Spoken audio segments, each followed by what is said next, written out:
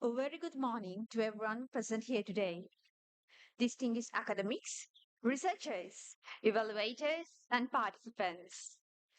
It is with great pleasure that I welcome you all to the technical oral session, ARCUP 2026, the annual research conference on bioresources.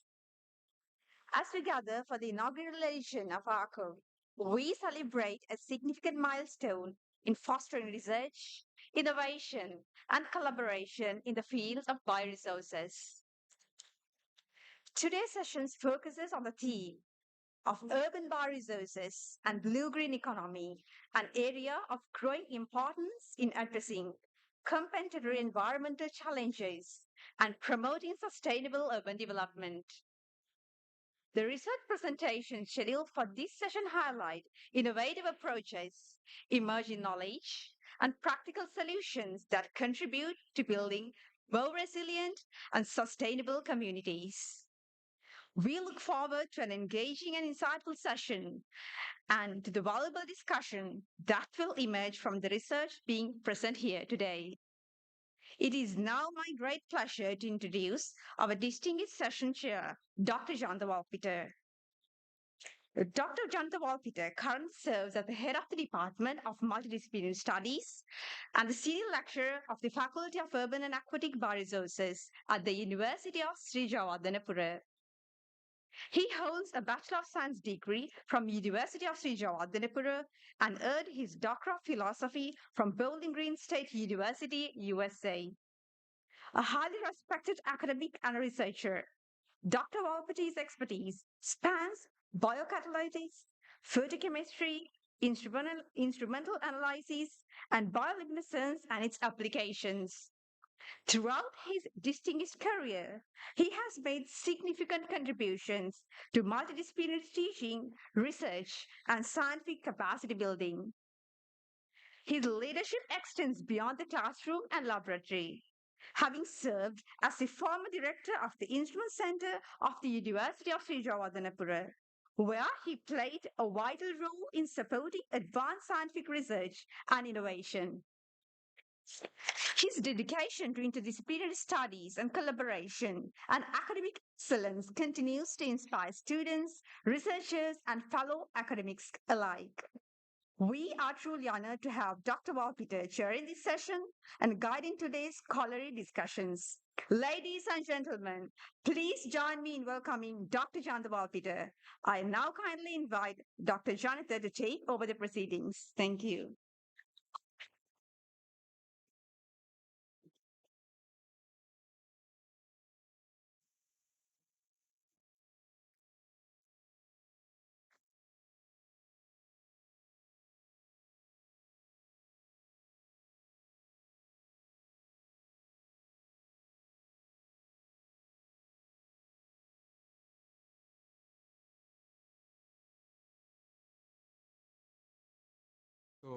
It's a great privilege to chair this session, Urban Bioresources and Blue-Green Economy. And thank you for the organizing committee for inviting me to be the session chair of this track. I think without taking much time, uh, I have to continue the session, conduct the session. Before that, I'm really pleased that I'm a part of this press conference, annual research conference of our faculty, ARCOP 2026. And I should thank the organizing committee, especially the Urban Bioresources Department. They were taking the lead this time. So thank for them, and also the other two departments, they were supporting and they were giving a significant contribution as well. So actually, I was listening to your talk as well, Professor James, and it was very excited. And we had a very good inauguration session, opening session in the morning. So we will continue to the technical sessions. Under this, what will happen is actually we have two different sessions, one from actually from roughly to 11:45 to 1:45. And we have two evaluators, session evaluators. Dr. HBP Sandani from Open University of Sri Lanka. Thank you for accepting our invitation and being here as an evaluator. And we have Ms. uh, Vasana Jivanti. Sorry for that kind of an interruption, because I have a different name here. It was a last minute change we have here. She's going to be one of my department member from today onwards. So we are welcoming both of you and thank you for being the evaluators. So uh, actually, our students, they are going to do their research. I mean, do their research talk, or they are going to discuss, they are going to present their research findings to the audience. So this will be a very fruitful session for them as well, having some interactions and getting some feedback from the audience, getting questions, and continue your research in future as well. So the guidelines for the presentations will be, you will be having 10 minutes for the presentation. At the end of 8 minutes, you will be having the pressed bell, right? 8 minutes, you have to get closer to the end of the presentation and you have to wrap up quickly in last 2 minutes. So that plus there's little bit of kind of a strict situation here. We cannot go beyond 10 minutes. So if it is like, if I'm going to hear the second bell at 10 minutes, I'll have to stop. I cannot give you the chance to wrap up more, right? So 10 minutes is the presentation time. Then we will be opening the forum for questions for 2 minutes. The questions can be from the audience, and of course, anyone can question and get some understanding about the presentation. And uh, yeah, so other than that, I would like to individually invite the presenters. So we have 9 presenters for the morning session. 9 presenters for the morning session. So we will start from abstract number A102, that is Miss A.G. P.B. Jayasekara. Her research topic is urban farming as a means to strengthen urban resilience during economic, health, and climate-related shocks in Colombo. So you can continue your presentation. So I think the guidelines, you can check the time and all. Okay. Good afternoon, all of you. I'm Princess Jayasekar from the Department of Urban Bioresources, Faculty of Urban and Aquatic Bioresources, University of Sri Jayawardhanapura. Today, I'm going to present my research findings on urban farming as a means to strengthen urban resilience during economic, health, and climate shocks in Colombo. First of all, let me tell why this topic matters. Any urban shocks like economic crisis, pandemic, or climate event can disrupt urban food supply chains. So, uh, during in Sri Lanka also experienced this during the COVID-19 and economic crisis and the recent cyclone Dita. According to the World Food Programme, uh, people reduce their food quantity as well as quality due to the rising of food prices. Colombo Municipal Council took action for this. They cultivated more than 240 hectares of public land and actively promoted urban agriculture. But these actions were only temporary. Once the crisis were over, these actions were no more available.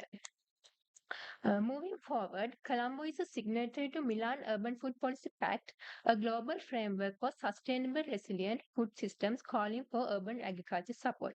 Despite this commitment, support for urban agriculture remains ad hoc, crisis-driven, and with limited institutional capacity.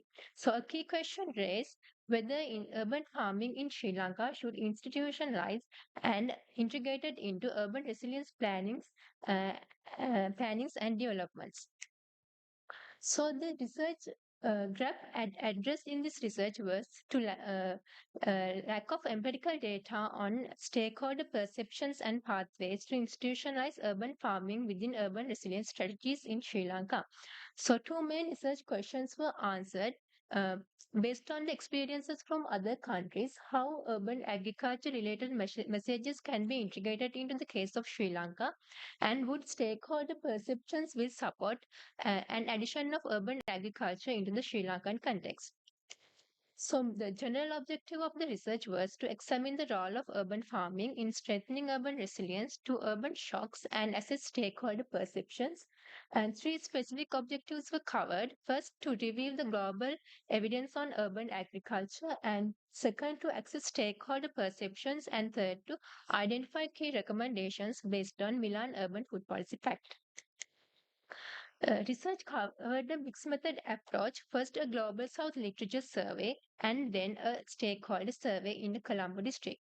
Stakeholder survey was in two parts. First, a urban consumer survey based on population density and income zoning of its special stratification method, and key informatic interviews for governmental officials, academics experts, government to support urban producers and small and medium scale businesses. Open and closed-ended questionnaires were used, and both in-person and online data collection was done. When it comes to sampling and data analysis, uh, for urban consumers, stratified random sampling was used, and for other key informatic interviews, purposive sampling was used. Uh, Data was statistically analyzed using descriptive statistics, inferential statistics, and qualitative thematically. Uh, Here are the how the urban consumer survey stratification was done. Based on population density and incomes of the Colombo districts, six stratified zones were developed, high density, high income zone, high density, low income zone, um, and high to low density, low income zone. Here are a few example pictures of questionnaires I used.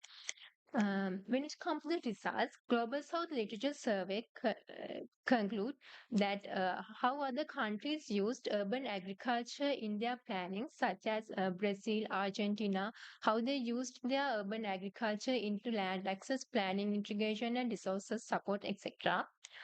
Here are my data. Uh, co- Consumer survey covered all genders, ages, and income groups of the Colombo district. Here are few key findings of the research. According to the 400 random consumers engaged in the survey, more than half of them engaged in urban agriculture, and almost all of them benefited from urban agriculture during crisis periods. And more than half of them started urban agriculture with the crisis situations, and the key finding here is only 25% of them receive institutional support, and also interestingly, about 50% non-farming consumers also willing to start urban agriculture.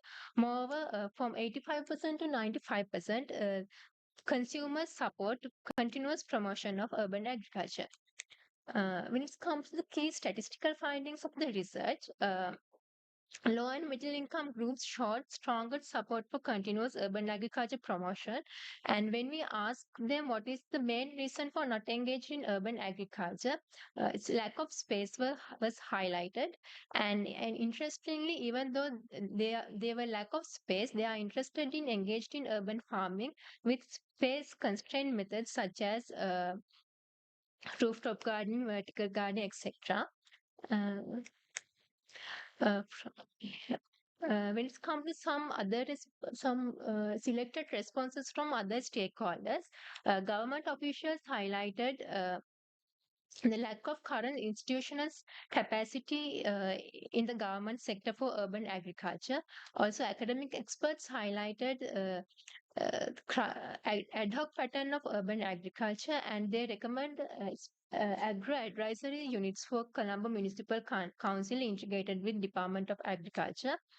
Government and non-urban producers acknowledge their value of being supported by the Department of Agriculture, and also small and medium scale businesses noted the limited policy and financial and technical support they received from government sector for their businesses. When I map all these findings with the Milan Urban Food Policy Pact, in Milan Food Policy Pact, Action 20 calls urban and peri-urban food production integrated integration into resilience plan.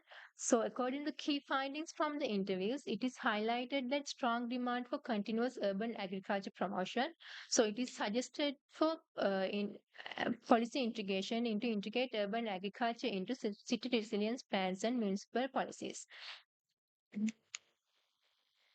So, in conclusion, it is clear that more than half of the Colombo district population consumers engaged in urban agriculture similar to the in cases like Ghana, and about half of them started due to the poor food supply situations, and nearly all of them acknowledge the benefit of urban farming during the shocks. However, only 3 of 4 farming consumers did not experience any institutional support. So, all stakeholder groups call the recommendation of stronger and continuous urban agriculture promotion. So, finally, the recommendations from my research are to develop a dedicated urban agriculture policy framework for Colombo, integrate urban agriculture into local government planning and disaster preparedness plans, and promote space efficient methods, uh, launch related awareness campaigns through schools, media, and community programs, and strengthen multi stakeholder coordinations and encourage household composting. Safe grey water use and organic waste recycling for sustainable urban farming. So the key question is still remain whether signing Colombo by signing Milan Urban Food Policy Pact, will they take commitment to action? So I would like to thank my supervisors, co-authors, Professor Suna Chaturika and Dr. Pai Drekshar for their continuous support, and all the participants of the survey and students from the Faculty of Urban and Aquatic Bioresources for supporting me in the process of data collection, and everyone who supported in this research. Here have selected references, and thank you. Thank you, Ms. Jayasekara. I think it's a timely study and into the faculty scope. So now the presentation is open for questions. Yeah.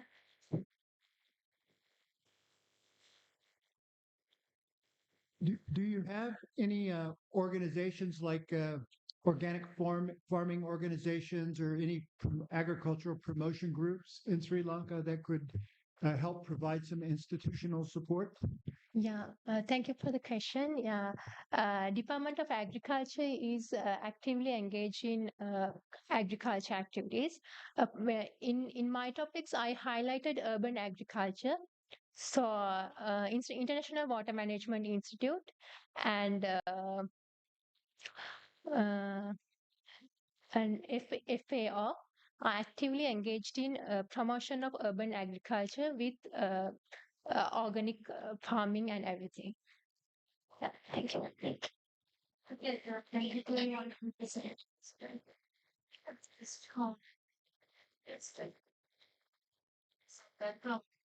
Yeah. It's the presentation that you say that copper is there in the far. Yeah. But there is lot of different. And do they continue that one? Still, do they continue that one? Have they speak out? Yeah. From the population sample size of 400, half of them engaged in urban agriculture. So from that half, again a half is started before the crisis and uh, after the crisis, and we asked the current situation of their urban farming. So all of them are currently doing urban farming. And what we feel is that some people, yeah, that way, everybody is not there. Yeah. Households. Yeah. So then how they can manage their time at home is their opinion. Are they able to manage with their main source and yeah. The what was highlighted was we stratified our population into three zones as high density, middle density, and low density. So it was highlighted that in low density zone, a lot of people are engaged in urban farming. So the main reason is they have enough space. The high density, the engagement is low due to the lack of space. So mainly who are interested in urban farming were engaged in urban agriculture, and the second case is the food price hikes who think that it's easy, it is good to grow themselves and bear the prices by themselves. They engaged in urban farming more than the others. Let's guess.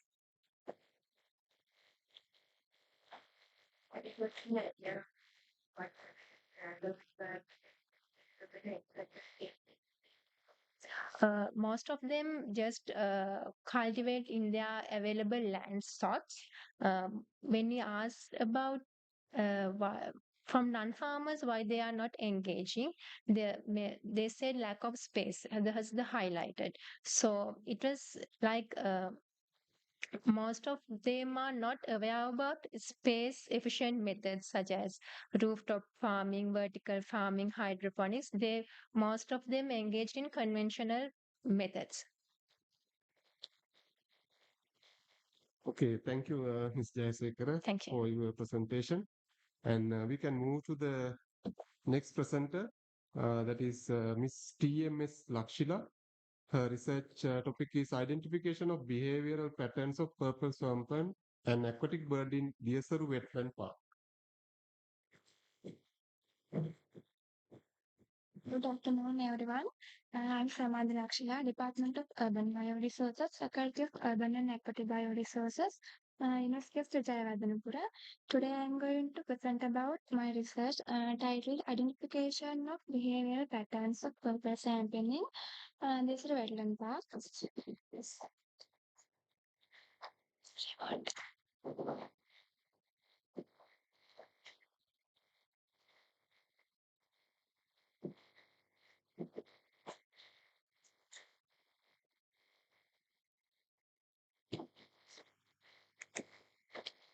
These are my authors. Wetlands are very important ecosystem that support high aquatic bird diversity and provide habitat for many bird species. Purple sampan is an important wetland bird. Its behavior can indicate habitat conditions and environmental quality. However, behavioral studies on purple sampans in Sri Lankan urban wetlands are limited. Uh, Therefore, the study was conducted to understand behavior patterns and habitat utilizations in urban wetlands. Wetlands are highly productive ecosystems, so I selected this wetland park for my research. There are many aquatic bird species. Out of them, out of the major bird species, purple sampan.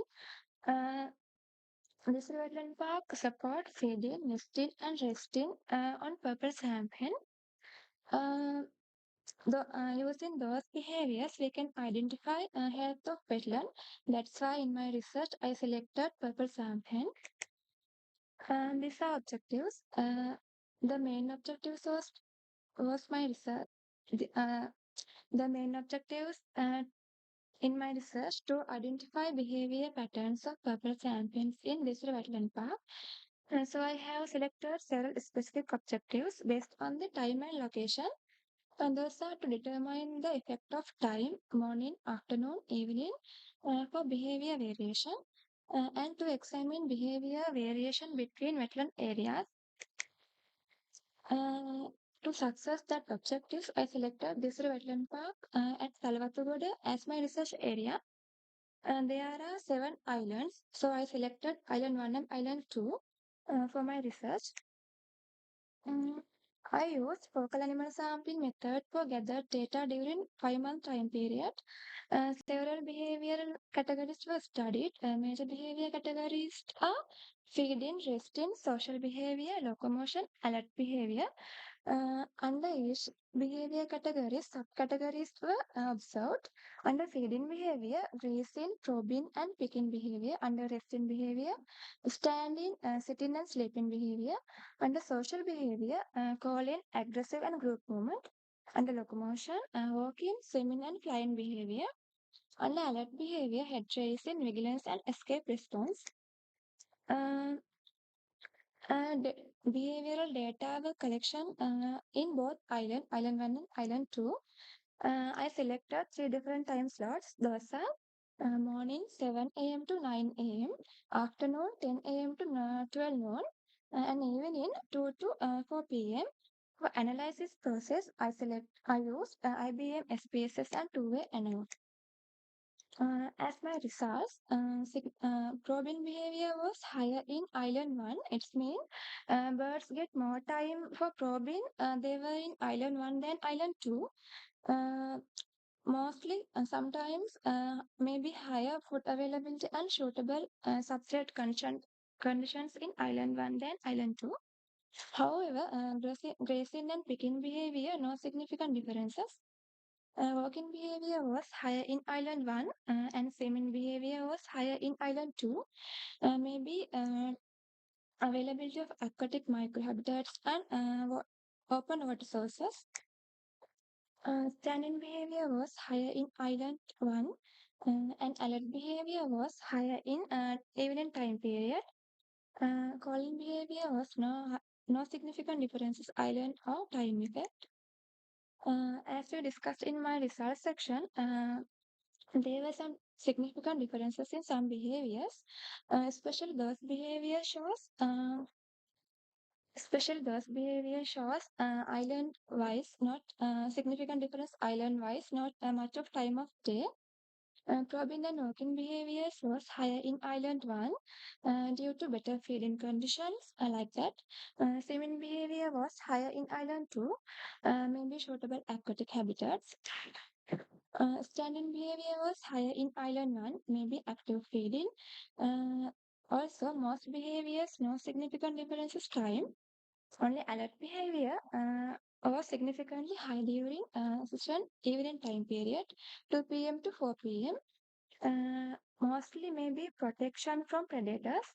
Uh, some behaviors are difficult to observe without proper technological devices. As example, sleeping behaviors.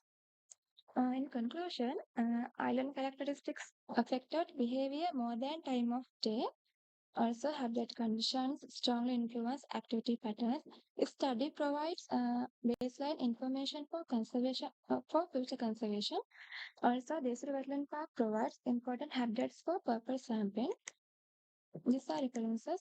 This short video clips shows some behavior activities I observed during my research period.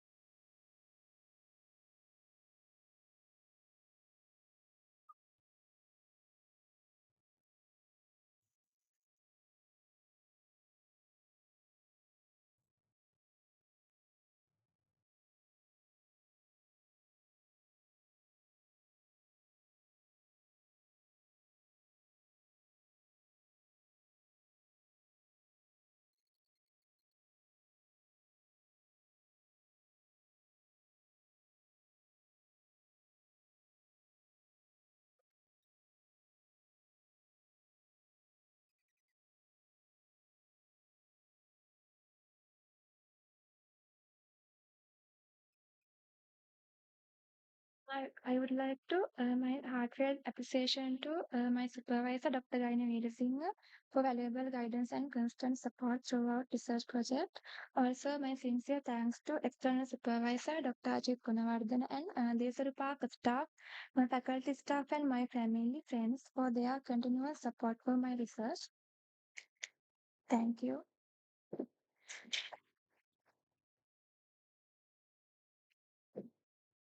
Thank you, Ms. Lakshila, for your presentation.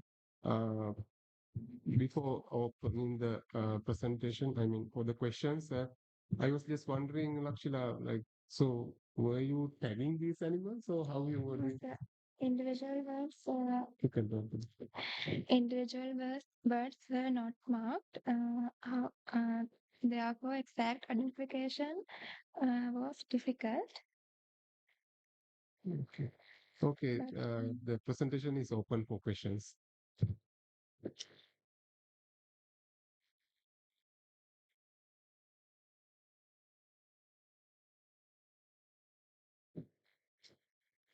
Nice presentation. Is it desirable to try to create habitat for this bird? Would that be possible from the research that you did to kind of improve the bird's habitat? Is that something that you could conclude from the research that you conducted? sorry, To try to, for example, if you wanted to increase the bird's habitat, could you optimize the vegetation and the environment on the island in some way so that you could make it ideal for this particular bird? So I think what Professor James is asking, were you able to facilitate the surroundings, like you maybe feed, you maybe the vegetation, improve the vegetation, grass, and facilitate those requirements by facilitating, would it be possible to increase their behavior patterns in that particular area, enhance the behavior patterns? I mean, maybe you wanted to wait for like 1 day, 2 day to see these behaviors. But if you facilitate and if you increase those requirements, feeding and other things, were you able to, like, would it be possible for you to increase their behavior in that region? You have thank you. capable. Seems like she has not thought in that direction. I understand. Yeah, I understand. Any other questions from the audience? Yes, so, and very much very different types of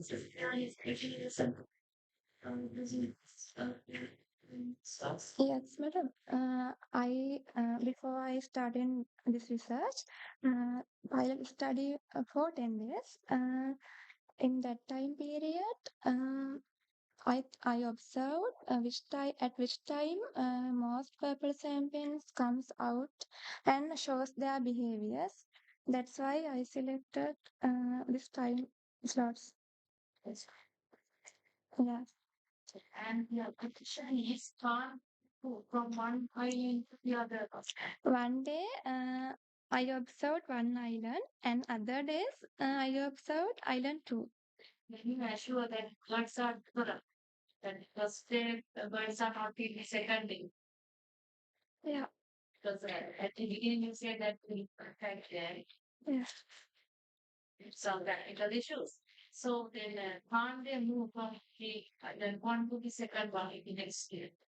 Things are not contributed at the same time.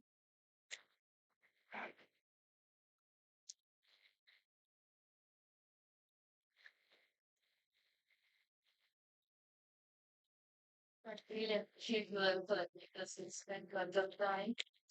Yeah, it's an interesting. Yeah. It's a theory. I mean, normally we are focusing on laboratory stuff, looking at measurements and all, but it's kind of behavioral patterns and a little bit of, I would say, tedious because he has to focus on what culture, what word she's looking at, those kind of thing. Yeah. Good. Okay, thank you, Lakshila. You have more questions? Any more questions? Okay, so we can move to the next presenter then. That is Miss W.M.K. Kulasinghe. She has done a study on comparative evaluation of modified growing media and propagator environments on the adventitious rooting and vegetative vigor of Cathanthus roseus stem cuttings. Yeah. So you can start your presentation. Good afternoon, everyone. I am Amensha Kulasima from Department of Urban Bioresources. Today, I am here to present my research titled on comparative evaluation of modified growing media and propagator environments on the adventitious rooting and vegetative vigor of Cathanthus roseus stem cuttings, which is done at Royal Botanical Garden, Peradeniya. These are the authors of my research. This is the content of my presentation. Let's move on to the introduction part. Cathanthus roseus, commonly known as Madagascar periwinkle, and it is a valuable ornamental and medicinal plant. This plant can propagate from seed propagation as well as vegetative propagation. But in seed propagation, the germination rate is low, and also it causes some genetic variation in flower color and vigor. So vegetative propagation is preferred for uniform plant.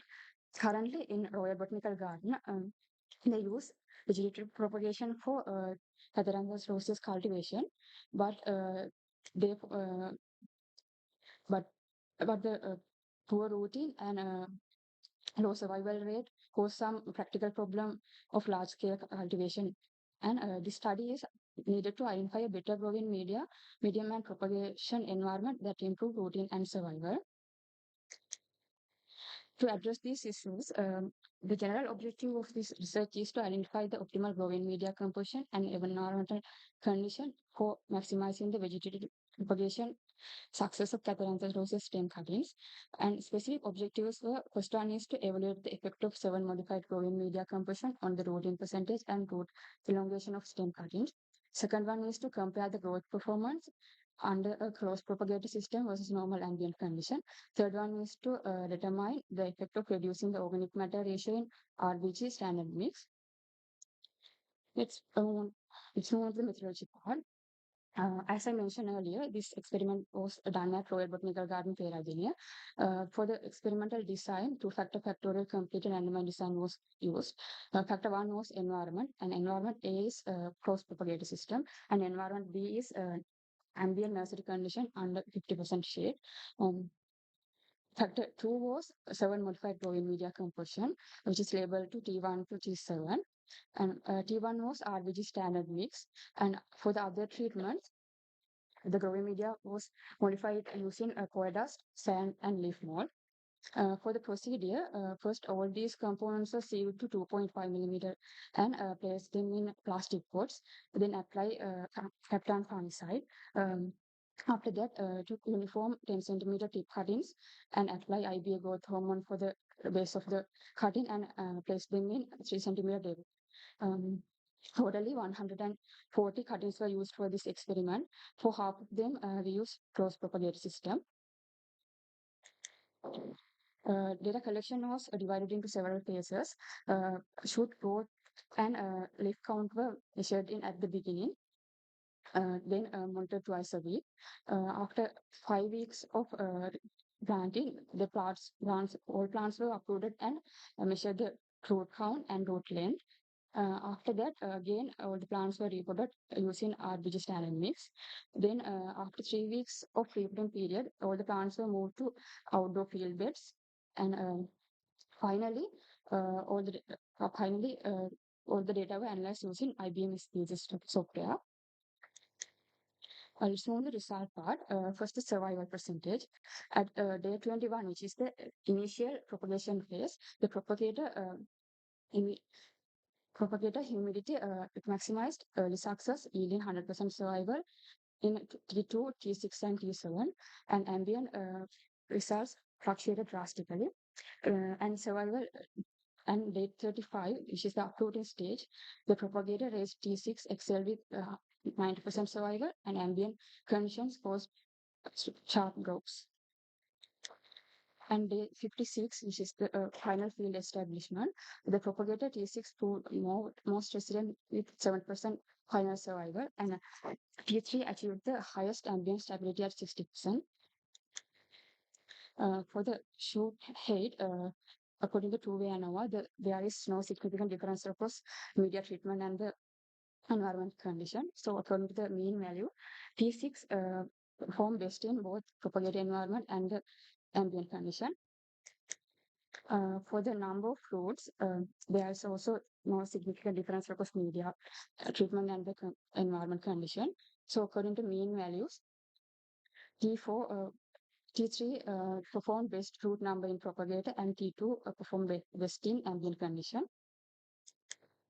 For the longest root length, as same as before, there is no significant difference across media treatment and environment. So according to mean values, T4 as highest overall root count, and T2 performs slightly better in ambient condition. Let's move the discussion part. As high humidity propagators supported 100% cutting survival after 21 days for media like T2, T6, and T7. It lowered the it this enclosed humidity lowered the leaf transpiration stress, and T6 is the most resilient media, and T3 and T4 improved aeration and root respiration. For the vertical growth, depended more on media nutrient than humidity. T4's root elongation peaked in propagator and but failed in ambient condition. The two-way ANOVA showed no significant main effects for root length across media treatment and environment. This data insignificance was driven by high internal variability and small ambient sample sizes. Total survival dropped from 110 to 52 plants by day 56 due to hardening of limits and root hair damage during day 35 uprooting measurements. This severe post-uproot shock resulted from simultaneous root hardening and climate shifts. Finally, the conclusion, the controlled propagator conditions, well-aerated growing media are important for successful propagation of Catharanthus roseus, and T3 and T4 were most promising media for root development with the propagator, and the transplant shock was the main barrier to successful field establishment. A careful hardening of phase is needed to grow root system and improve survival rate. These findings are used for the commercial propagation in Sri Lanka. These are the references. Finally, I would like to thank my internal supervisor, Dr. Gaini Singh, and my external supervisor, Ms. Daramar Singh, and the Faculty of Urban and Aquatic Bioresources and Royal Botanical Garden for providing this opportunity and facilities. Finally, all individuals who shared their time and expertise to support this research. Thank you.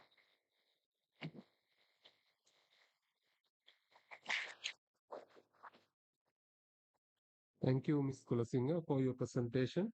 And the presentation is open for questions.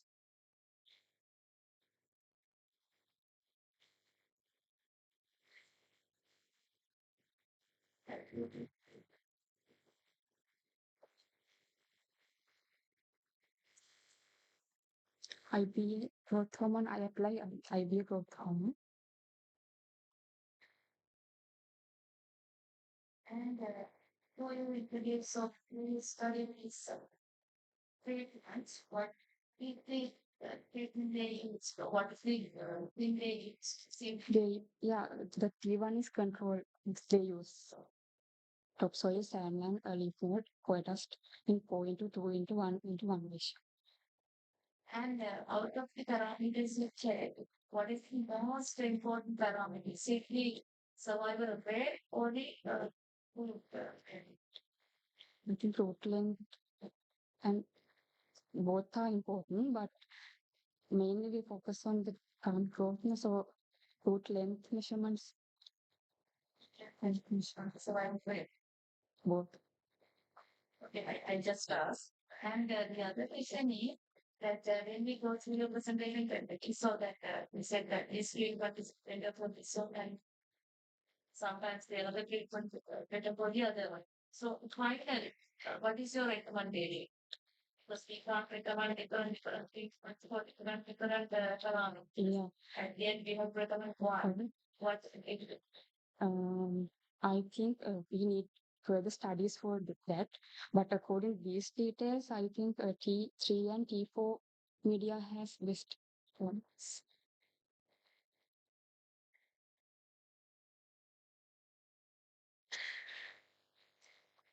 I think Professor was having a question. I think. Well, it's not as detailed as your previous questions, but is this an economically a pet plant of economic interest that has some potential for the, for sales for in horticulture in Sri Lanka? Yeah, currently some large scale farmers are growing this plant, so they also face these issues as well. I um, in the Halis agriculture, they also have same issues. So it is also for the media. So they need to identify better growing media, not only the Royal Botanical Garden. So that's why I select. Thank you.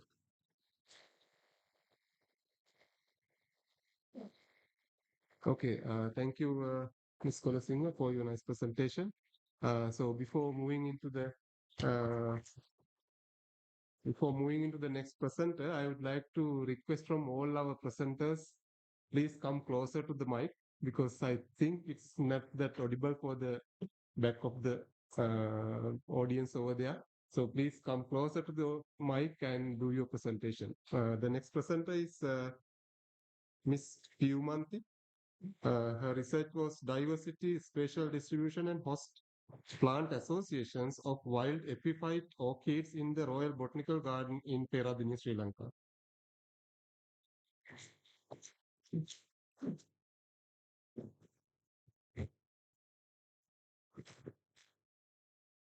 Good afternoon, all of you. I'm Samarka Pimanti from Department of Urban Bioresources. Now I will be presenting my research titled Diversity, Spatial Distribution and Host Plant Association of Epiphytes Orchid in the Royal Botanical Garden in Peradeniya.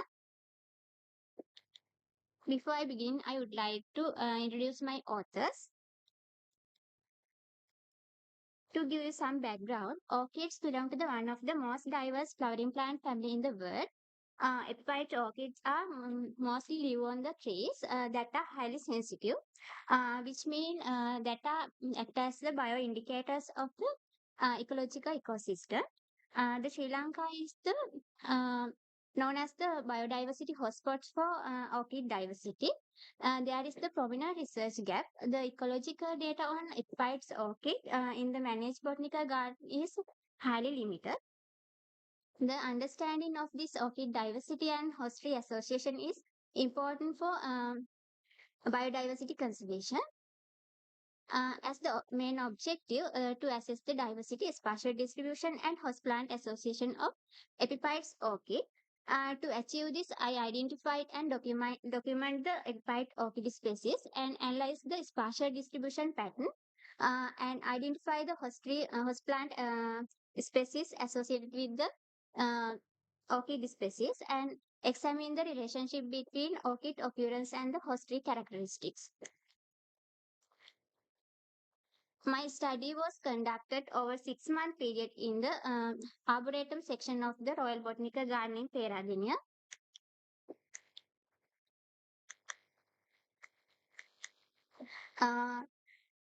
Uh, as you see this workflow chart, I follow the systematic approach.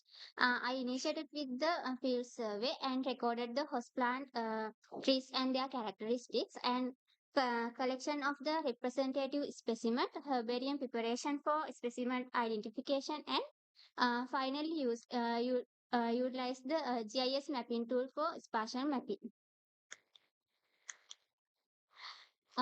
This flowchart showing that the strict botanical process of herbarium preparation and the specimen identification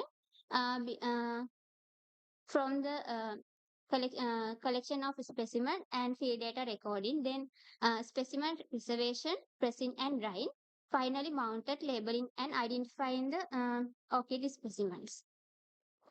Uh, Mathematical and spatial analysis computation. I use the Shannon diversity index to examine the orchid richness and evenness, and Simpson diversity index used to measure the species dominance, and spatial distribution mapping was fully executed using the QGIS software using the recorded GPS coordinates. This is as the findings. I collected 36 of orchid specimen, and 417 of individuals are recorded. From these, 7 of distinct epiphyte orchids are identified. You can see this table showing that the identified orchid species and their relative abundance level. Cymbidium alifolium was the most abundant orchid species, and Dendrobium macrostatum was the least abundant orchid species within the botanical garden. These photographs shown that the I identified orchid species.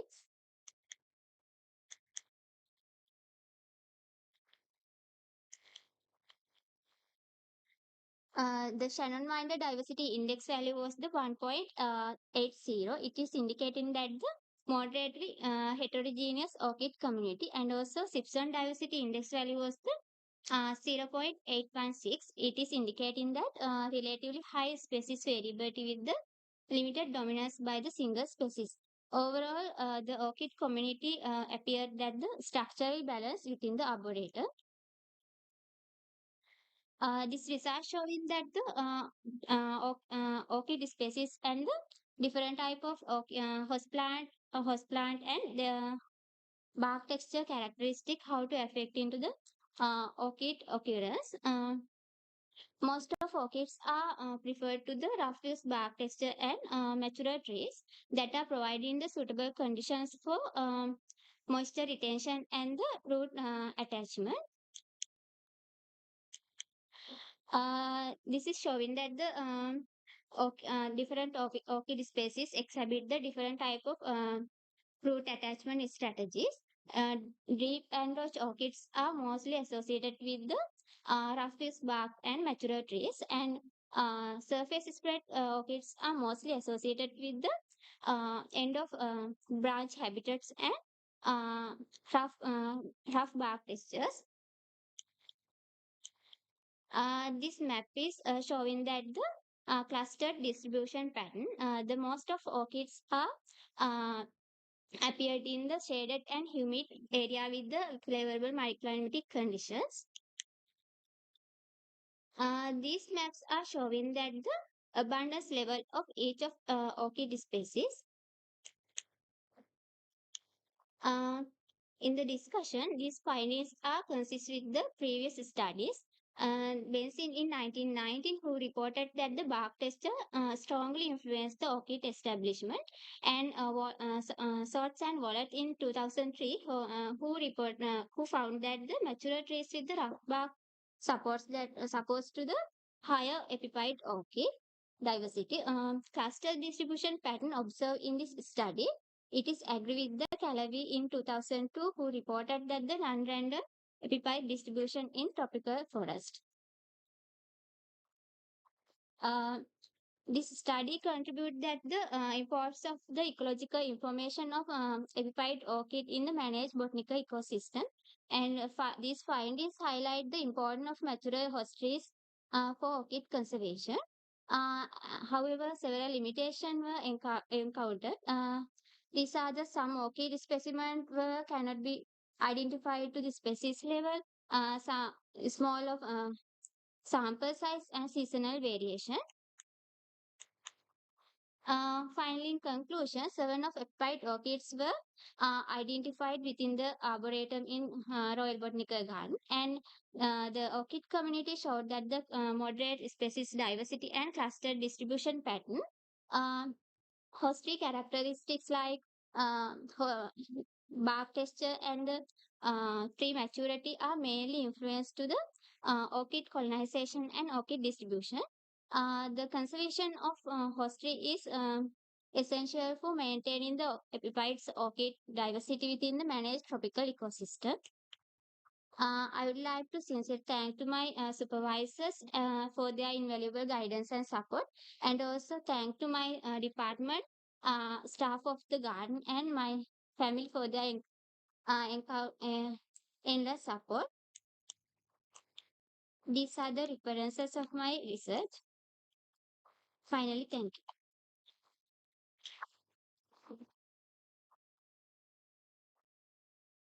Thank you, Ms. Pumanti, for the nice study and the presentation.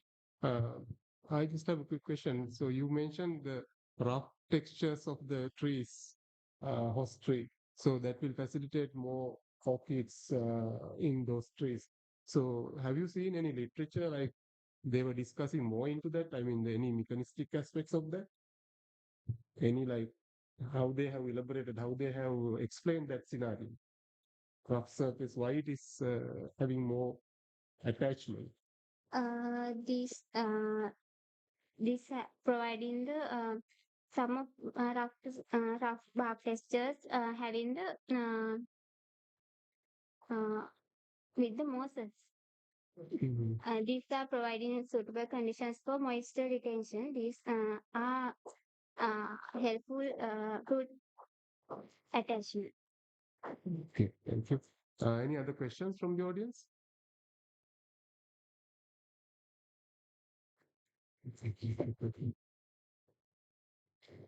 Are the orchids actively managed in the botanical gardens that you studied, or are they casually, entering into the garden and colonizing the trees? Do they pay attention? Do they put orchids there, or are they just naturally occurring on the trees that they plant in the botanical garden?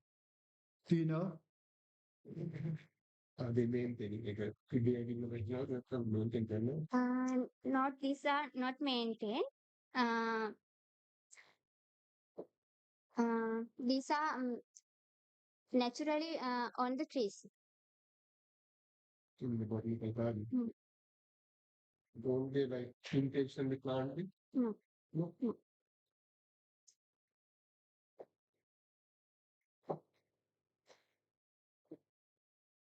Any question? Any more questions for Ms. Human?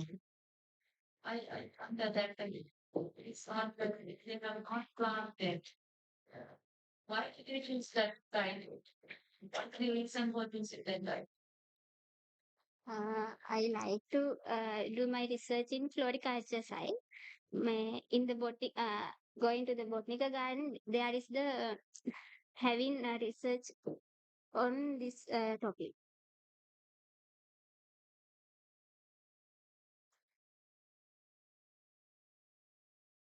Okay, thank you, Pumanti.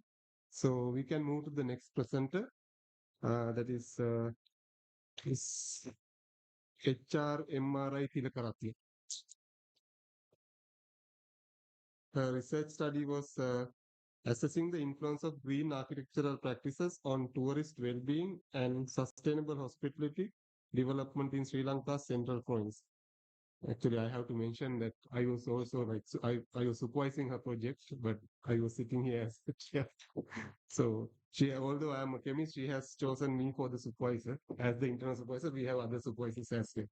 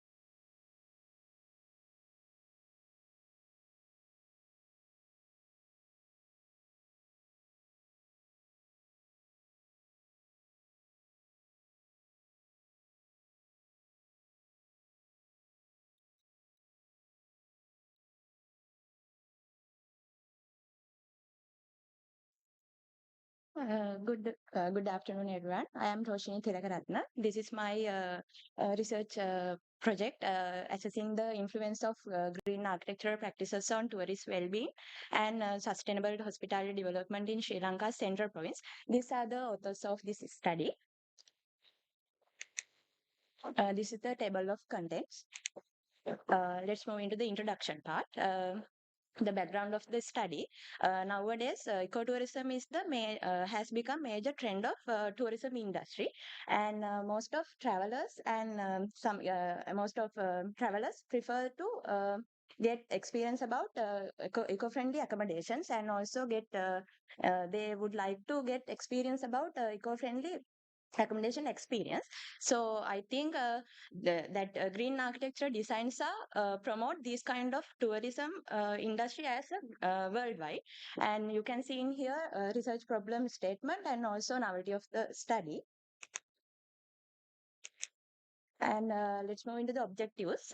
This is the research objectives. The specific objective is to examine the relationship between green architectural designs and tourist satisfaction and tourist spending behaviors, and also hotel owners' willingness to invest in green architectural designs in central province. And main objectives are specific objectives are to provide policy recommendation and also to develop 3D eco-friendly guidelines for their future establishment for about green architecture side. And this you can see in here hypothesis development. H1 is green architecture positively influence tourist psychological comfort. H2 is tourists show high willingness to pay for green architecture accommodation. And H3 is hospitality managers are willing to invest in green architecture practices. Let's move into the materials and methodology part. Research approaches is quantitative research, and study location is central province of Sri Lanka. And research type is survey-based study, and data type and collection method is primary data structured Google questionnaire. Here I collected data from both of online and on-ground method. And target population and sample size is 16 hospitality accommodation, and out of 16 hospitality accommodations, I selected 7 from Nuwara district and 5 from Kandy district and 4 from Matale district, both of National Sustainable Tourism Certified and Sri Lanka Tourist Development Authority registered hotels and resort. And tourist sample size is approximately 140 tourists. And sampling method is non-probability sampling, and data analysis method is using SPSS statistical software. And as a preliminary study, I selected each of 16 hospitality accommodations, and I provide my supervisor's concern letters for each of 16 hospitality accommodation providers before getting their get data from their establishment. I need to get administrative permission from them.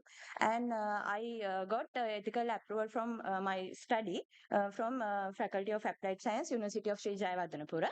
And I used in here 2 Google questionnaire, one for tourist sector and other one for managers hospitality accommodation managers sector. In here I that Google questionnaire include yes, no, maybe type questions, and also 1 to 5 Likert scale question, and also some of statement questions as well. In here you can see tourist survey covered areas are demographic informations and awareness about green architecture, psychological perception, behavioral intention, and also green architecture features, their observation in their current stay in accommodation. And manager surveys covered areas are establishment profile, existing green architectural practices and implementation barriers, and their investment intention, and also policy support preferences. This is the ethical approval I got from Faculty of Applied Science, University of Sri Jayawardenepura. Let's move into the results. I would like to share my results first in tourist responses. These are the demographic results. This bar chart shows the each of 137 tourists their nationality, and also these percentages shows their purpose of visit and their gender distribution and also their age distribution. And let's move before moving to statistical analysis. I use this kind of statistical interpretation guideline for analyze my data. That blue color chart shows the mean range and their interpretation for yes, maybe, and no type question. And that green color chart shows the 1 to 5 Likert scale question, mean range and their interpretation. And that pink color chart shows the R value and their interpretation, and also that yellow color chart shows the P value and their interpretation. Here I used P value is lower than 0.001 for analyze my data.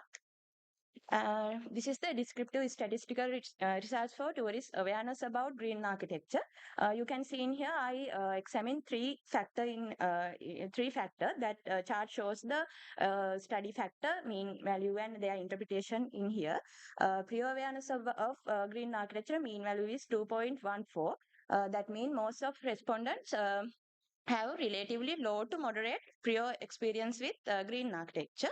And pre-stay awareness of green architecture mean value is 0.64. That means most of respondents did not previously know much about green architecture in their current stay in accommodation. And green architecture comfort enhancement mean value is 3.89. That means majority respondent reported that green architecture enhanced their comfortability. And this is the Pearson correlation analysis results for psychological variables. In here, you can see I examine three of factors in here. And mental relaxation shows significant positive relationship with emotional well-being. P value is lower than 0.001 and R value is 0.358. That R value is low. Reason for that, some of external factors can be affect for get their decisions. That mean some of their monthly income, their current mood, and also price of accommodation and service quality of the accommodation. And mental relaxation show the significant positive relationship with revisit and recommendation intention. P value is lower than 0.001 and R value is 0.9. And emotional well-being show the significant positive relationship with revisit and recommendation intention. P value is lower than 0.001 and also R value is 0.4. This is another Pearson correlation analysis for spending behavior. That means willingness to pay for green architecture accommodation. Here you can see the P value is lower than 0.001 and also R value is 0.337. So in here, that case also R value is low. That means some of external factors can be affect to get their decisions in here. This chart shows the each of 137 tourists, their personally noticed green architecture features in their current accommodation. I highlighted in here, most are noticed green spaces and garden, but nobody is noticed rainwater harvesting system in their current accommodation. Now, let's move into the hospitality sector responses. This pie chart shows the hospitality establishment profile, years of operation, and also type of accommodation. Descriptive statistical results for awareness about green architecture. You can see here I study two factors.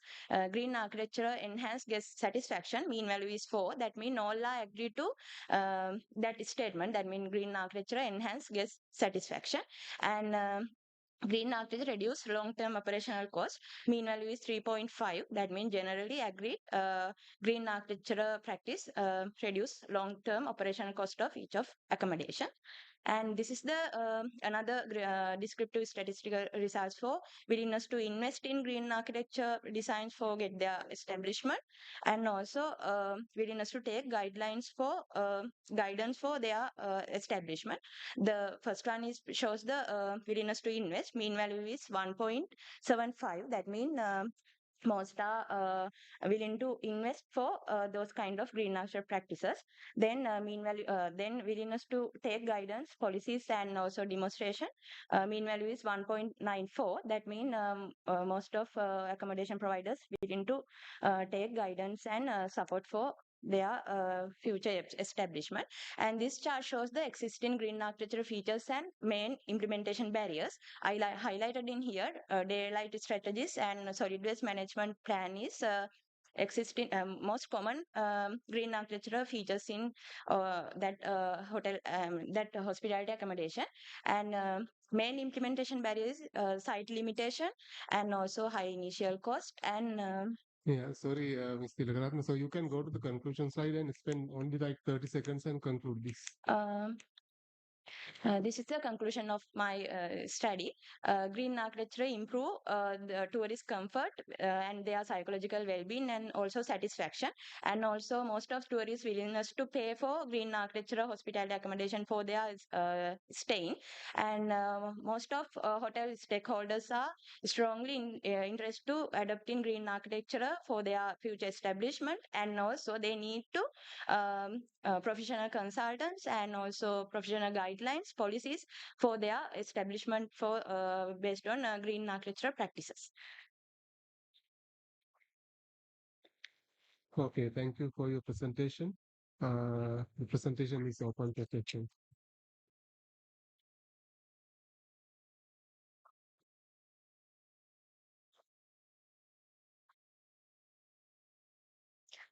In here, madam, 16 hospitality accommodations I chosen here. In that hospitality accommodations are only I choose the based on National Sustainable Tourist Certified and Sri Lankan Tourist Development Authority registered hotel. So in Sri Lankan scenario, 32 hotels in Sri Lanka, whole Sri Lanka, 32 hotels in National Sustainable Tourist Certified and both Sri Lanka Tourist Development Authority registered. But I choosing here central points. So in central points there is a 60 hotel for 60 hotels out of 32. Yes, yes,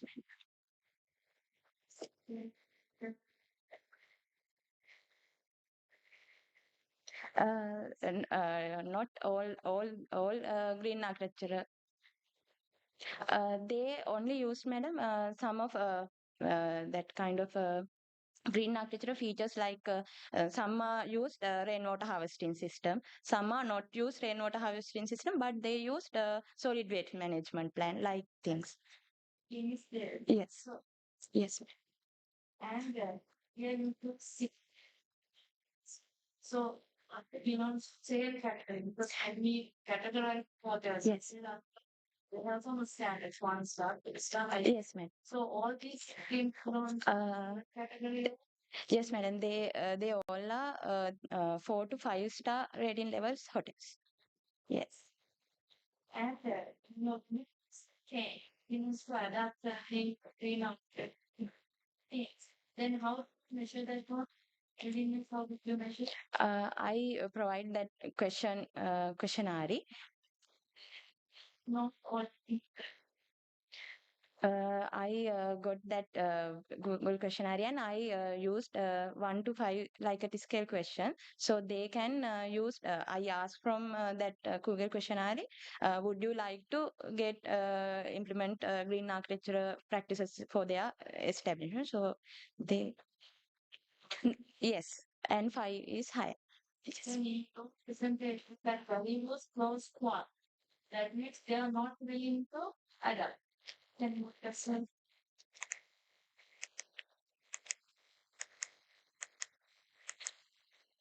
here. That madam, yes, madam, I used in here 1 to 5 like a scale questions and yes, no, maybe type question as well. So I give this kind of that willingness to invest question. I used yes, no, maybe yes, no, maybe answer. So they can use they would not too willing to invest. So they can pick no. I used 1 to 0 for no, 1 for maybe, and yes for 2. That's why this then minimum value is 1 and maximum value is 2. Yes. I feel like that better if you put that otherwise rather than take it. I just want to confirm it. I don't have it here.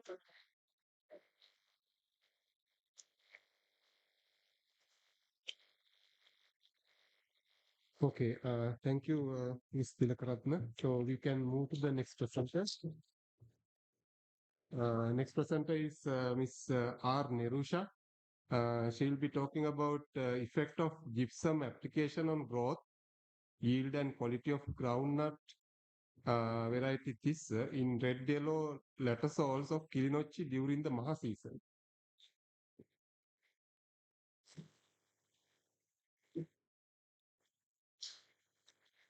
Good afternoon, everyone. I am Nersa from the Department of Urban Bioresources. My research title is Effect of Gypsum Application on Growth, Yield and Quality of Groundnut in Red Yellow Lettuce Soils of Klinochi during the Maha season. This research was conducted at the Regional Agriculture Research and Development Center, Klinochi.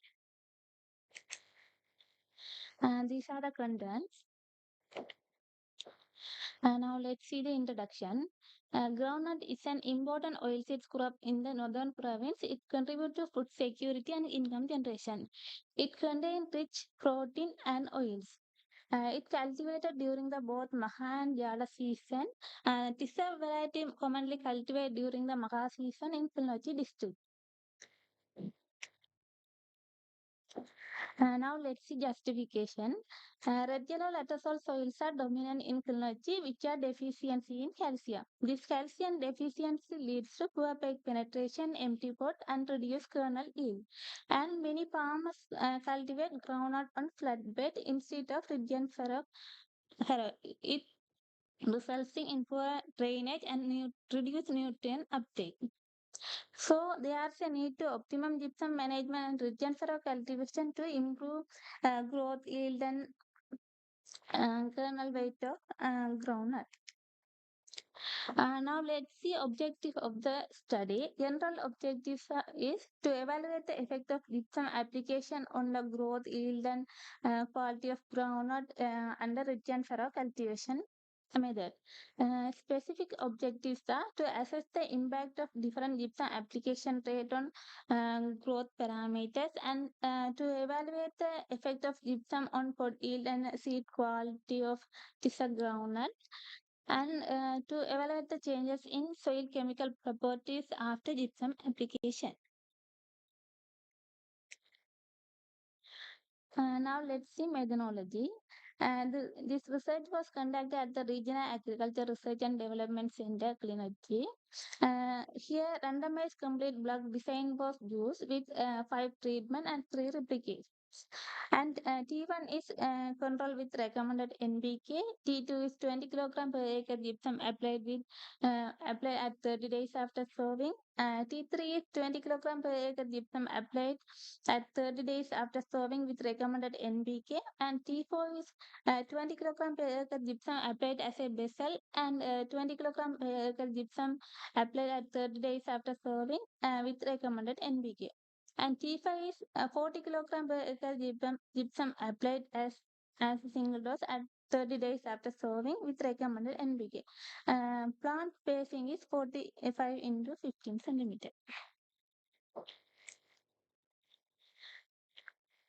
Here, some agronomy practices were followed, such as land preparation, seed treatments, and basal fertilization, gypsum application at 30 days after sowing, earthing up was done at 30 days, irrigation, weeding, harvesting were done around 95 days. Now let's see soil sampling and analysis. Soil samples were collected at 3 stages using soil organ such as before planting, after gypsum application, and after harvesting. Then soil parameters were recorded such as pH, electrical conductivity, organic carbon, nitrogen, phosphorus, potassium, and now let's see data collection and statistical analysis. Uh, Growth parameters and yield parameters were recorded. Growth parameters are plant height and number of branches per plant. Yield parameters are number of pods per plant, fresh pod weight, selling percentage, kernel yield, pod yield. And then was analyzed using ANOVA to assess the effect of gypsum rate and timing. Now let's see results part. This table shows the initial soil chemical parameters of the field, and that second table shows the soil chemical parameters of the field after application of each treatment. This charts show the plant height. Plant height were recorded at 30 days, 45 and 60 days after sowing. Here, the plant height increases numerically from 30 days to 60 days, and there is no any significant differences among treatment. And the plant a number of branches per plant also were recorded at 30 days, 45 and 60 days.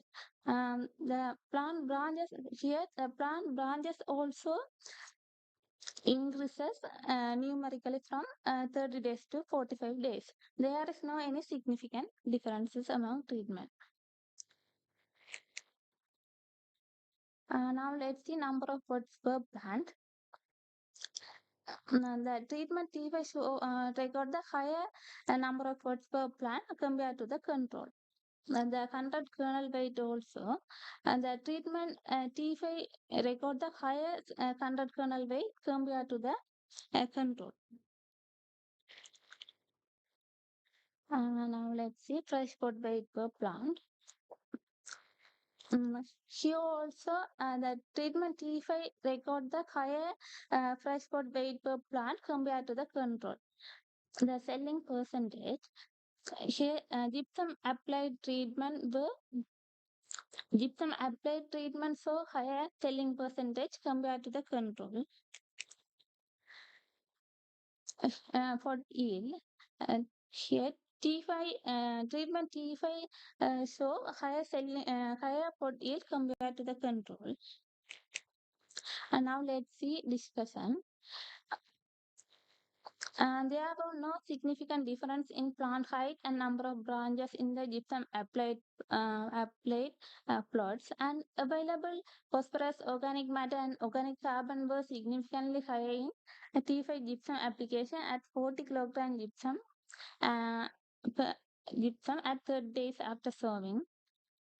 Fresh pot weight and number of pots were also high in T5 gypsum application at 40 kilogram gypsum at 30 days after sowing. Gypsum application at 40 kilogram per acre at 30 days after sowing significantly improved kernel weight and pod yield and selling percentage of tissa groundnut. T2 perform less well than T3, T4, T5 treatment. Here indicating that gypsum should be integrated with balanced fertilization. Now let's see conclusion. The study confirmed the effectiveness of gypsum combined with NPK in enhancing growth and yield of tissa groundnut in red yellow letter soil of Klinochi during the Maha season. Final recommendation is treatment T5 40 kilogram per acre gypsum at 30 days after sowing recommended NPK is the most effective treatment for tissa groundnut in red yellow letter soil of Klinochi during the Maha season under ridge and furrow cultivation method. And acknowledgement. I sincerely thank my principal supervisor, Ms. Nayana Ranjini, and co-supervisor and Ashni Ekanayake, senior lecturer in the Department of Urban Bioresources, and who are supporting to my research. And thank you.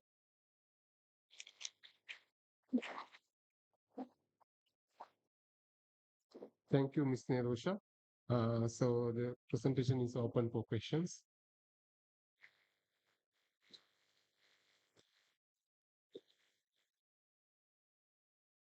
Is the benefit of gypsum, does it relate to the rain, to the water, to the excess water that's happening at that time? Is it more resistant to, say, leaching from the soil?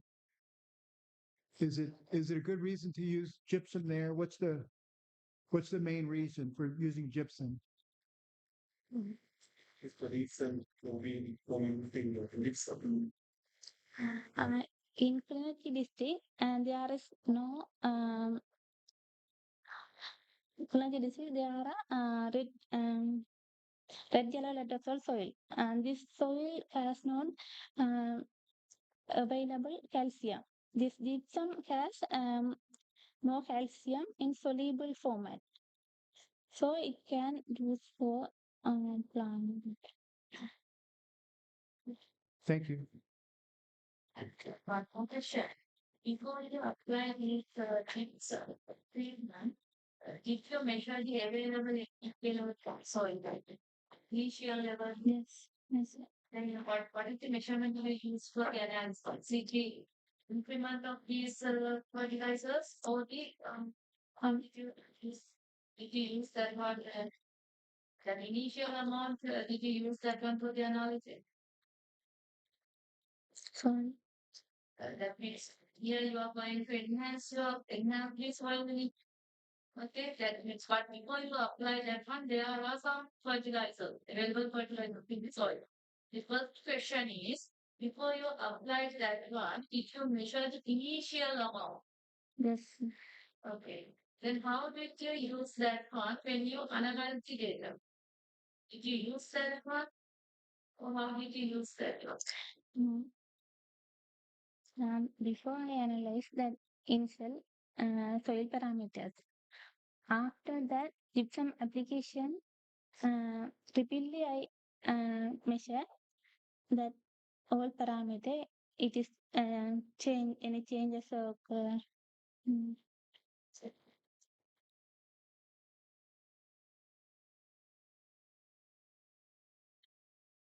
So basically, you mean for the previous question, you meant this soil, latticeol soil, it is having a lack of calcium, you are saying. And by adding gypsum, you increase the calcium amount. And for the second question, you analyze the initial NPK levels of the existing soil, right? Latticeol soil. And after that, you did the treatment. This you have a combination of other things. So after applying those, did you check the NPK level again? Mm. Yes. Okay. What sort of analytical techniques you used? What were the analytical techniques you used to do the analysis? Nitrogen and Geodal, okay. um, potassium ammonium acids and Okay, and phosphorus also. so you have two readings before the application of your treatment and after. After Okay. Were you seeing any improvements after adding? NPK insulin. Okay, okay. Okay, good. Thank you, Nirusha. So we can move to the next presenter.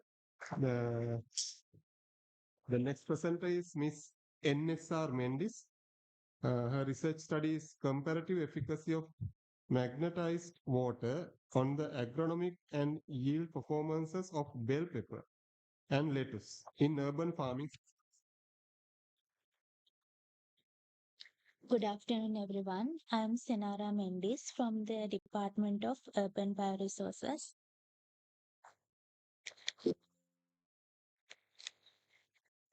Excuse me.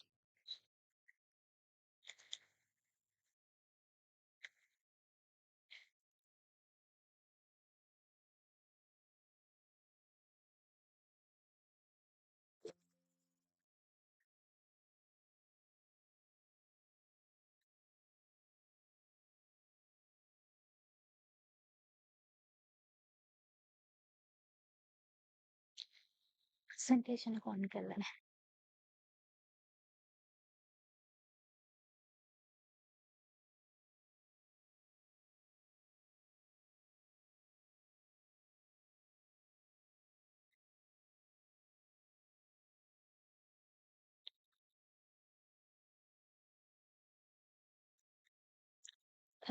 First of all, I want to mention my supervisors.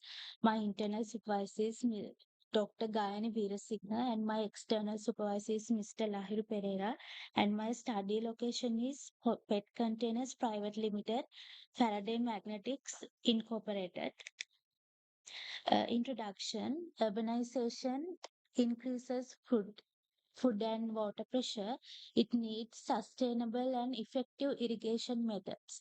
Therefore, magnetized water may improve plant growth and support sustainable urban farming, eco-friendly irrigation technology.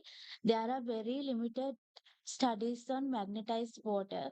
Therefore, we need to understand how its effects on hydroponic and soil crops.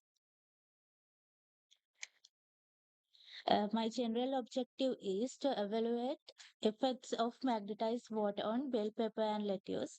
My specific objectives are to compare magnetized and normal RO water, to measure plant vegetative growth and yield, and to compare the magnetized effect on hydroponic and soil cultivation systems.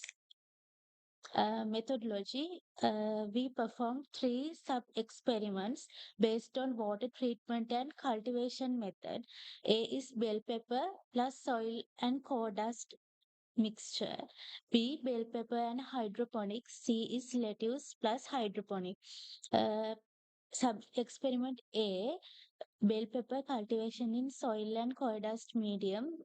We took 1 week old seedlings, uh, were transplanted into pots. Pots are filled with soil and sawdust mixture. Uh, Total seedlings used 40 plants, and we used 2 treatments to apply. Treatment 1 is normal RO water per 20 seedlings and magnetized RO water per 20 seedlings, and drip irrigation system used for water application. And experiment B, bell pepper cultivation in hydroponic system. 1 week old bell pepper seedlings were established in a hydroponic system, and total hydroponic units were 10 pots with 4 plants per pot, and 40 plants in total.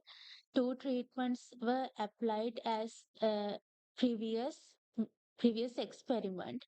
And C is lettuce cultivation in hydroponic system.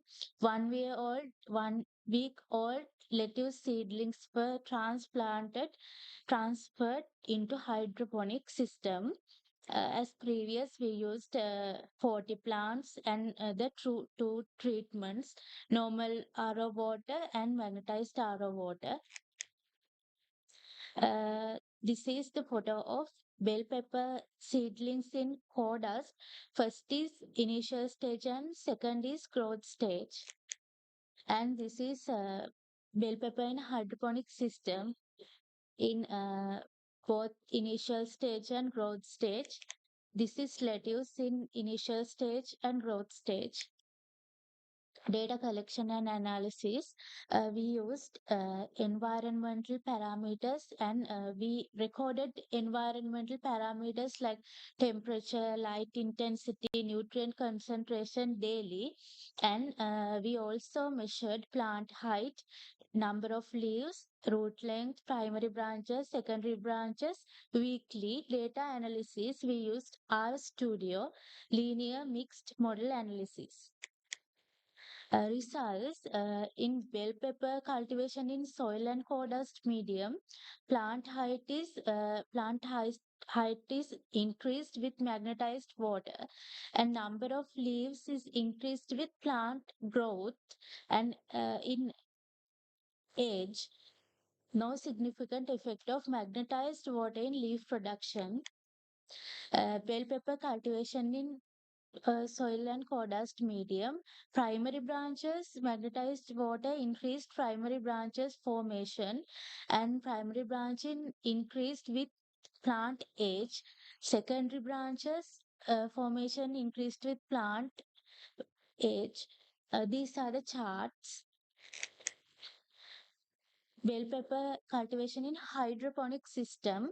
The plant height increased with time and magnetized water treatment, and number of leaves increased with time. No significant of magnetized water.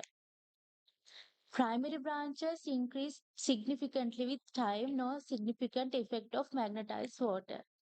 Root length increased significantly with magnetized water and time, suggests improved root development and nutrient uptake potential. Secondary branches formation increased with significantly over time, no significant treatment effect. See, lettuce cultivation in hydroponic system, plant height increased significantly with time and water treatment. Fresh weight increased with time and magnetized water treatment. Number of leaves are also increased with plant age, but no significant magnetized water. Root length significantly affected by both treatment and time. Total leaf area increased with significantly throughout the experiment. Magnetized water significantly increased leaf area. Discussion. When it comes to bell pepper in soil and dust, significant improvements observed in plant height, primary branching, and effects become stronger as plants matured.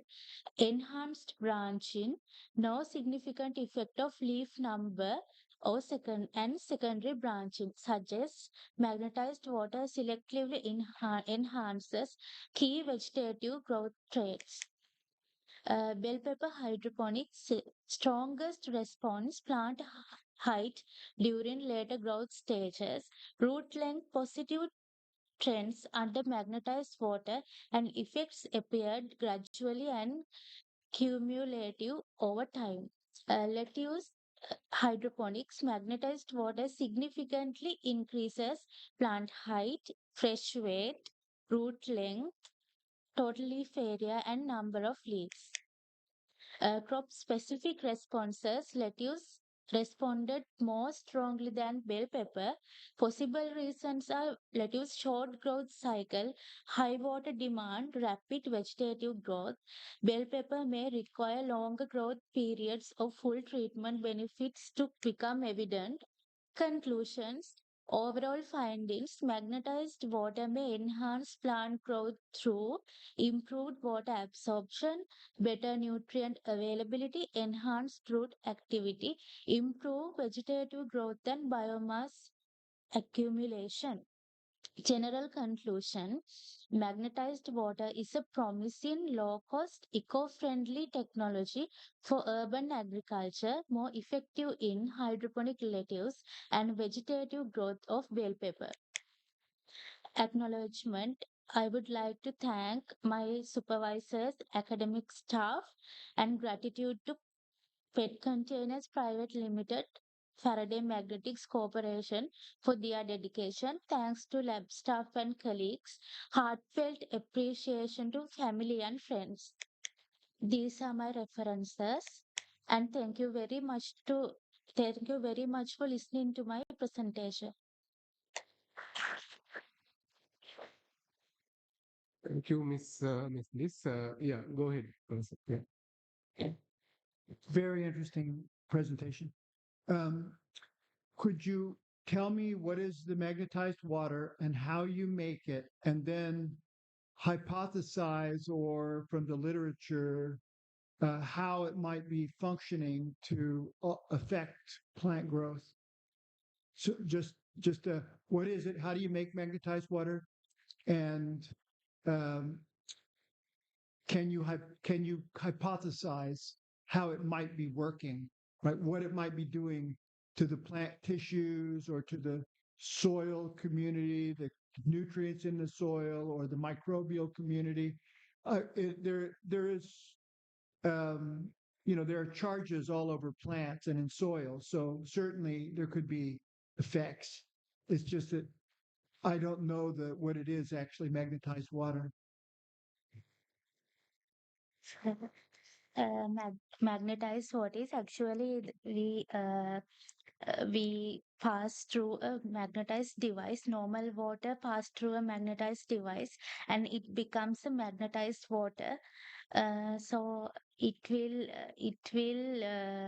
alter the change the water characteristics, and then it become more useful water than normal water. So it will affect positively on the plants.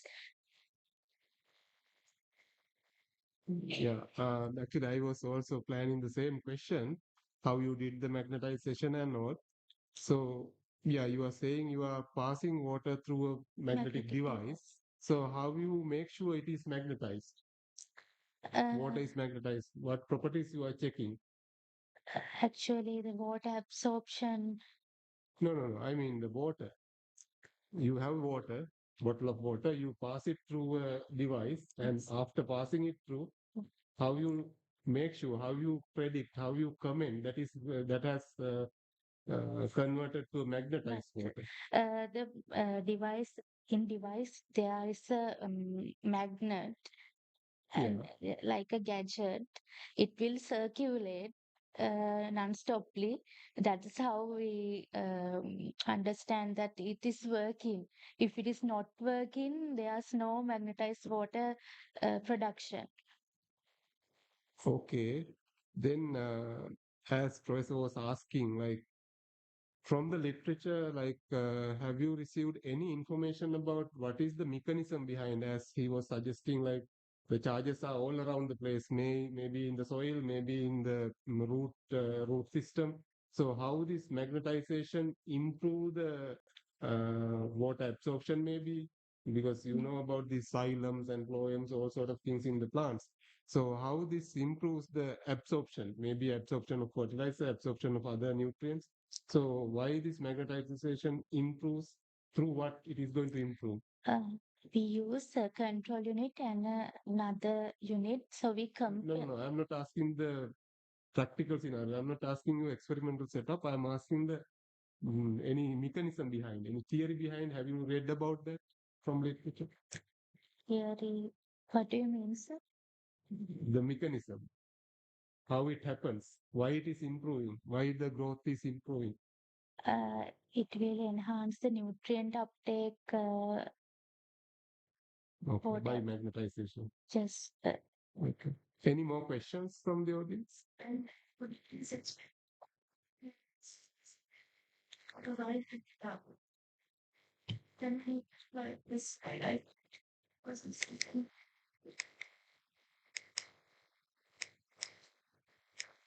first slide.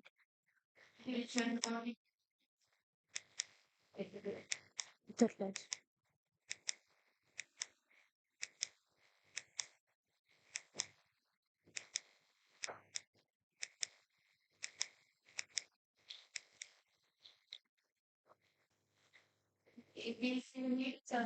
You conducted three different sub experiments.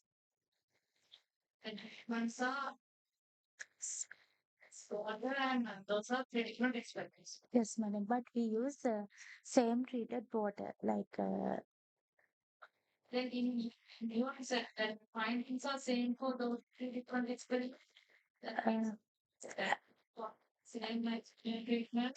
Actually, madam, even though we use same treatment like magnetized water and non-magnetized water, the crop response is more enhanced in lettuce than bell pepper. Is it same in biodiversity? Yes, madam.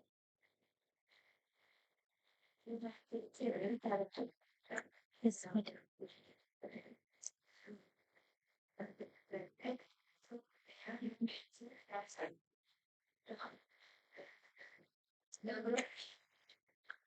Yes, madam.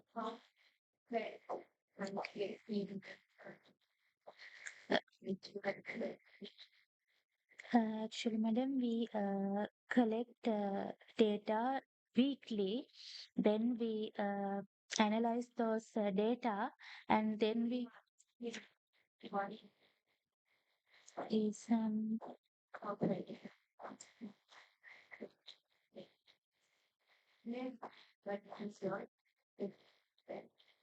Please. Actually,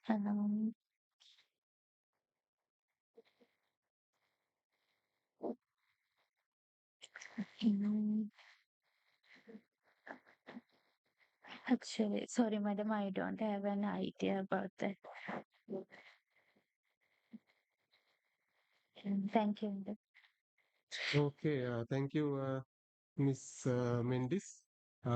So we can move to the next presenter. So the next presenter is Mr. M.R. Sudarshana. The study is on blue color inorganic surface coating for aluminum sheets using alpha titanium phosphate derived from ilmenite beach sand.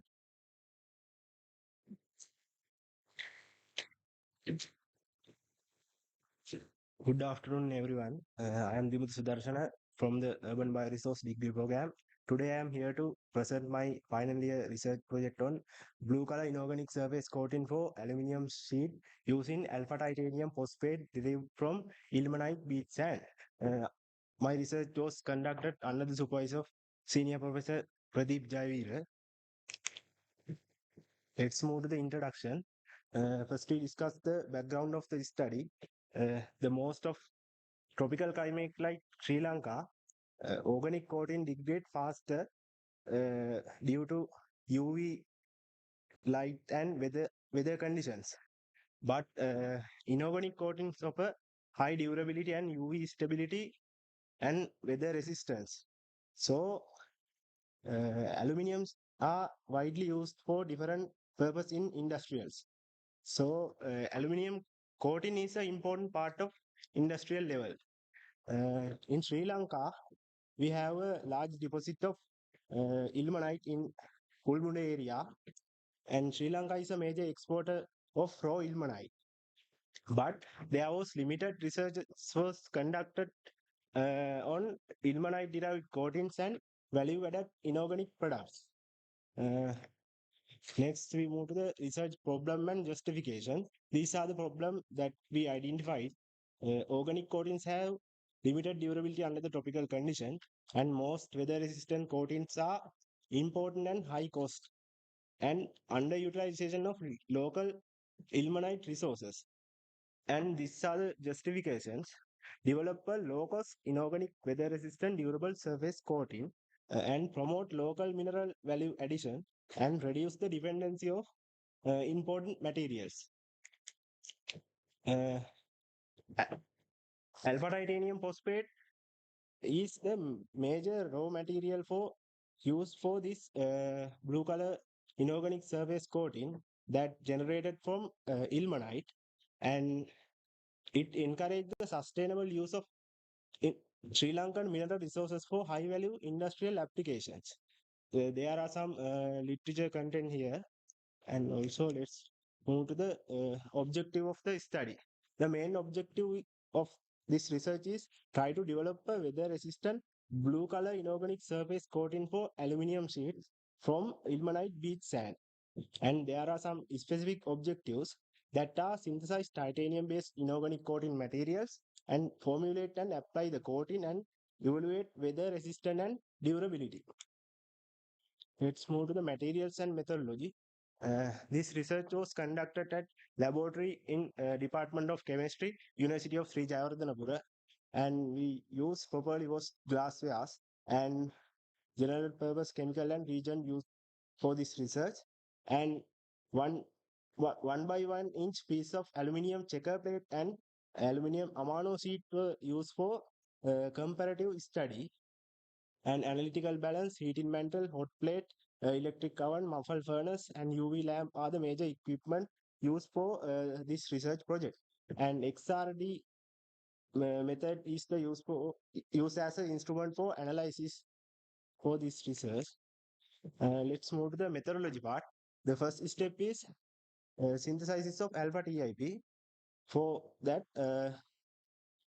alpha TIP was synthesized from ilmenite by digesting the phosphoric acid digestion.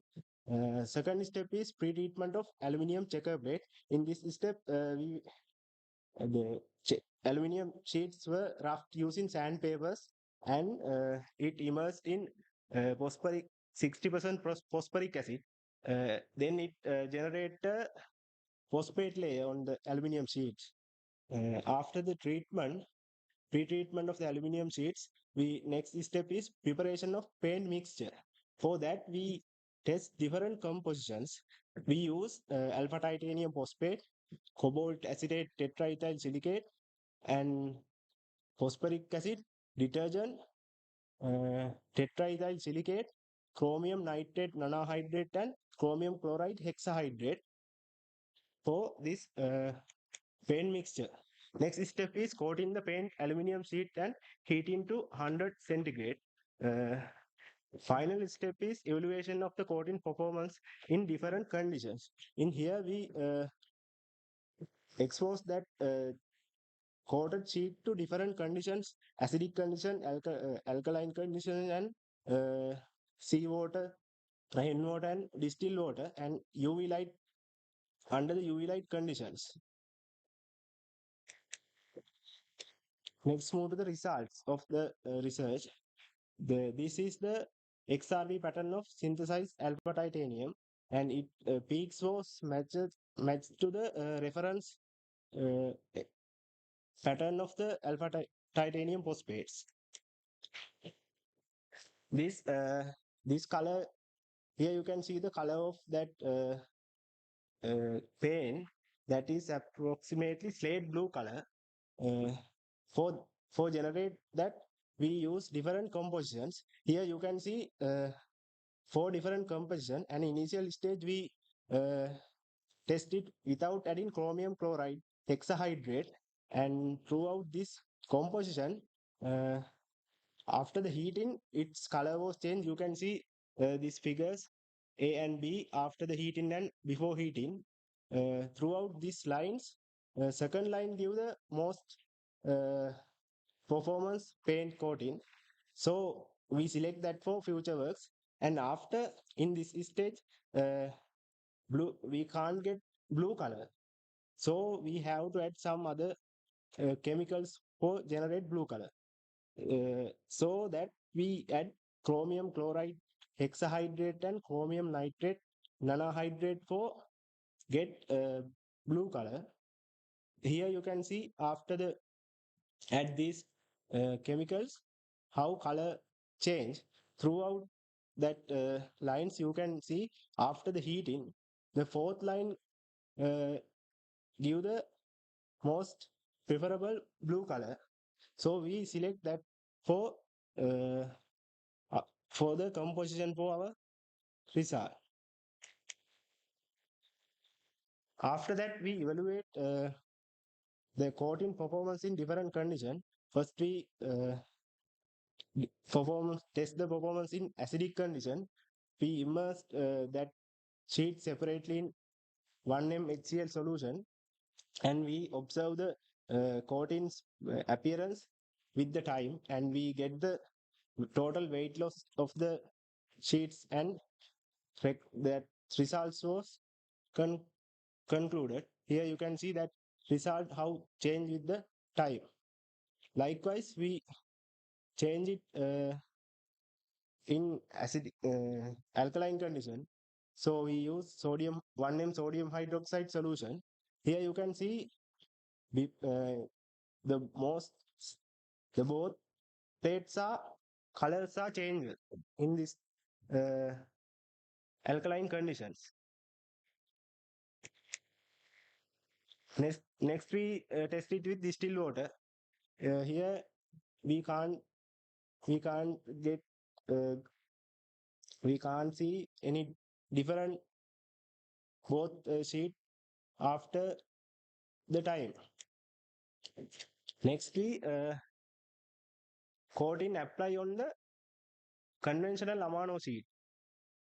For that, we firstly remove the existing coat and coated our paint mixture on it, and then we test its performance with the conventional amano sheet. Here we test it with 1m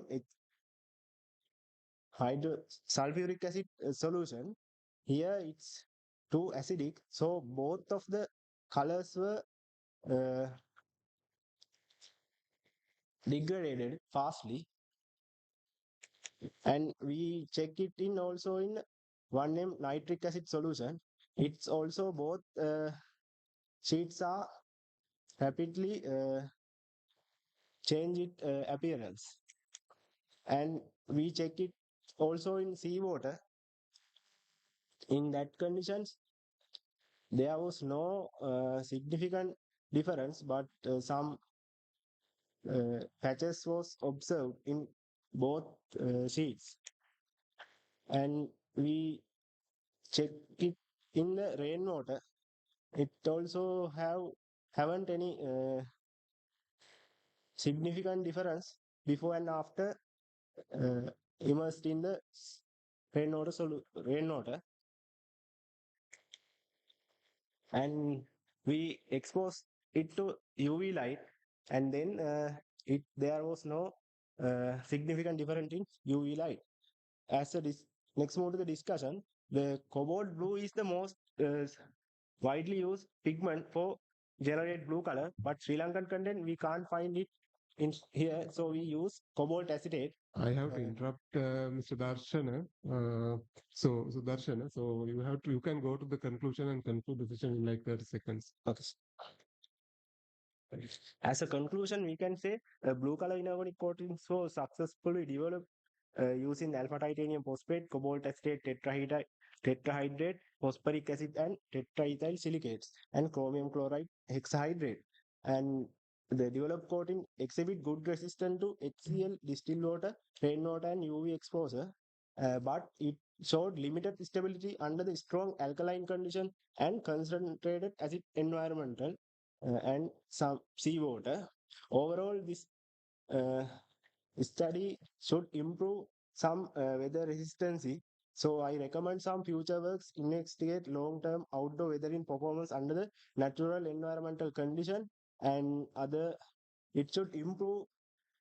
I think it should improve in future. In this stage, we can conclude that I would like to express my gratitude, heartful gratitude to my senior research supervisor, Senior Professor Pradeep Jaivir, and the Department of Chemistry and Department of Urban Bioresources and all other peoples. Okay. These are the reference, and Thank you. Thank you. So the time is for questions. So we can go ahead with the questions. My first question is you use filter plates and amount. Yes, ma'am. Why you use counts to filter plates and amount? These checker plate are widely used for different purposes in outdoor conditions in industrial applications. Yes, madam. So, yes, madam. Yes. And the other question is so big for the amount because that amount sheets they have different codings and they have different specific reason to apply that. Why did you remove that one and apply criteria to the claim for that? So that we remove it for it's a most of amino acids have organic coated one. So we want to get inorganic coating. We remove it and then apply our inorganic coating on the amino acid. What is thickness? Actually thickness. Thickness mean 1 millimeter. No. I uh, exact don't know madam the thickness. What is the meaning of it? Is it reduce the heat is that not as a solution for the system? So as a solution for the that means side that there are Corrosion. what is the reason? The main purpose develop low cost. That locals. Yes, madam. Yes, we have in Sri Lankan content we have lot of ilmenite sources. so we can it develop with low cost. I'm not sure, but as far as I know, the market is like it's not expensive. That other things, normally that construction in after that I will and then the construction seaside to avoid erosion. Yeah, maybe in their case, like they are using this the kind of the side product from the ilmenite conversion. For Yeah. generating alpha titanium phosphate, uh, we use a small amount of alpha titanium phosphate for this paint mixture. So Okay. Okay. So as the time is limited, so thank you, Mr. Sudarshan. Uh, so we can go to the next presenter, Mr. Reshan WDD, synthesis of sodium and pyrophosphate cathode material using iron-rich phosphate leachate generated from alpha titanium phosphate synthesis. So again, alpha titanium phosphate.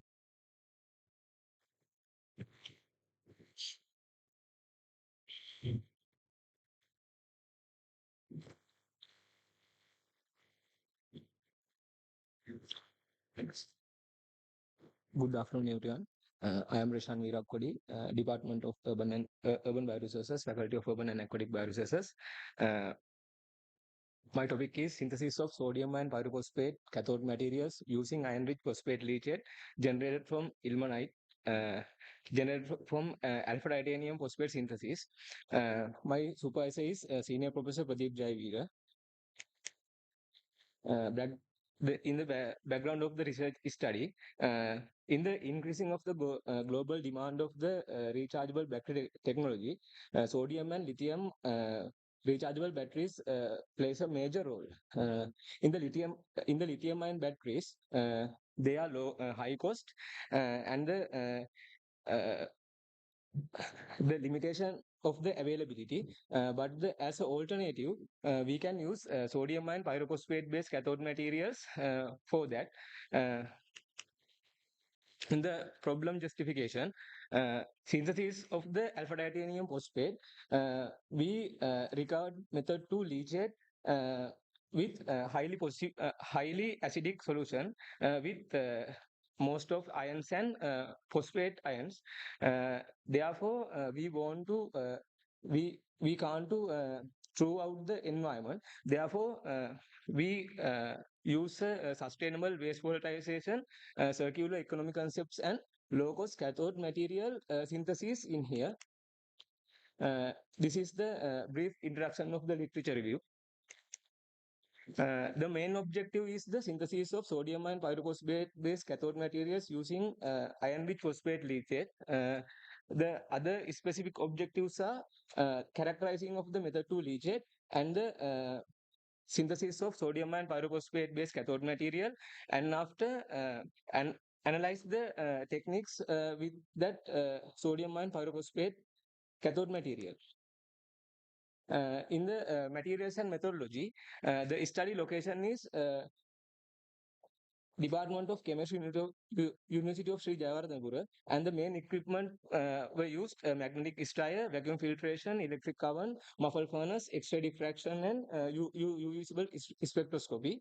The materials used method to leachate and sodium hydroxide and distilled water.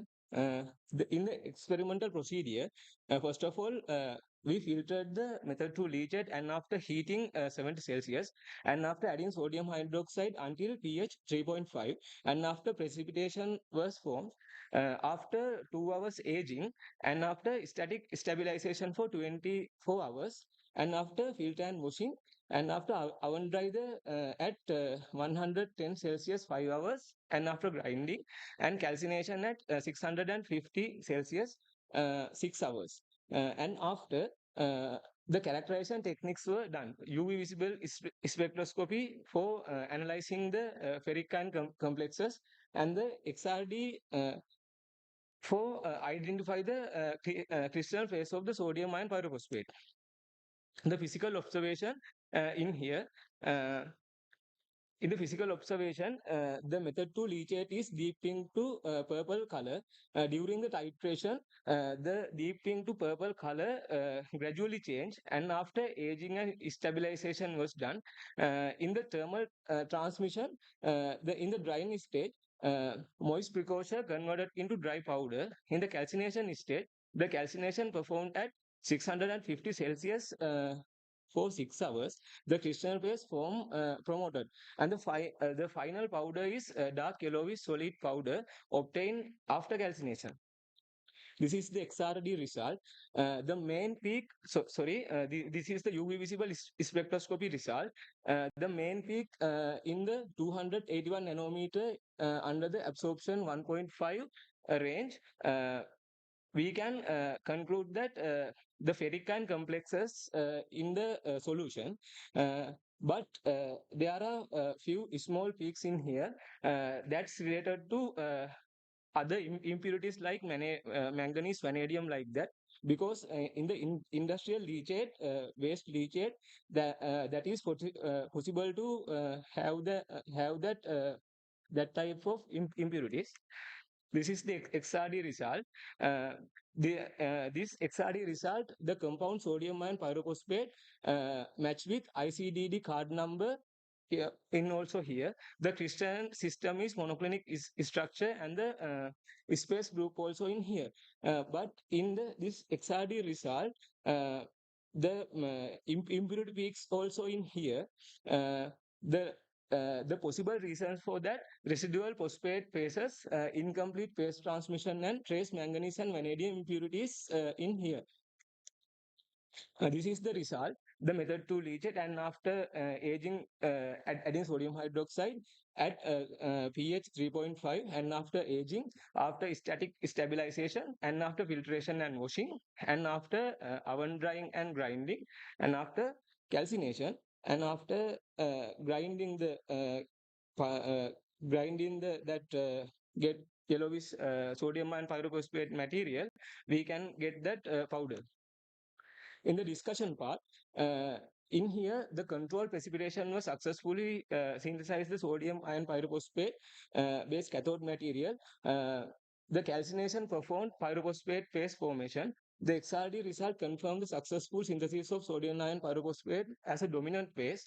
The minor impurity peaks were scientifically reasonable in the waste derived synthesis system. The method to leachate function effectively as a secondary precursor source in scientific significance, in the support sustainable waste pulverization, reuse, dependency on expensive analytical grade precaution, and then the limitation also in here, the electrochemical performance testing was done in here, and then minor impurity peaks were observed in the XRD patterns due to complex precursor chemistry and the trace transmission metal impurities and possible incomplete phase transmission.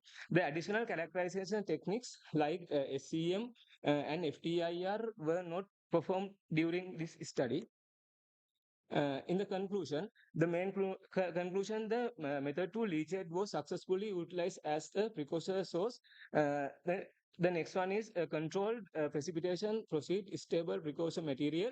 The calcination at 650 Celsius formed crystal phase of sodium ion pyrophosphate.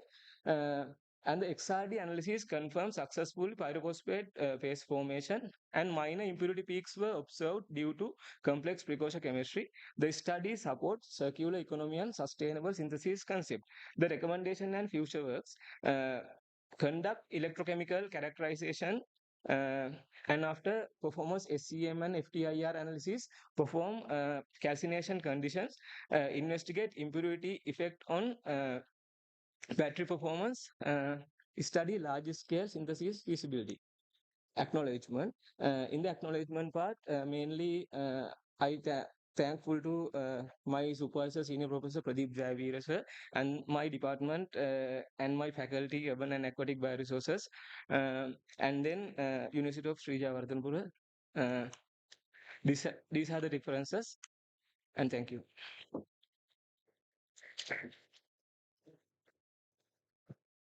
Thank you, Rashan, for your presentation. Questions from the audience?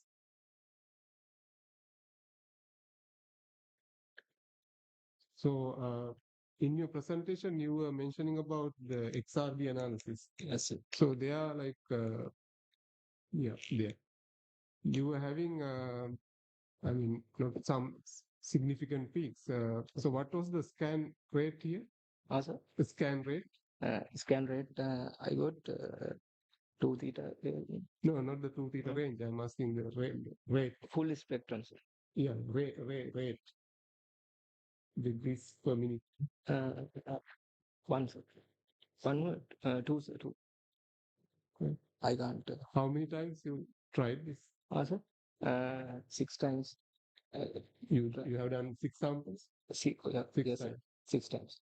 Okay. This is very impossible to get the sodium ferrum pyrophosphate in here, sir, because there are a lot of impurities in here. And after we take many times of calcination conditions, and we change the composition of the sample time to time, and after we can get this results. As an initial part of the making sodium ion pyrophosphate from this industrial leachate, this is the initial stage, only the initial stage. Okay. All right. Thank you. Any more questions?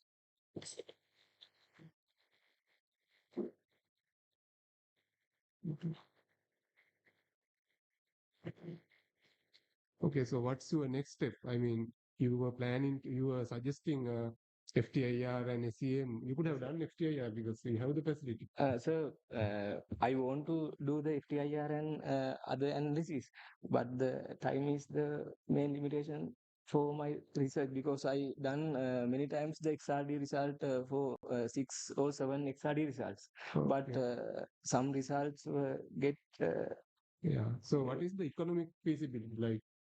this economic feasibility is very good, I think, because most of the things we use to create analytical grade chemicals for creating cathode materials in the industrial level. But in here, this is the waste volatilization concept. In here, only use sodium hydroxide only to create the sodium ion pyrophosphate in this method. All right. Thank you, Rishan. Thank you, sir. So we can move to the next session.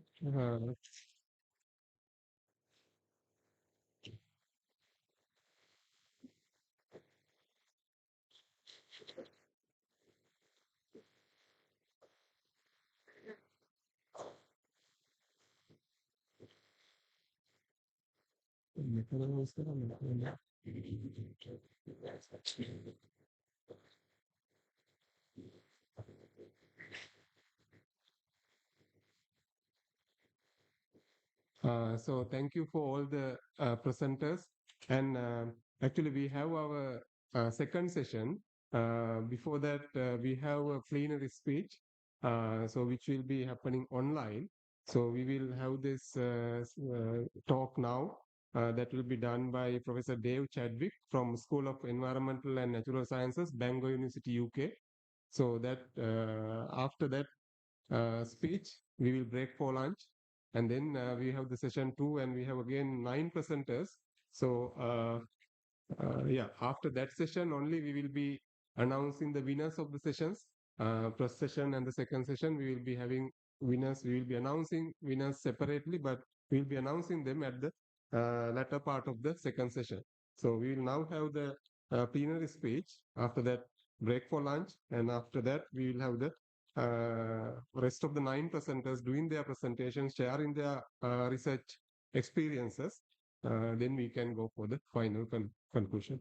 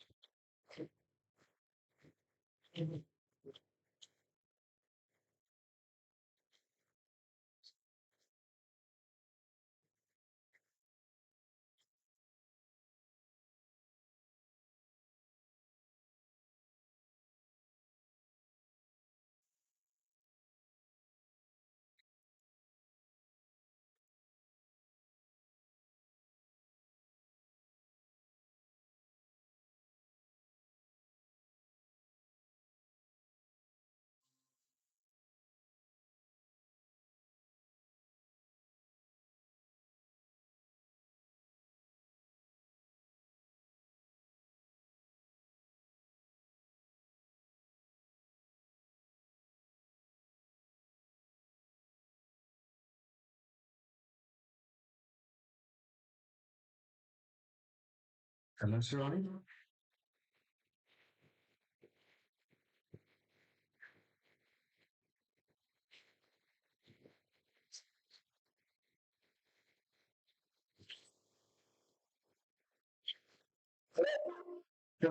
No. Yeah, let's have a look now. Share slides. I haven't used Google before.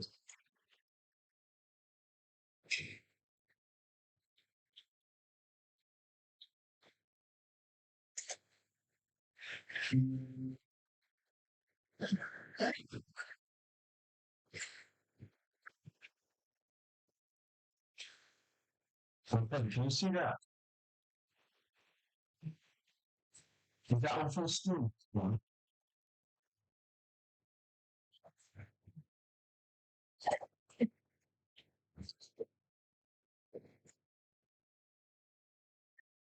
Thank you.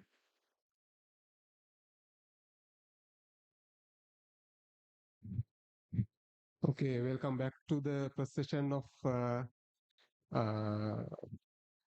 the Urban Bioresources and Blue-Green Economy session of RCOP 26.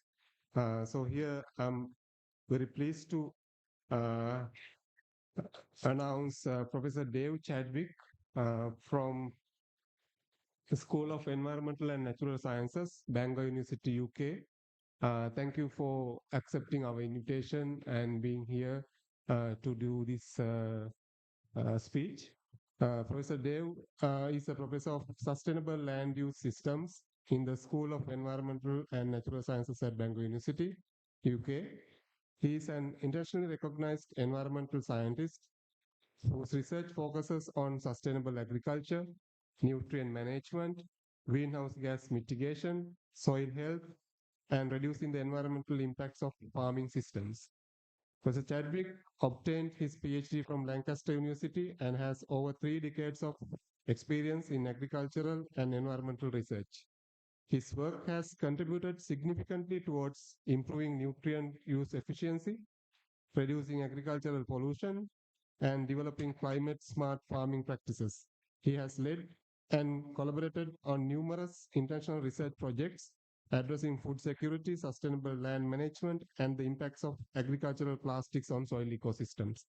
The highly cited researcher and internationally respected expert in sustainable agriculture and environmental management, Professor Chadwick has authored more than 400 peer-reviewed scientific publications, book chapters, and technical reports. His work has been widely published in leading international journals. So it's my privilege to invite Professor Chadwick to continue his speech here. It's over to you. Many thanks, Chair. Can you hear me okay? Yeah. Can everybody hear me? Yes. Yeah, right. All good. You can continue. It's my pleasure to be here today. Thank you very much for the invitation. So yeah, I'm going to talk about improving manure nutrient management towards sustainable agriculture intensification. And my you've given me a very nice introduction. Thank you very much, Chair. But I'll just give you a bit more of a brief biography, just at least so that your students and the audience can see where I work and where I have worked. So yes, I've spent the first part of my career working in the southwest of England for a research organisation where it was pure research, and I joined what was called the Farm Wastes Group. I don't like the word wastes. When I became the director of that group, I changed the name to Farm Resources. I was 18 years at that research organisation before I joined King University, and I've been here for 14 years now. And King University is here in Northwest Wales. Hopefully you can see that little green dot there. So yeah, my research interests, my colleagues in Sri Lanka really know me for my work on plastics, but I've only really been working on plastics for the last 5, 6, well, since lockdown years, really. Most of my research has really been about understanding how to optimize nutrients from fertilizers and particularly from organic resources, including manures, livestock manures, and human waste, biosolids. So the work is really centered around quantifying some of the emissions that come from those source resources. So environmental losses such as ammonia and greenhouse gases, losses to water like nutrients and pathogens, and testing strategies that not only reduce those losses but also enhance the nutrient use and crop yield as a result. But sometimes, and I'll mention this through the presentation, sometimes a strategy that we try to use to reduce one form of pollutant, for example, like ammonia, can result in a greater loss of another pollutant, something we call pollution swapping. So that's something that's always interested me. Can we find the mitigation strategies that result in the co-benefits, the win-wins, versus these unintended consequences? And of course, as I say, more recently, I've been working with colleagues in Sri Lanka and other international countries on agricultural plastics, and I've really enjoyed my opportunities to work with them. I've only been able to visit Sri Lanka so far, but I hope to be able to return at some point soon. Okay, so the content of my lecture really, or my presentation, is really to provide some context about the manure generation, gives you a wider context about how manure is managed. It's not just managed, it's managed but through various stages. We call this the manure management chain.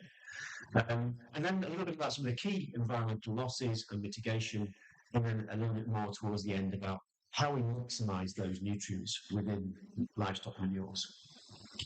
Okay, so a bit more context then.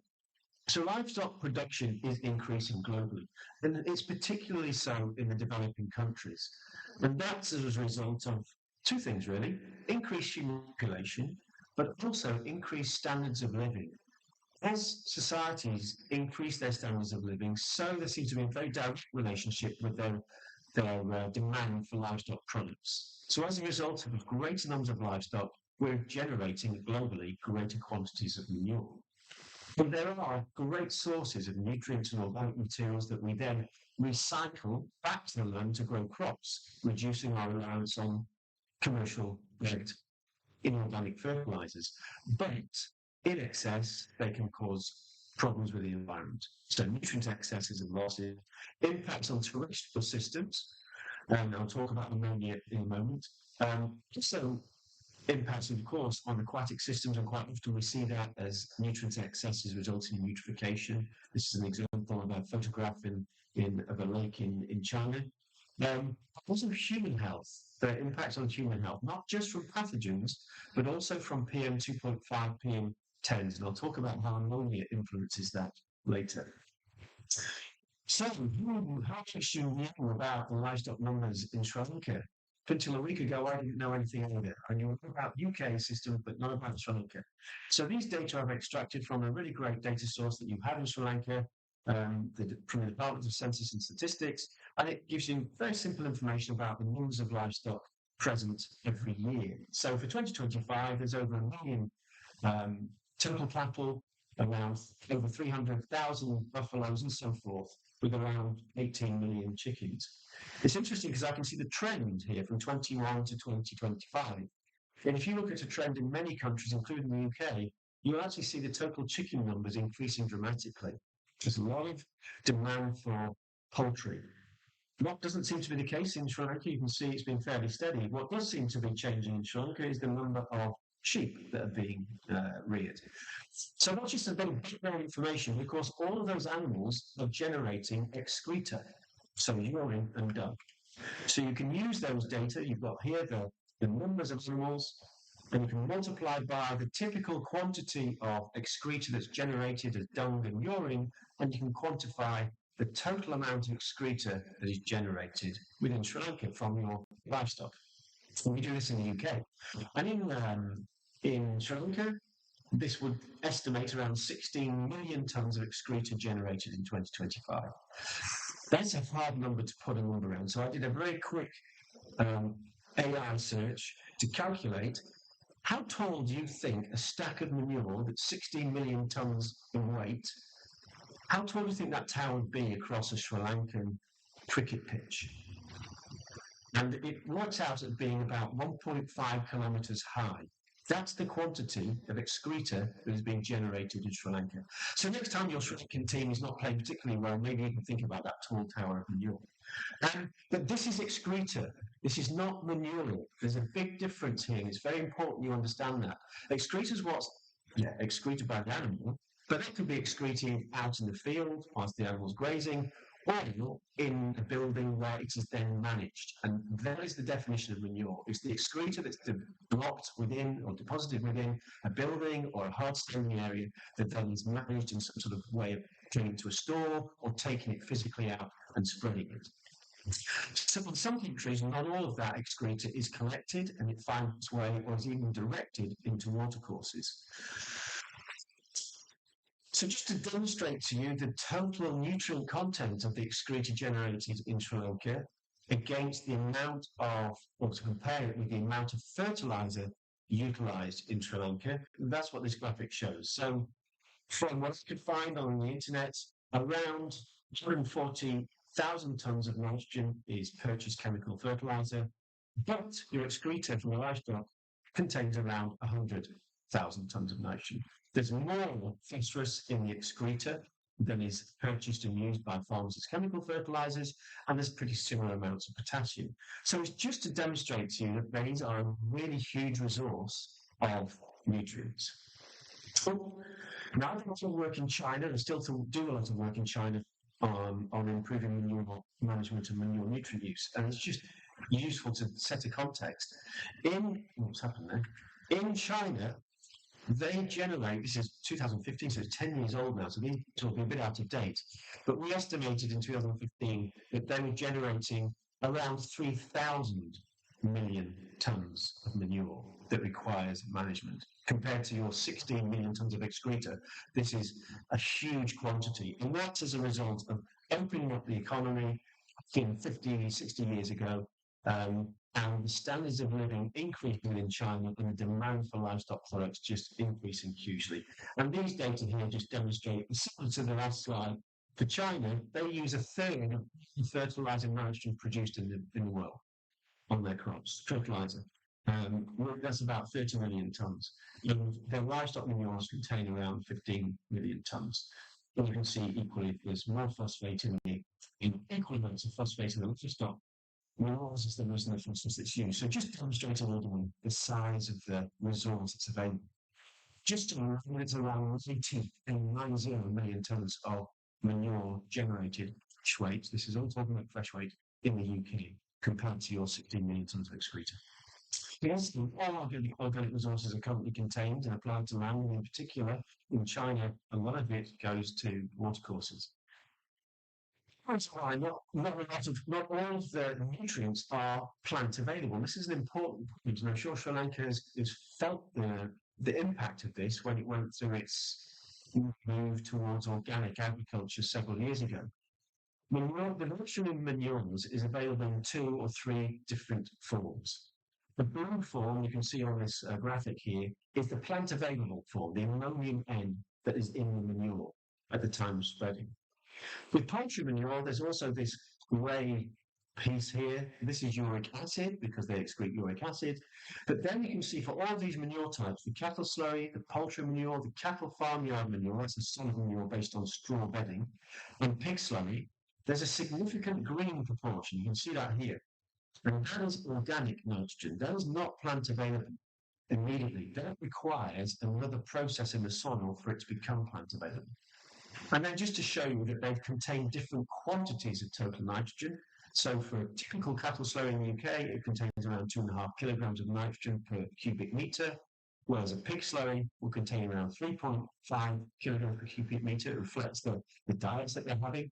But equally, you can see only around 40% of that total nitrogen is present in the plant available form for slurry, but it's around 60% plant available for the pig slurry.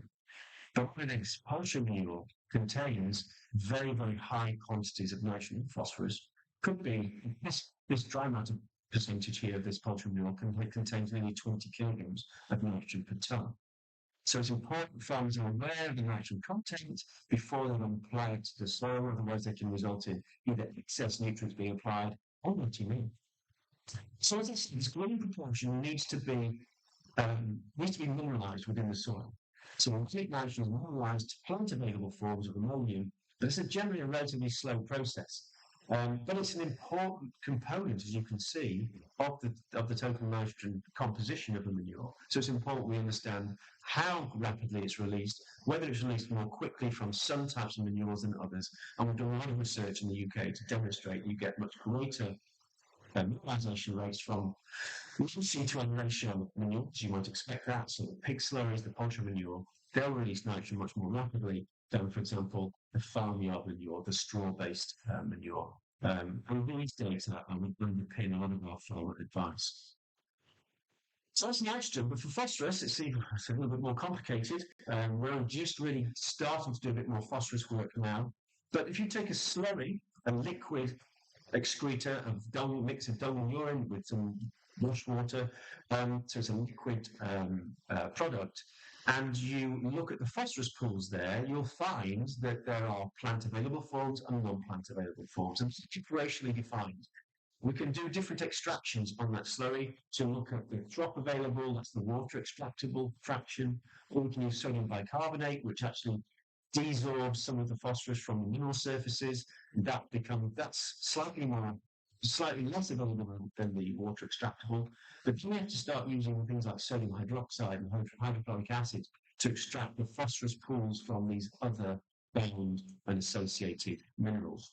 So you have very residual occluded phosphorus at one end of the spectrum, all the way through to very plant available water extracted phosphorus. And this data on the right hand side are very, very new data from a DEFRA, a UK government film project for us to explore how the separation of the whole slurry into its liquid fraction and its solid fractions impacts on the nutrients that are moved into these fractions and how they can be utilised differently by farmers. Despite that very sophisticated work we do on nitrogen, we have very simple information for our farmers that they should expect 50 to 60% of the phosphorus that they apply within their manure to be available to the plants, and around 90% of the potassium that's available to do so. But of course, it all depends on the soil type, because soils rapidly sorb phosphorus onto their clay particles and becomes very quickly bound. So in the UK and Europe, the definitions of these manures are really important because there's legislation about how they are then managed. So just for your benefit, in case you're not familiar, a slurry is a liquid or semi-liquid manure containing feces and urine, with or without a small amount of bedding. Solid manure is something you can stack. So generally it's urine and dung that's been deposited on straw as bedding for an animal, or sawdust if it's poultry manures, and it's something that will stack in a heap. That's what you can see in the photograph there. And then we have this much more dilute dairy shed effluent, as the New Zealanders would call it, or dirty water we call it here in the UK. And these have very different available nitrogen contents. So the pig slurry has a higher available nitrogen content for plants, over 30%. The solid manure has a much lower one, about 10%, if you remember that last previous slide, and dairy shed effluent's even lower. And there's legislation about the management of these manures to control some of these pollutants as a result. So this is the manure management chain I wanted to tell you about. So not every farmer will have all of these elements, but essentially if the animal is indoors, it's producing its excreta. If it's a liquid system, then it's producing slurry, a liquid slurry that might go into a tank or a lagoon. It may have some processing involved. It might be acidified. Slurry acidification becoming more popular in Europe. There may be separation of the solids into liquids. There might be anaerobic digestion. And then maybe from that step, it might be applied to the land. With the solid manure, where the dung and urine is deposited on straw or sawdust, you'll have maybe a solid stack pile, which may be composted before it's applied. But some farmers will just take the manure straight from the animal's and then apply it to the land. So not every farmer has this. But this is what we call a manure management chain. Well, there's opportunities for losses, particularly gaseous losses at each of these stages. But as I say, in some countries, there's also losses directly discharging into watercourses that clearly we need to try and stop. So I'll give you an example of some of those nitrogen losses. These are some data that illustrates the point of the nitrogen flow from animal feeding through the manure management chain as a result of the nitrogen that's excreted. So in China, in around 2015, we did this calculation. around 26 teragrams, that's a teragram is a million metric tons, so 22.8, 26 teragrams of nitrogen were consumed by livestock, all livestock, in that particular year. Only 10% of it got into the product. That just shows how leaky our nitrogen deficiencies are in our production systems. So it meant that they excreted 22.8 kilograms.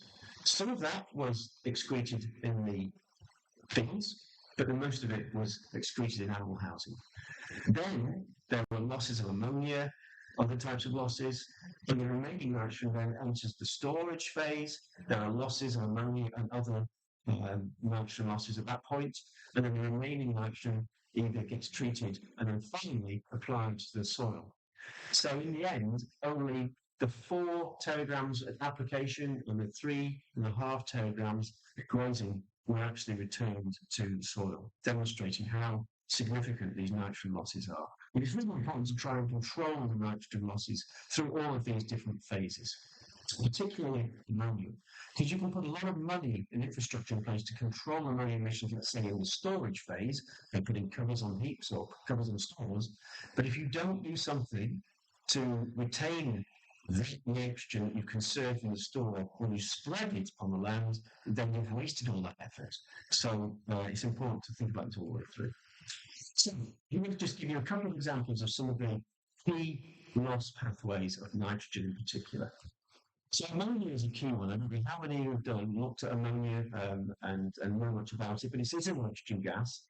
It is emitted at very, very agronomic rates that the farmer would recognise as being a loss of a resource.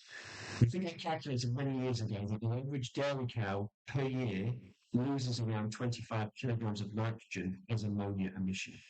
So that's the way of trying to think about it. Potentially, it's emitted, eventually is deposited through dry and wet deposition, and that can cause huge changes in floristic communities with natural semi-natural systems. It can result in soil acidification, so it can result in critical load exceedance. There's also concerns about high concentrations of ammonia in buildings when we're running livestock, but increasingly now we're becoming more concerned about the way in which ammonia influences us as humans. Because when it's emitted, it forms the nucleus of PM 2.5 and PM 10s in the atmosphere. And those of you who, like me, have asthma and things like that, then you notice these smogs and these types of problems associated with PM 2.5 and PM 10s. So there are human health impacts associated with ammonia. So it's really important we try to reduce them. And in fact, there are maps, this is European map, that demonstrate, on average, if you were to live in some of these areas where there's high livestock densities, where there's high ammonia emissions, on average, you're likely to live 12 months less in your lifetime as a result of these PM 2.5, PM 10. So it's really important from that perspective. So we've done a lot of work in the UK in the last 40 years, been for at least 30 years now, to estimate the ammonia emissions. We know that most of it comes from agriculture. We have various policies in place to try and reduce those emissions. And our latest policy is this one here, that by 2030 we need to reduce our ammonia emissions by 16% compared to the 2005 levels. So when we have these sort of policy objectives, we need to know where these emissions are coming from. Where does the policymaker put their money to try and reduce these emissions? So ammonia is emitted wherever there is urea. Urea is being excreted by animals, so it's being emitted, and we have emissions from the animal house. Then the manure is moved to the manure stores, where it continues to emit, and then it's eventually spreading the land, where it continues to emit. There's also fertilizers. If we use urea fertilizers, most of the nitrogen fertilizer in the UK is ammonium nitrate based, not urea, but it still represents a large proportion of our emissions. If you put emission, if you let ground deposit on concrete, it's got nowhere to go. It can't infiltrate, so it continues to emit much longer than if that urine is deposited on the soil, where it infiltrates into the soil and it gets bound up by the particles, so it doesn't emit as great. But these are the sources. And every year, as a member of the UNFEC, we have to generate an annual inventory to say where our emissions are, what the total source is. So 245,000 tonnes of ammonia generated. I think this is 2022 data. And we can allocate it and attribute it to the different animals, livestock sectors. So we've got dairy and beef representing more than 50% of all of the ammonia emissions, poultry, with high uric acid content, also quite high, the fertilizer, the urea use that also contributes. But we can look at data in another way. We can actually look to see what phase of the manure management chain are those ammonia emissions coming from, because this is how we can start to target mitigation. So 1.25 of the emissions are coming from animal houses. Manure application is also a significant source. Fertilizer applications are, and manure stores. And we can put mitigation strategies in place and we can incentivize adoption. So we can look at better designs of floors, increase scraping frequencies of concrete passages. We can put, very expensive, but we can put covers over slurry stores to reduce ammonia emissions. They're effective at reducing emissions by 80+%. We can adopt, and this is the way the UK is going, we will not be allowed to surface broadcast slurry anymore. We'll have to use injection or trailing shoe to reduce the surface area of the slurry that's in contact with the air, and that reduces ammonia emissions. And we can use inhibitors for urease, urease inhibitors to reduce emissions from your urea. And we can switch to things like ammonium nitrate, which have a very low ammonia emission. I'll skip over this slide, but it's just to demonstrate that the ammonia emissions are very, very rapid. They occur within the first 24 hours after you spread the manure on the land. So if you don't do anything in the first 24 hours to reduce those emissions, incorporate the manure, or you shallow inject it, or use bound spreader, then you're not going to have an effective mitigation strategy. And these methods that we use for measuring ammonia, we'll draw clean air over an emitting surface using this big fan, and we'll collect gas and we'll pass the airflow through acid traps to trap the gas at the inlet and the outlet. The difference we can calculate the ammonia emission. The plot scale, with a larger field scale, we can put masts spinning downwind of those around that have received manure, and they have these shuttles on them which have oxalic acid inside a very high surface area, and we can collect the ammonia and trap ammonia that way. So that's ammonia, a very important gas that significantly reduces the nitrogen content of the manure. So it's a significant loss of resource. Nitrate leaching is equally important in terms of the mass of nitrogen that can be lost, the proportion of nitrogen that can be lost. This is a very important data set that underpins a lot of our legislation on no spreading times. Farmers are not allowed to spread manures at certain times of the year in some catchments in the UK if those catchments are prone to high nitrate concentrations in the watercourses. And this demonstrates that if you apply a slurry in September, this is our winter period, so I should point out this is our winter period really, going from autumn into winter. So the maximum drainage occurs if you apply a September application of manure, then you've got maximum amount of rainfall and drainage that occurs, and that's why over the drainage period you've got much greater nitrate losses if you apply in September than if you applied in January. There's just less rainfall, effective rainfall and drainage. Importantly, you can see to 20% of the nitrogen being applied in the manure has been lost as nitrates. That's a huge amount the farmer would recognise as a resource. Farm-made manures, this is the solid manure with very low nitrogen content, available nitrogen content, has a much lower percentage nitrogen emission loss. And so our rules about no spreading do not apply to solid manures, but they do to slurries. But there's an interesting side of the final sort of nitrogen pathway I want to talk about, really, really small losses. We're talking about maximum sort of 2% of the applied nitrogen is lost as nitrous oxide. A farmer would never recognise or even see that as a loss in agronomy, but of course it has a large environmental effect.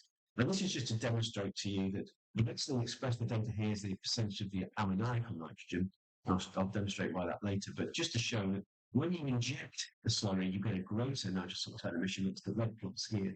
Then if you would you've done through to surface apply it. That's the surface application method that we've been able to use for many years. That would be prohibited soon. We'll have to use this. So, managing applications of resources. So, the manures come with a little label on it to tell you how much nutrients is in it. And there are all these microbial pathways in the soil that can result in losses of the nutrients, particularly nitrogen. So nitrification is important. It nitrifies the ammonium to nitrate. We can lose that as leaching, but we can equally lose it as nitrous oxide. Clearly, the farmer is wanting to push the system here, be as efficient as possible at maximising the nitrogen use by the plants. So this is, I'm not sure how many of you are aware of it. This is a great concept. It's called the leaky pipe concept, and it's really good for describing nitrogen losses.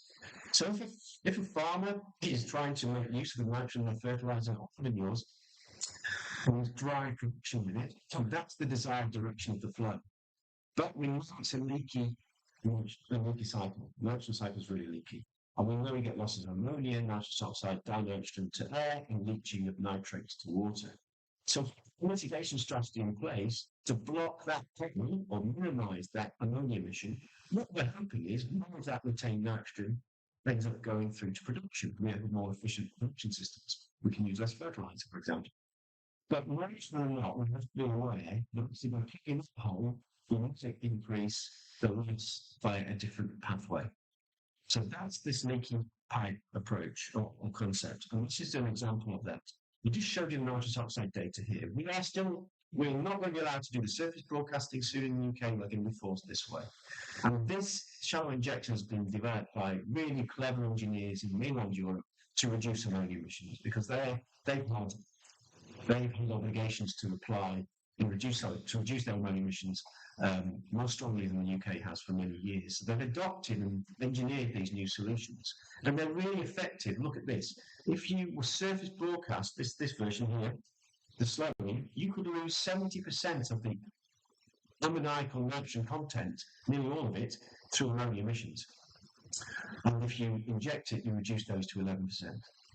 But by injecting, you increase the nitrous oxide emissions from around 3% to 10%. So we're getting a benefit in reducing ammonia emissions, but we're increasing nitrous oxide emissions as a result. And that's what we call pollution swapping. So we need to be aware of this and think about, well, how can we then try to reduce the nitrous oxide emissions too? I haven't time to talk about it at the moment. We could introduce nitrification inhibitors with the slurry that would help us to reduce the nitrous oxide. So how do we maximize more nutrient use? First of all, we need to know what does the crop need. There's no point in applying any more than it needs or less. We need to know what the crop needs. Then the soil is the first source of nutrients. How much of the nutrient is going to be supplied by the soil? Then we consider the organic resources like manures. What is the nutrient content and what is the availability of that nutrient, because it's not all available. And then we apply agronomic rates to match the crop demand.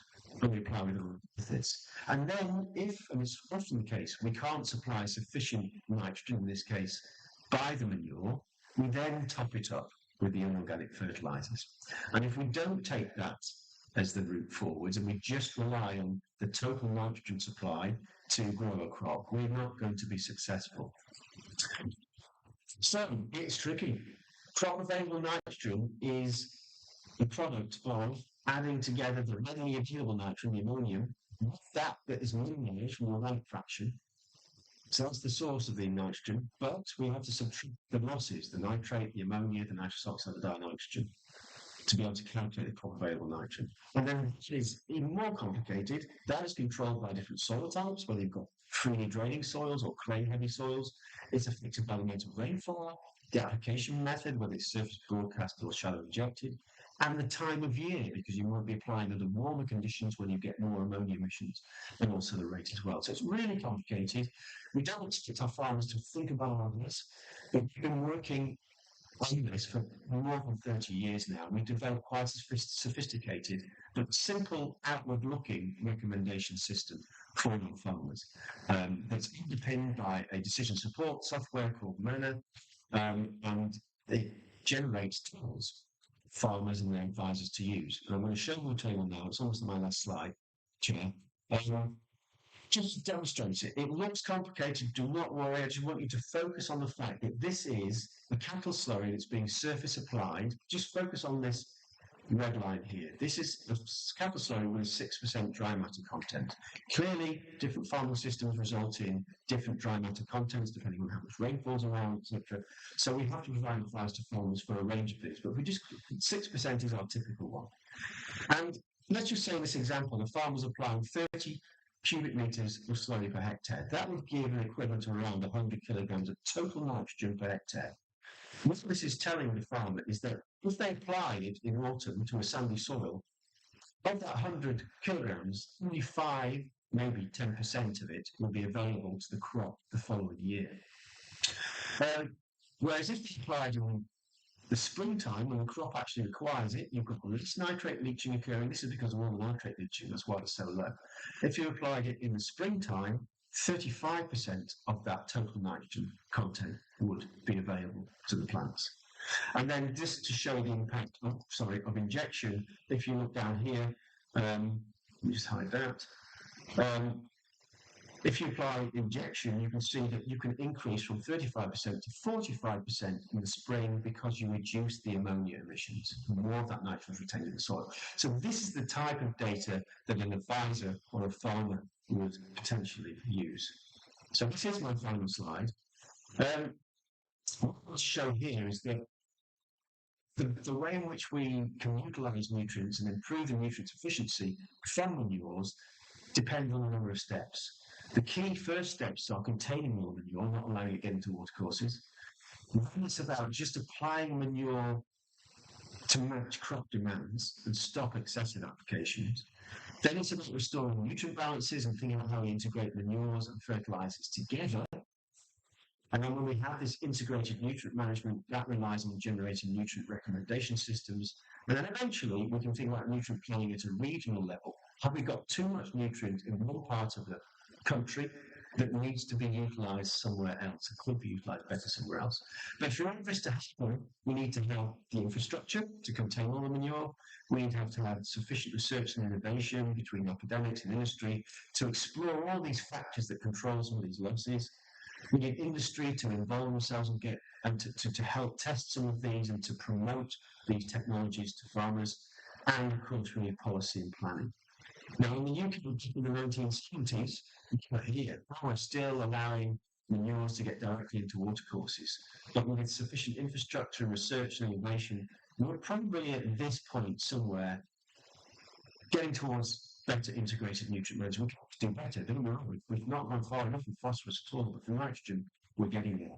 So the question to you, and whether you want to think about it and be your team later on or be or whatever, is where does Sri Lanka fit in this kind of scenario? You know, at what point does Sri Lanka find itself in terms of its recommendations and advice of manure nutrients to its farmers? So with that, I say thank you. Thanks for listening. And if there's time, I'm not sure if I've got overrun, I'm very happy to take some questions.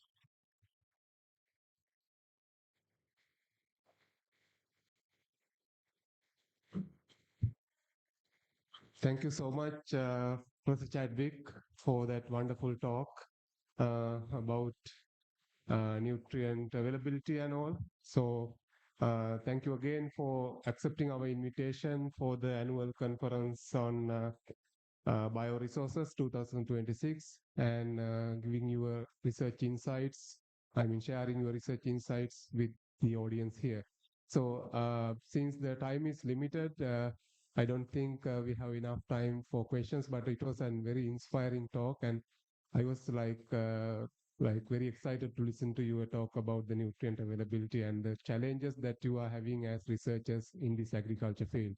Thank you again. So we can move to the next session, right? Thank you very much. Thank you.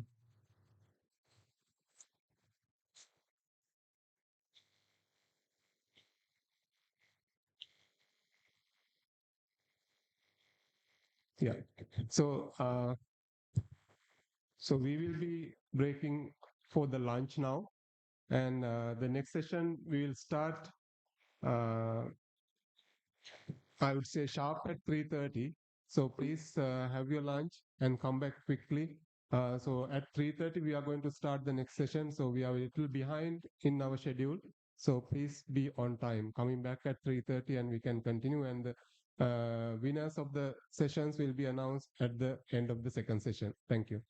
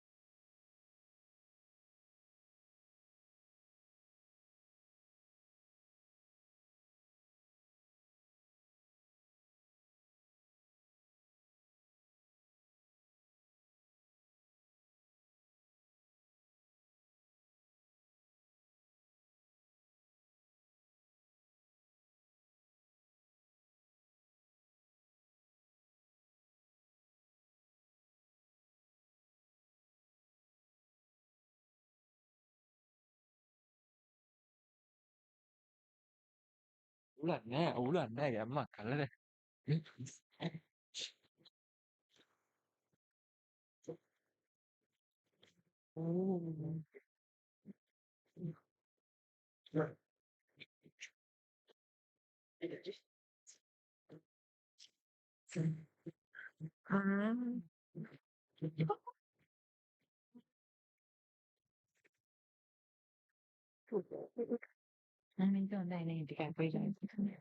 Leesega cosa? Leesega hinta මොකද්ද වෙන පළවෙනි එක? පොඩි වල ඒක ගන්න බා කවුරු බලන්නේ අනිත් ඇයිදස පුටේ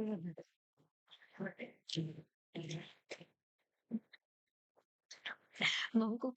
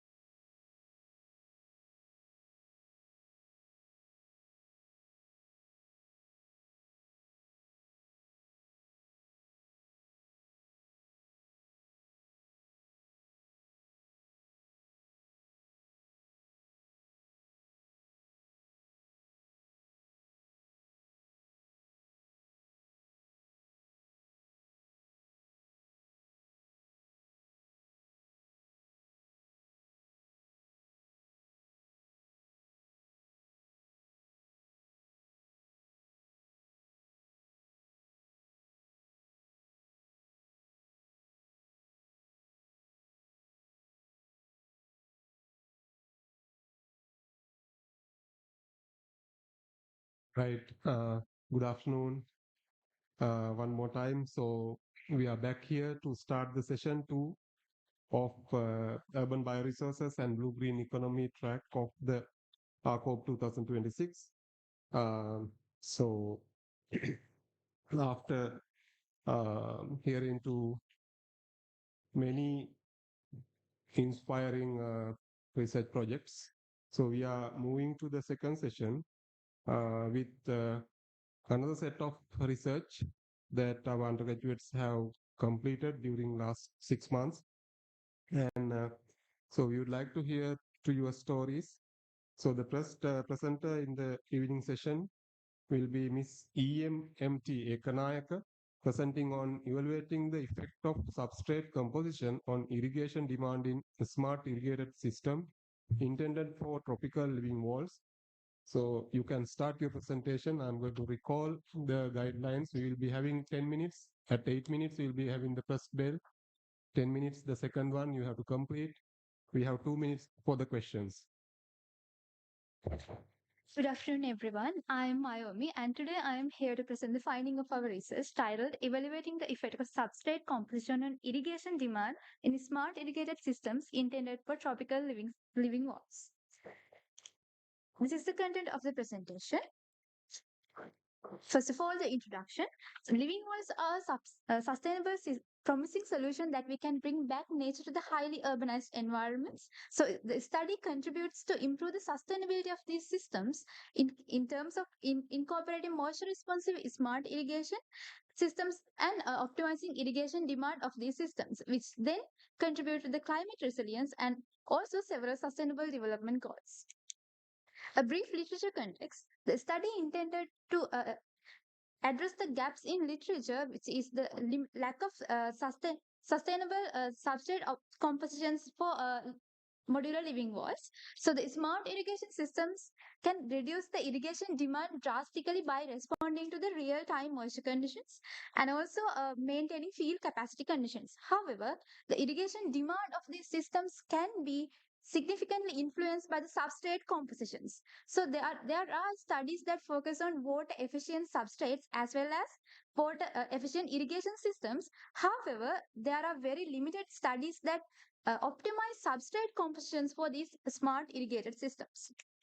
So this study specifically objected to evaluate the influence of substrate composition on irrigation demand and what use efficiency under moisture responsive smart irrigation intended for tropical modular living walls. The study was conducted in mainly three different stages. The first stage was development of different substrate compositions. As you can see in this slide, after going through a comprehensive process, 4 different types of substrate compositions were developed based on demolition paste. And then these substrate compositions were subjected to the chemical and physical characterization to evaluate the suitability of these substrate compositions for modular living walls. So as chemical properties, pH and EC was evaluated under the standard guidelines of ASTM guidelines. As physical characterization, bulk density and saturated bulk density was evaluated after achieving constant mass and using capillary saturation method. And then total porosity and water holding capacity was calculated based on those values. The second stage was to develop this calibrated 5-channel moisture responsive smart irrigation systems, which has the ability to maintain field capacity conditions of 5 different types of substrate compositions. The system in the system, each 36 seconds, the system checks the moisture value of each substrate and log the data of moisture values and irrigation status through the data logging system, which then have the system to evaluate the irrigation demand to maintain their unique field capacity conditions. So these are the actual connections of the system. The third stage was experimental design and evaluation. Based on the developed smart irrigation system, the experiment had 2 main objectives. The first objective was to evaluate the irrigation demand to maintain their near field capacity conditions. And then the second objective was to evaluate the plant growth performance under that similar moisture availability conditions across treatments, which then we can isolate the substrate effect on plant growth and then to the water use efficiency. So the experimental setup design was CRD and there were 5 total treatments and 20 total experimental units. These are all the data that I have collected throughout the study. And for the data analysis, I mainly utilize 4 software tools: Microsoft Excel, MATLAB, Minitab, and ImageJ. Using these software tools, I did a comprehensive analysis for each and every data to evaluate the irrigation demand, how irrigation demand affect based on the substrate composition. And based on that, the findings, in here you can see the chemical properties, pH and EC of the each and every substrate compositions were within the suitable chemical conditions for tropical modular living wall systems. And then in the physical properties, you can see a clear variation as the substrate composition differ. So these physical properties are very important to for their irrigation demand as well as the structural load of these modular living walls. So and then to prove the one of main assumptions of the study, which is the substrate compositions will maintain their field capacity conditions, I did a validation using system validation analysis using moisture values. In here, in the first graph, you can see the independent operation of 5 channels, and then the second graph, the normalized moisture responses curve, the oscillation between field capacity and threshold, and also the highly overlapping nature of the curves confirm that these substrate compositions were maintained similar moisture available conditions. To further prove this, I did a quantitative analysis as well. Mean normalized moisture values of each substrate compositions were very close to 1. Which means it further confirms that the system successfully maintained comparable moisture conditions across treatments despite substrate differences. Now it's confirmed that the irrigation demand evaluation is for maintain their unique field capacity conditions, and plant growth responses are based under that comparable moisture available conditions.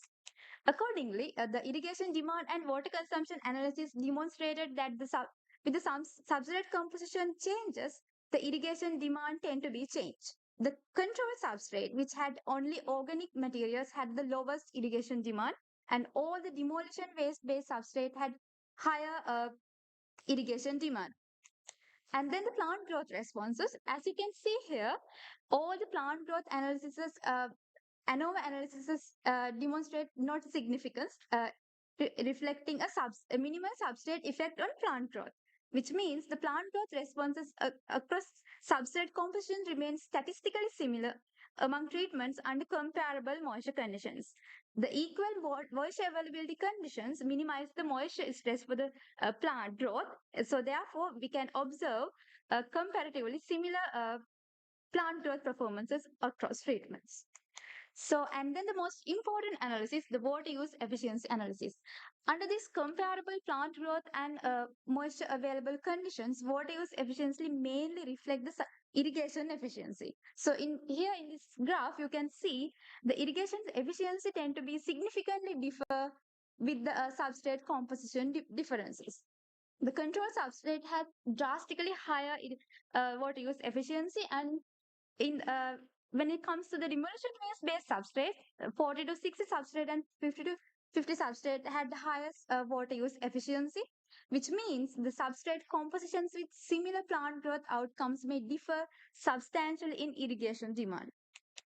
With that, the study conclude that the smart irrigation alone does not guarantee the maximum water use efficiency.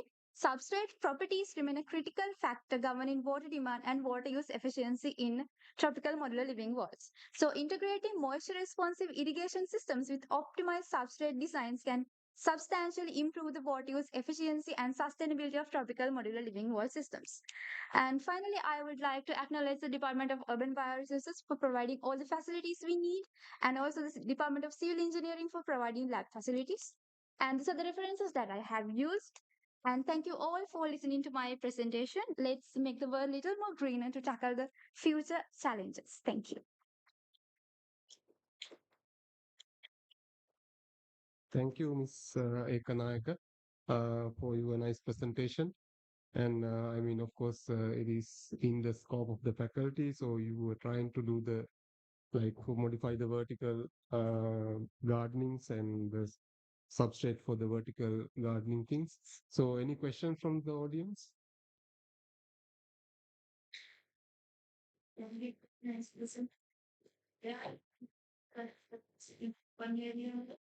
It's a uh, yeah, it's an open area. Actually, it's a corridor area. I was trying to reflect the conditions of the modular living world systems.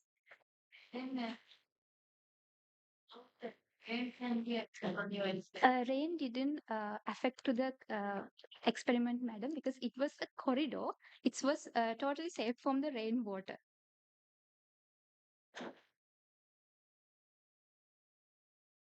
And what is your recommendation? What is excuse me. The control substrate is only organic material containing substrate, madam. The other treatments are demolition waste based substrates. I was trying to improve the sustainability of these systems by incorporating demolition waste. What did you say? Control substrates.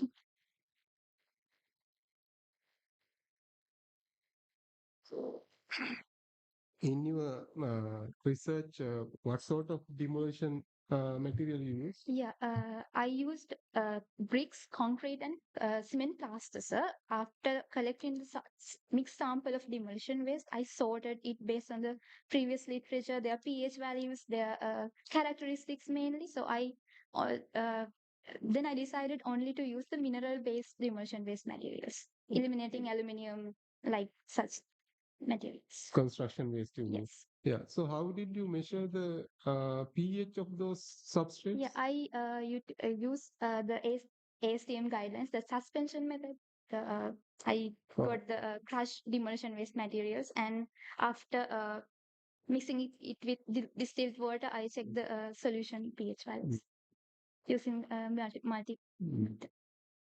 So what was the like highest pH value that you got? Yeah, actually, sir, demolition waste, I observed a higher pH value. In concrete, especially, it was close to 10 pH. So I had to add like organic materials to get near neutral conditions for suitable for a substrate. What could be the reason for having such a high pH value? Yeah, it's because mainly because of the ions that cal calcium calcium hydroxide, I think.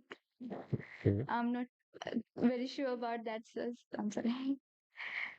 Okay. So yeah. All right. Any other questions from the audience? I mean, you have your peers around, so peers can also ask questions, right? Okay, very good, Ms. Ekanayaka. So we can move to the next presenter. That is Mr. KGPC Lakshan, formation of a less corrosive cement remover using mild acids and functional additives.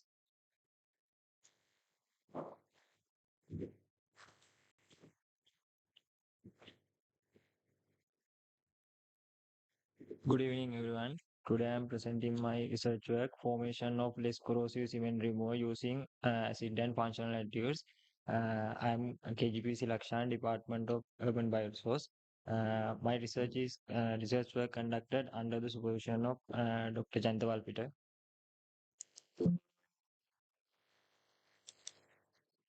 This is the introduction part. Cement resources can be identified construction and maintain activities. Once we cement is hardened, it is difficult to remove. And most common cement removers are including strong inorganic acid. This acid is case metal corrosion, surface damage, and health risk and environmental pollution. Uh, we should need to try to environmental friendly and safe cement remover using the organic acid and functional additives. Uh, when we identify cement, if we get the idea about cement removal, we should need to get we first should we should need to get idea about cement composition. Cement composition mainly based on calcium based components. tricalcium silicate, dicalcium silicate, tricalcium aluminate, tetracalcium aluminoferrate. When we add the water, these calcium components are become calcium silicate hydrate. It is normally called as CHS glue. CHS glue is not it is a not a chemical bond. It is a mechanical bond. It is help to binding sand and cement particles together. This is the object of my study. General object is to develop the less corrosive and effective cement remover using selected organic and functional additives. Special objectives is to prepare the different formulation to evaluate the cement removal efficiency and to compare the performance with conventional cement removers. Uh, this is the proposed methodology. Uh, Cement cubes were prepared, shipped sand, cement, and watering. The cement cubes were well oven dried at 110 Celsius degree for 3 hours. Then some cement cubes are apply the solution, and then these cement cubes are used to calculating weight loss percentage. Also, XRD and FTIR analysis are done. These are the selected chemicals to prepare the cement removal solution, cement removal formulation. Mainly use sulfuric acid, citric acid monohydrate, sodium gluconate, and twin 20. Sulfuric acid act as a mainly primary acid. Citric acid monohydrate is a calcium chelating agent. Sodium gluconate act as corrosion inhibitor. Twin 20 is an anionic surfactant. Uh, uh, it is help to wetting and penetration of the remover. This is the methodology of preparation of die cement cubes. Cement cube was prepared using 6:1 sand to cement ratio. Then these cement cubes are well dried at oven 110 Celsius degree for 3 hours. Then fully covered using the aluminum foil. This is the preparation of stock solution. This is a methodology of preparation of stock solution series. Stock solution series were prepared by mixing sulfuric acid, citric acid monohydrate, non-ionic surfactant, and sodium gluconate. The stock solution series were numbered F1 to F7. The pH values of the stock solution series were measured. 25 milliliter portion was separated from each stock solution. The previous prepared cement cubes were taken, their mass recorded, and one cement cubes were applied to the each separated 25 milliliter sample. The changes that occurred at the time of the application of the cement cubes were recorded. The changes that occurred in the cement cubes were recorded after the 13 minutes. Then undissolved cement cubes were separated and dried at oven at 110 Celsius for 100 Celsius for 16 hours. Then weight loss percentage was calculated. Then dry mass of cement cubes were measured and placed again 110 Celsius degree for 3 hours. If the differences in weight loss percentage is more than 2%, the cement cube was placed again at 110 Celsius degree for 3 hours, and weight loss percentage was calculated. According to these methods, sample were prepared for the calculation of dissolved mass percentage and percentage of cement cubes were after 1 hour, 2 hour, 3 hours, 6 hours, 16 hours, and 24 hours. This table is shown the chemical ratio, chemical weight of the chemicals, and use their pH value range of the pH values. This is tables are shown weight loss percentage of cement cubes with the first trial. At the first trial, uh, 30 minutes, 1 hour, 2 hours, 3 hours, 6 hours, 16 hours, and 24 hours. F3 and F7 formulation are very effective formulation. Among the formulation F1 to F7, F3 and F7 are gave higher weight loss percentage values. These two formulation are used to further experiment. Stock solution series, this is first table is shown weight shown the chemical ratio used to the preparation of stock solution series of second trial. Non-ionic surfactant is incorporated to the second trial. Third, second and third tables are shown weight loss percentage of cement cubes according to the formulation F3 updated and F7 updated. FTIR analysis and XRD analysis also done. FTIR analysis of cement cubes export F3 updated. I try to identify what are the functional group of these two after the exposing the cement cubes this formulation. XRD analysis also done to identify crystalline structure of CSH glue. This is a discussion part. F3 shown the highest and most consistent cement removal performance, achieving the 85.52 percentage weight loss percentage at after the 24 hours. Then strong performance of the F3 is attribute of the higher citric acid monohydrate content, which enhance calcium chelating and promoting cement matrix breakdown. Although F1 achieve completely dissolve 100%, it is aggressive action may increase the risk of damage of surrounding surface. Also, F7 demonstrated moderated but controlled cement removal, which may be beneficially for the reducing reducting corrosion and surface damage. This is a discussion part. Cement removal occurring through the an attack on the calcium hydration products and calcium chelating by the citric acid monohydrate. Sodium gluconate likely contribute to control the dissolution and corrosion reduction, supporting the development of safer cement remover. Overall, updated F3 formulation was most effective combining high cement removal efficiency with the balanced formulation process.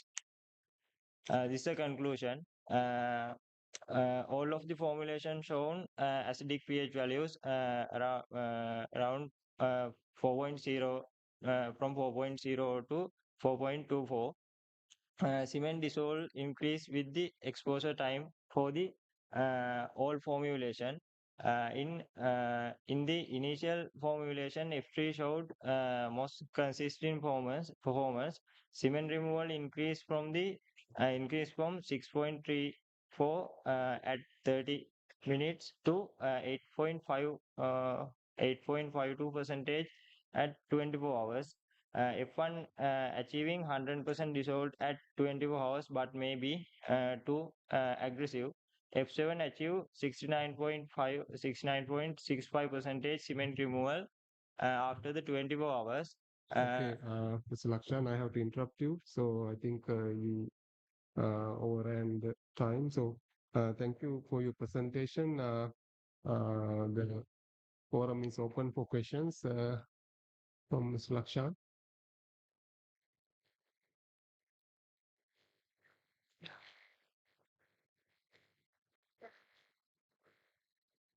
Uh,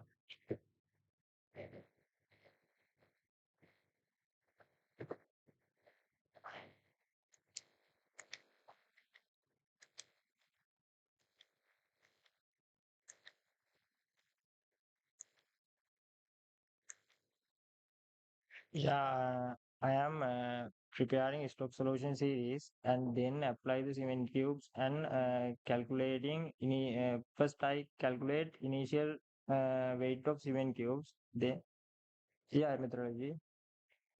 It is replications are not done without replicates.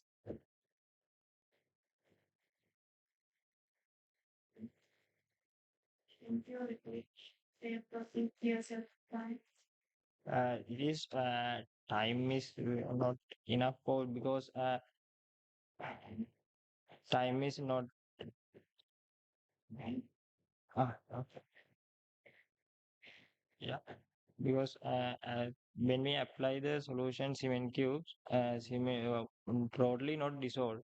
These cement cubes, when we should need to full dry. No, it is very difficult. I am cement cube is dried 110 Celsius degree 16 hours.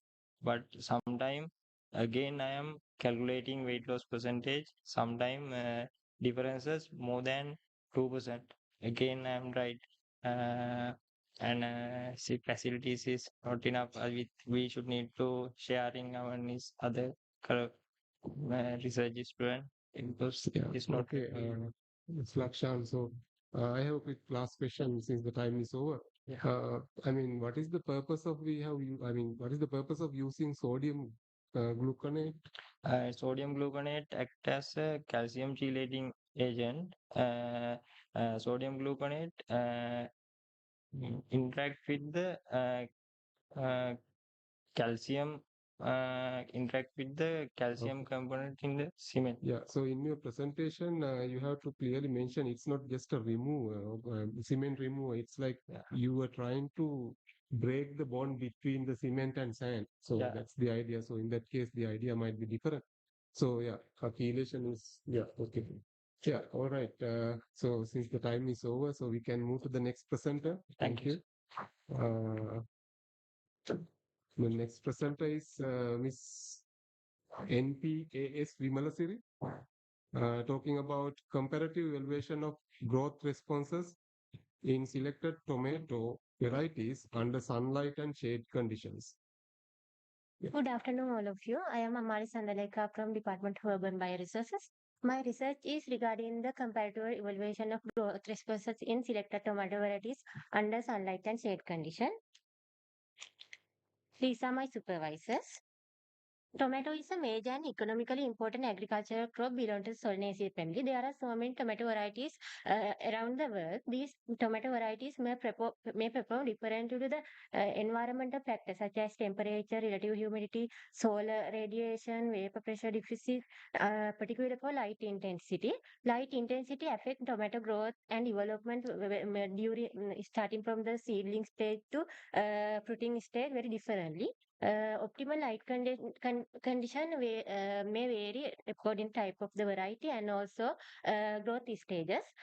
Justification of the research is there are so many research has been conducted in northern countries and temperature countries, while there are significantly less research has been conducted in tropical climate, and also limited detailed studies on the local tomato varieties. Therefore, further research is needed to understand how very light conditions affect tomato growth and development.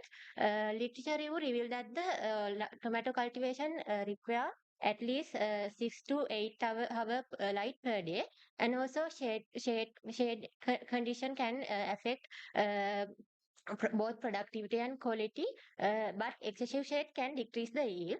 And also plant grown in open field condition has a short plant height, fewer leaves, and small leaf area, but plant grown in under the shade condition has higher plant height, higher leaf area, and thinner leaf. Objective of the research, main objective is to investigate the effect of full sunlight and partial shade on the morphological trait of the selected tomato varieties under controlled environmental condition.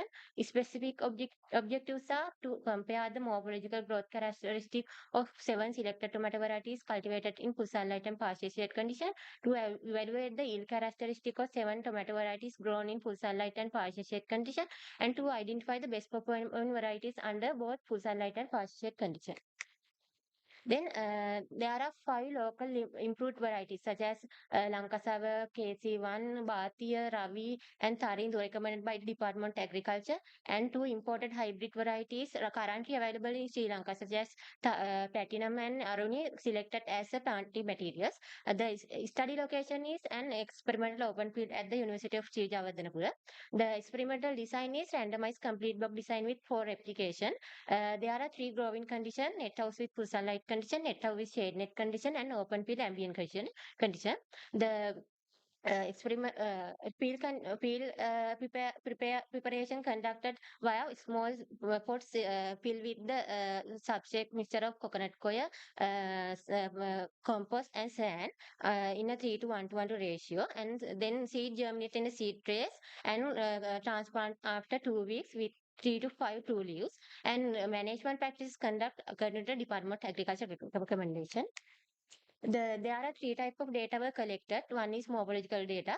Under the morphological parameters, plant height, number of leaves, stem diameter, and leaf width, and leaf length, and chlorophyll content were measured. Under the yield parameter, number of flowers and number of fruit were measured. Under the microclimatic factors, temperature and relative humidity were measured. Data analyzer interpret via many types of data. There are 3 types of statistical analysis conducted. One is one-way ANOVA with mean separation to test at 95 significant level, and Pearson correlation analysis, and simple linear regression. Then variation of the microclimatic condition under those 3 light treatment. The temperature range approximately from 3 to 42 Celsius, and relative humidity value range approximately from 53 to 72 percentage. Net house is full sunlight condition maintain moderate temperature and relatively intermediate relative humidity level, but net house with shade net condition maintain lower temperature than the net house with full sunlight condition and higher relative humidity level, because net house with the net house reduce the evaporation and conserve the moisture. Open field ambient condition experience higher temperature fluctuation and lower relative humidity level than the other tools, because plant directly exposed to the ambient environmental condition. Net house with full sunlight and net house with shade net condition experience respectively 45% and 55% of shade effect than the compared with the open field ambient condition. Then variation of the plant type under those three treatment. Red color star marks indicate the significantly higher value, and yellow color rectangular shape indicate the significantly lower value in the graph. Aruni produced the higher plant height many weeks. Especially Aruni produced the higher plant height under the net house with shade net condition at week 8, and KC1 produced the shortest plant in many weeks under the open field ambient condition. This indicates that open field ambient condition comparatively produce the lower plant height. Then variation of the number of leaf. Lankasava produce significantly higher number of leaf under the both net house shade condition and net house with full sunlight condition. Bhatia and Tarindu perform moderately. KC1, Ravi, and Platinum produce relatively lower number of leaves. Then variation of the stem diameter. Tarindu produce higher stem diameter at week 8 under the net house with full sunlight condition. Bhatia also produce higher stem diameter under the open field ambient condition. But Lanka Sava produce lower stem diameter because they under the net house with shade net condition, because they elongate their plant stem to capture more sunlight under the reduced light intensity. This indicates that net house with full sunlight generally produce higher stem diameter than the net house with shade net condition under the high light intensity. Then variation of the leaf width. Aruni produced the larger leaf width in many weeks. KC1 produced the highest leaf width under the open field condition at week 8. Bhatia and Platinum produced moderate leaf width. Ravi produced lower leaf width under net with full sunlight condition. Then variation of leaf length. As same as previous, Arun recorded the highest leaf length under the net under the open pit ambient condition in week 8. Tarindu and Platinum produced relatively higher leaf length during the later growth stage. These leaf expansion enhance the energy capture under the reduced light intensity under the net shade net condition. Then variation of the chlorophyll content. Already produced the higher chlorophyll content under the net condition in week 1, and then platinum record the higher chlorophyll content under open field condition it at week 4. This net shade condition may enhance chlorophyll synthesis as an adaptive response to the reduced light intensity. Then variation number of flower. Flower production increased rapidly from week 4 onward. Started produce higher number of flower at week 4 under net condition. Lanka South produced higher flower production during the later growth stage. Then variation of number of fruits. Aruni record the higher number of fruit under both net and net shade net condition. Aruni produced the highest number of fruit under net shade condition week 8.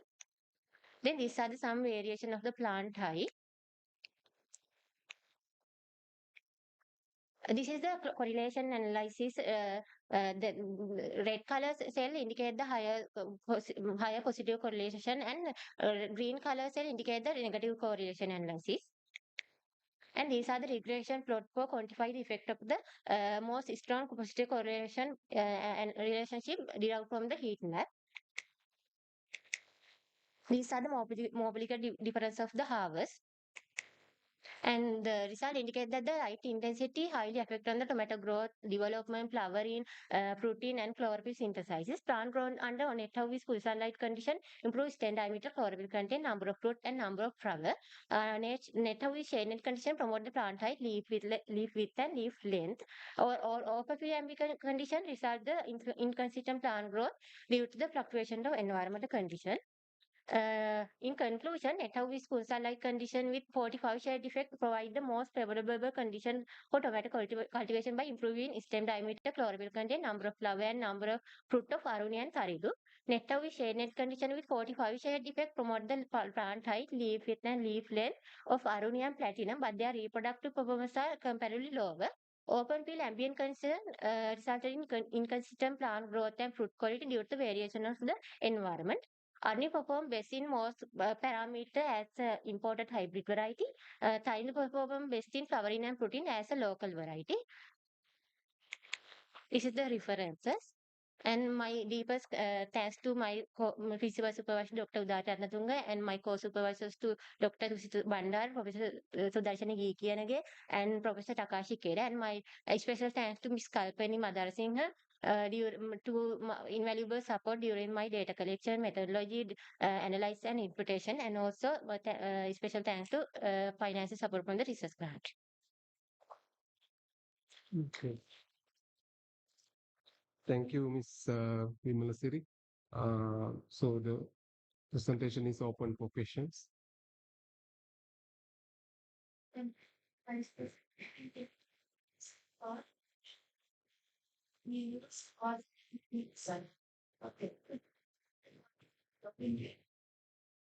Blocking variable is variety.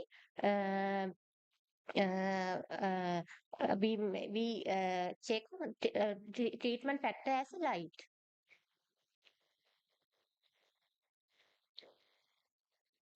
And I'm going to start about effect of shading conditions for different variety. No, overall we check the net with full sunlight condition we take as a 45 shade defect, and net with shade net condition it is a 55% of shade defect. We check under those shade defect how variety may perform. and identify best performing varieties.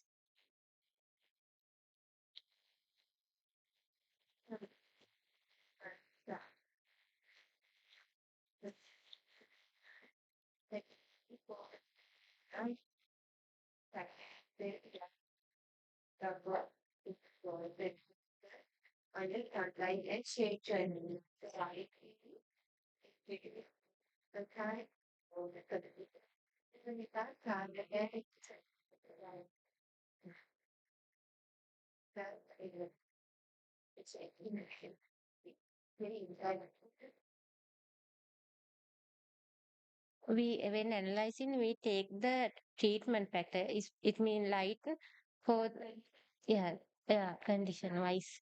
Then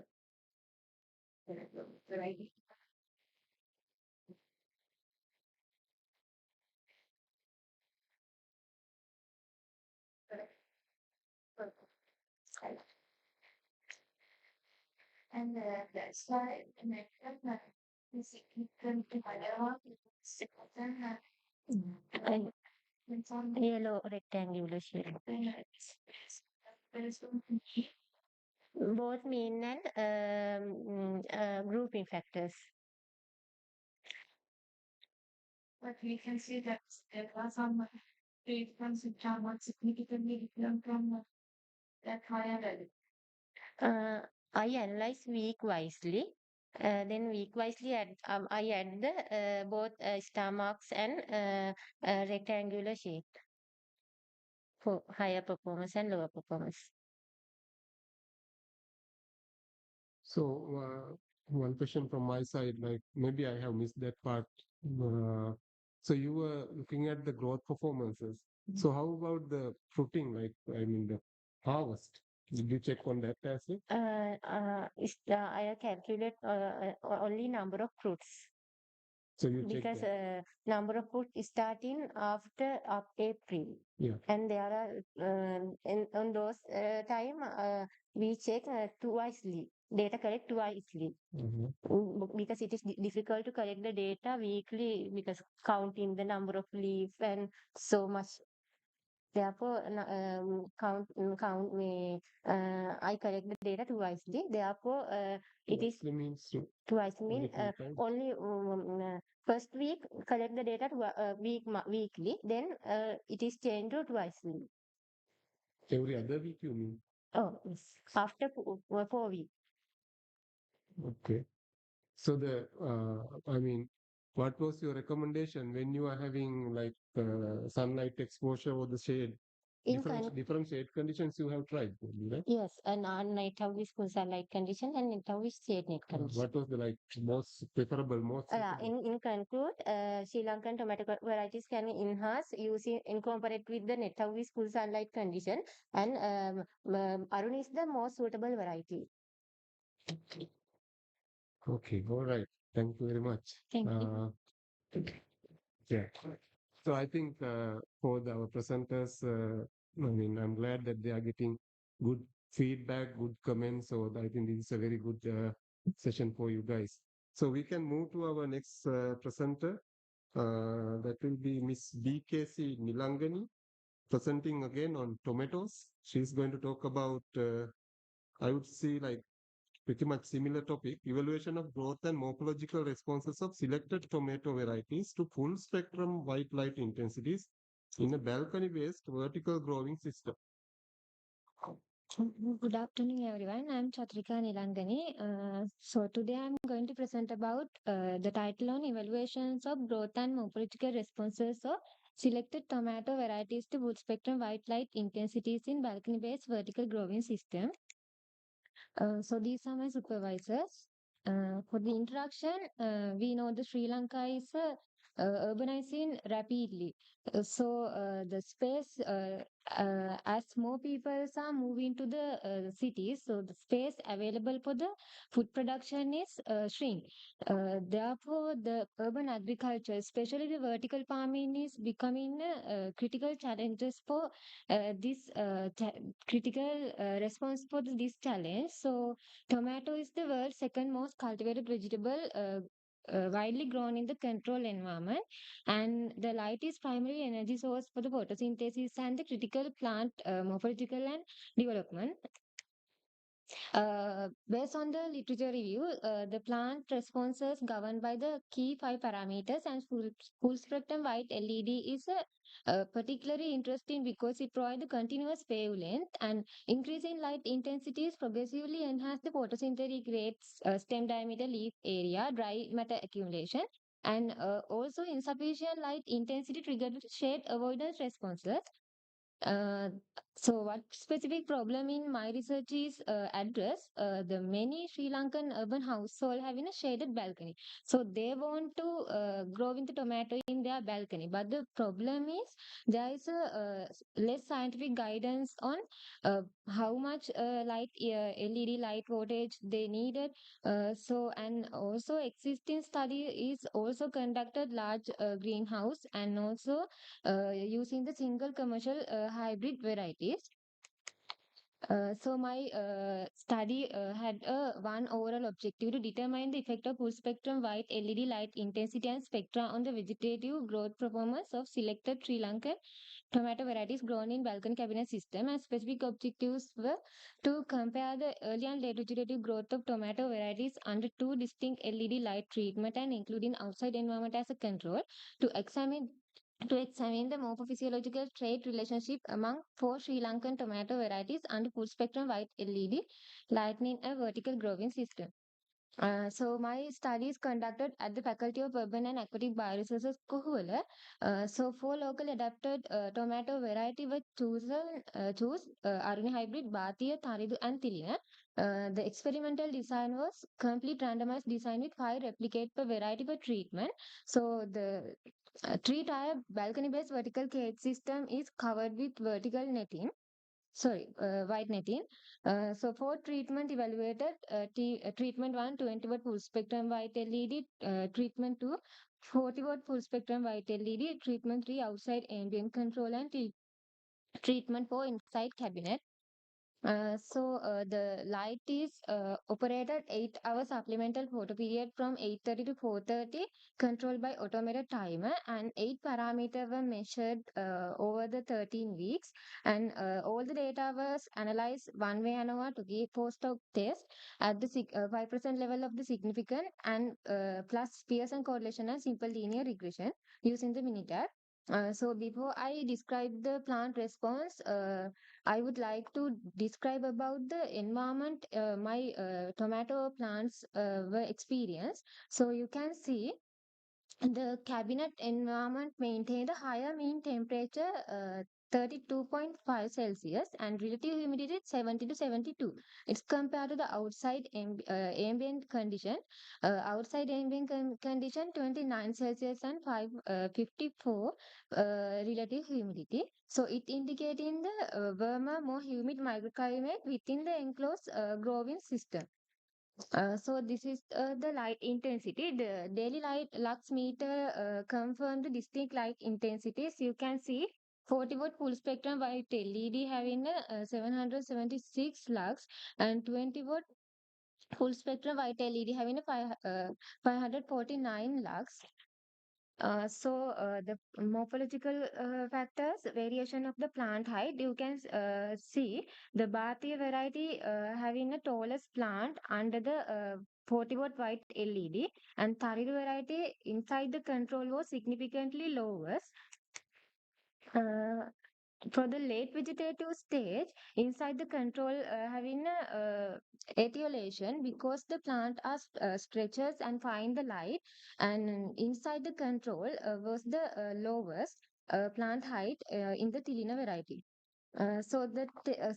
Variation of the stem diameter, you can see Aruni variety under the 40-watt white LED produce the thicker stem, and Tharidu variety significantly greater than the inside control. Late vegetative stage, you can see the stem diameter under the 40-watt white LED consistently produce the thicker stem across all the variety, and inside the control produce the significantly thinner stem. Variation of the number of leaves. Tharidu variety is is outside the Tharidu variety, outside the produce the most leaves, and inside the control was significantly lower. In the late vegetative stage, number of leaves outside and 40-watt white is ranked the highest, and inside the control was significantly lower. When we talking about the chlorophyll content, Thelina variety is showing the highest fat value in the outside, but this is the early vegetative state. Tharidu variety is inside the control was significantly lowest chlorophyll content. When we talk about the late vegetative state, chlorophyll content produce the highest fat value in Thelina, and inside the control produce the significantly lowest chlorophyll content in the Tharidu across the both early and late vegetative stage. So leaf length, uh, late vegetative state, the leaf length 20-watt white LED produce the longest final leaves, and Thelina varieties produce the inside the control was lowest, and the leaf width inside the control was significantly lowest leaf width. So these are the photographs showing the Aruni hybrid variety and Bhatia variety and Tharidu variety and Thelina variety. So this is the Pearson correlation matrix. I highlight these key pairs.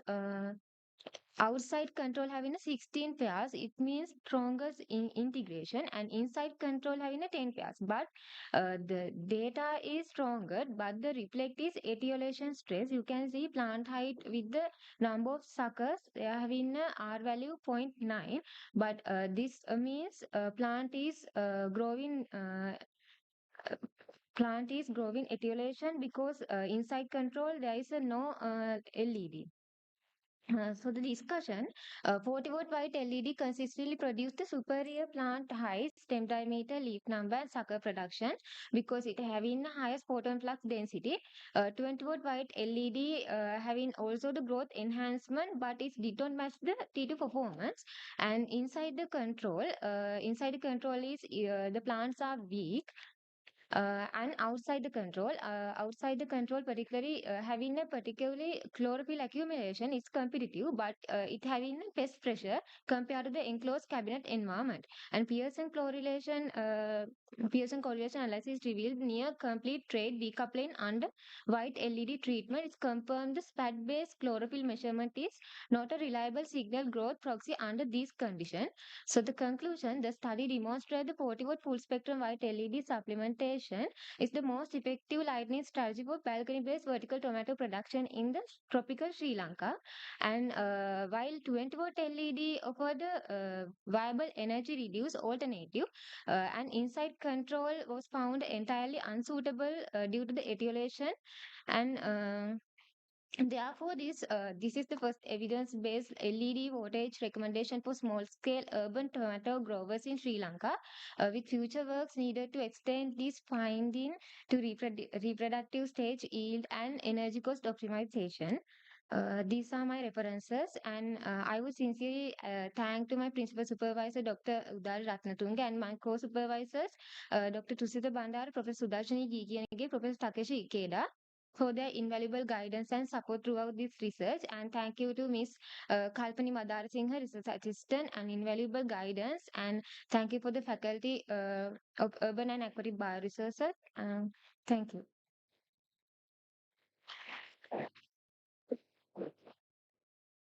Thank you, Ms. Nilangani. So you were using a vertical system, right? So how did you like manage to keep the lights on? I mean, was it a closed system or open system in the balcony you said? In the balcony, right? So how did you manage to expose the light into the pots and the plants? Uh, Lights were it's a panel like LED. Yeah. So these light set the top of the, it means there is a vertical cage, no? There is a three tire, so under one tire there is a light. Uh-huh. So you had the kind of a stage like this. Yeah. Okay. So since you have incorporated lights, especially this 40 watt, did you think about the effect of the temperature? Because there can be some temperature accumulation inside the system. Yeah, I measure the temperature. Temperature is somewhat warmer. Warm. Yeah. Uh-huh. Okay. So my concern is like the temperature may affect, meaning tomatoes, I think the temperature around 27, about 27, 28, those temperatures might not be helpful. I mean, not supportive. So if the temperature rises, there may be some drops of the growth and No, other stuff. because the 20 watt, I compare 20 watt white and 40 watt white. Comparing these two, performance is better under the 40 watt. 40 watt. Oh. Okay, maybe the ambient temperature is lower in our case. You were using it in Kohuala or some Kohuala. Okay. All right. Any other questions from the audience? Sorry. 8 hour photo period. 8 hour, 8:30 to 4:30.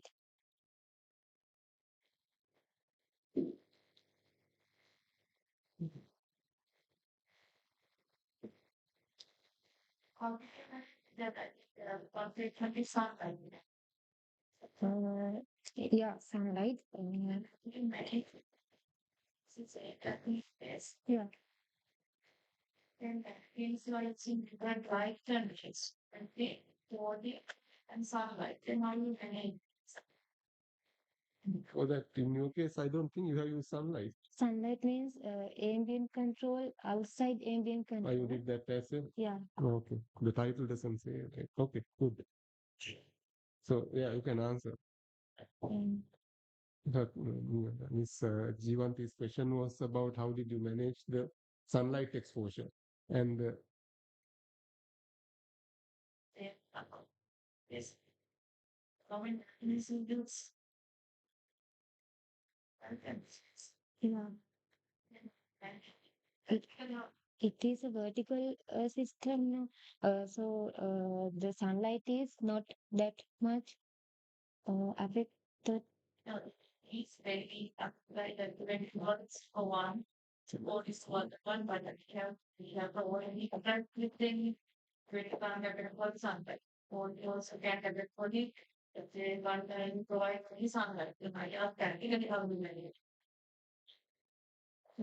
Vertical cage is separate. I treated separately.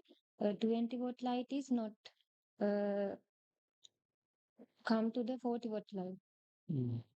okay, like as a sequence, first time you were using 20 watt, next time you were using 40 watt. No, same time. Oh. I mean, the cabinet is separated. Several tires. Yeah, But it's still like the sunlight exposure is always there, isn't it? Sunlight exposure is always there, right? That is kind of a constant, isn't it? Okay. She was not separately checking only sunlight, I guess. That's a constant effect there. Okay. All right. Thank you, Nilangani, for your research presentation. So we can go to the next presentation. Next presenter is Mr. T. Darshanam. Talking about comparative assessment of thermal regulation, configurations, and development of an IoT-based monitoring system for urban miniature protected houses.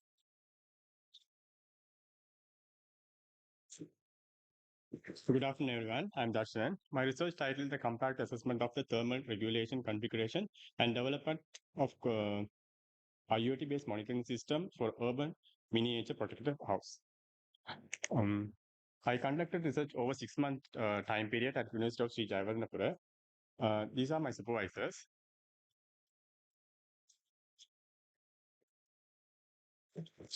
And now let's think why my research is needed. when the global food demand increased, the urban farm becoming essential. So, but in tropical countries like Sri Lanka, the greenhouse has a high temperature and humidity. So the affordable IoT monitoring system is needed for small farmers to help to overcome those situations effectively. So that's motivated me to conduct this research. And my research primary objective is to compare the assess of the thermal regulation performance of fan cooling and the shade netting configuration in urban miniature protected house using an IoT-based monitoring platform. To complete this primary object, I need three specific objects. First one is the design and developing of a low-cost IoT-based monitoring system. Next one is the comparative assessment of the cooling configuration of the thermal performance. Third one, evaluating the vertical temperature stratification. And my research is two-factor design. And according to this, I first design is fan ventilation. FVFL is fan ventilation full light. FVPL is fan ventilation partial light. NVFL is natural ventilation full light. And NVPL is natural ventilation partial light. And ACOR is ambient condition. And here I want to mention all the greenhouses are similar structure, similar size, and cover with insect-proof net. And that side you can see what are the parameters I directly get from my IoT system. And here you can see I can do analysis one more ANOVA and the Tukey post-hoc comparison. And here you can see how I set up my experiment. And here I want to mention in here I set up the temperature sensors according to three vertical height.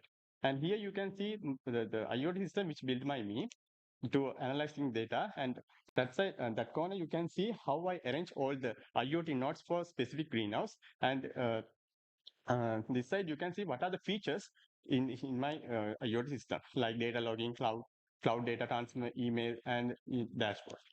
And here you can see a basic wiring diagram and the web dashboard to get the live data for my IoT system.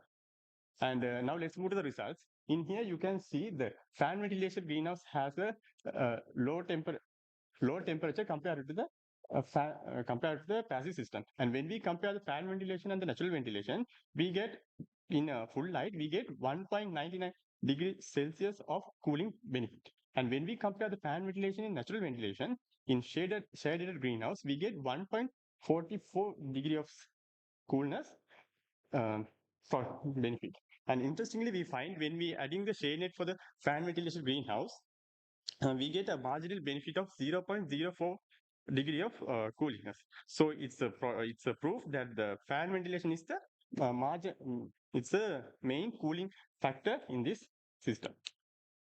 And here you can see the temperature rose progressively according to the month.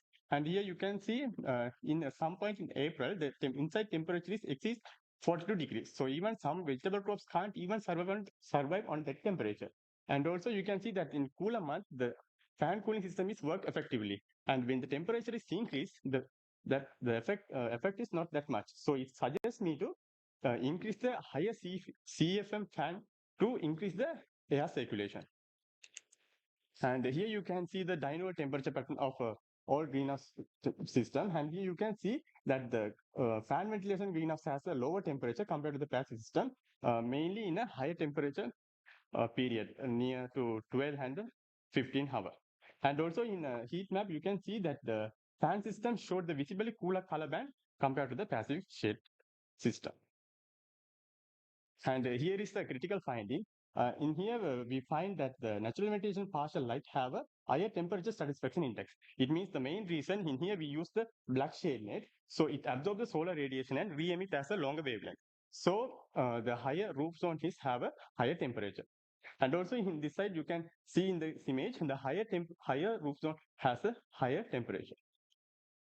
And also in here, additionally we did a machine learning part. It means in here we collect more than 60,000 data. So with the random forest model to predict the temperature. So in we get 82% of the model. So it means it can accurately predict 82% of the temperature accurately.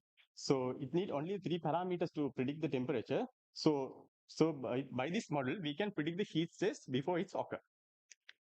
And as a discussion, fan cooling is reduce the temperature by 1.99 degree, and the natural ventilation partial light showed higher roof level heat, and the low cost IoT system is work better in greenhouse monitoring, and the random forest model achieved R-square 0.28. And as a conclusion, the fan ventilation partial light significantly reduced the daytime temperature by approximately 2 degrees, and the natural ventilation partial light reduced the recorded a significantly higher temperature, and natural ventilation partial light maintained the temperature above 34 degrees for 7 hours per day. And the IoT and the low cost IoT device has a 91% of the retention. And also our random forest model prediction heat stress is 90 minutes before it can predict the temperature. So I want to thank Dr. Udari for guide Dr. Udari and Dr. Dusta Bandaras for guiding me this research. Thank you. Thank you, Darshanan. The time is for the questions. Questions from the audience. Thank you.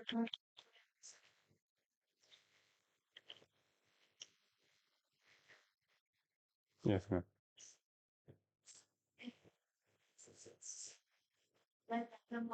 Yes, ma'am. Temperature inside the temperature.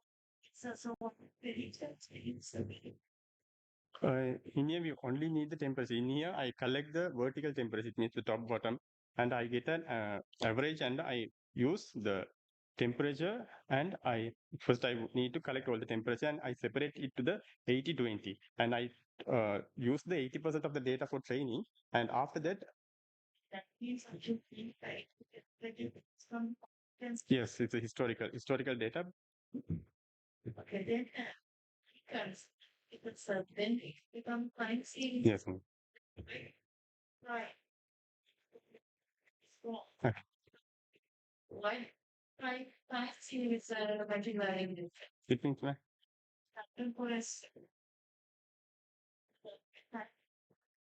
That means here we don't have to excel. We are forecasting we usually based on its own past data. Yes, ma'am. That means it is time series. Okay. So that here you use the random forest method. Yes, ma'am.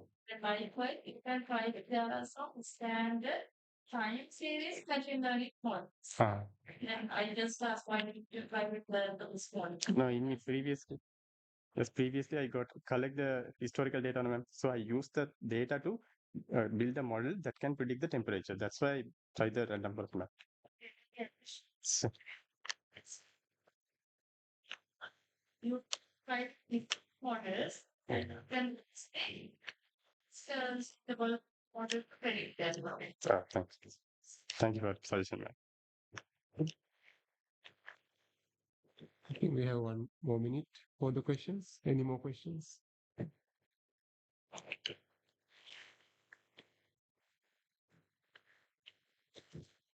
Okay. Thank you, Darshanan. So we can move to the next presenter. So I think it's really nice to see that our first batch of students of the Faculty of Urban and Aquatic Bioresources, they are actively engaging in discussions of their research, and they are getting feedback from the evaluators, and that's a really nice moment. So we can move to the next presenter. That will be Miss K.L. Kalutaravitana.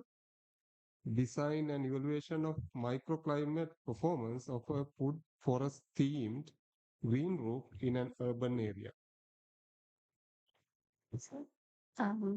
Good evening, everyone. I'm Kavini Kalutharavithana. I'm from the Department of Urban Bioresources, Faculty of Urban and Aquatic Bioresources, University of Sri Jayawardenepura. My research title was Design and Evaluation of Microclimate Performance of a Food Forest Themed Green Roof in an Urban Area.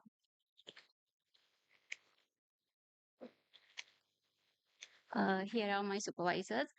My principal supervisor is Dr. Udar Ratnatunga, and my co-supervisor is Dr. Jasin Jayasankar. I would like to grateful my supervisors and also Department of Urban Bioresources, Department of Multidisciplinary Studies, and Faculty of Urban and Aquatic Bioresources, and all who supported me. Due to the rapid urbanization, it improved the impervious surfaces like concrete structures, pavements, roads, and rooftops.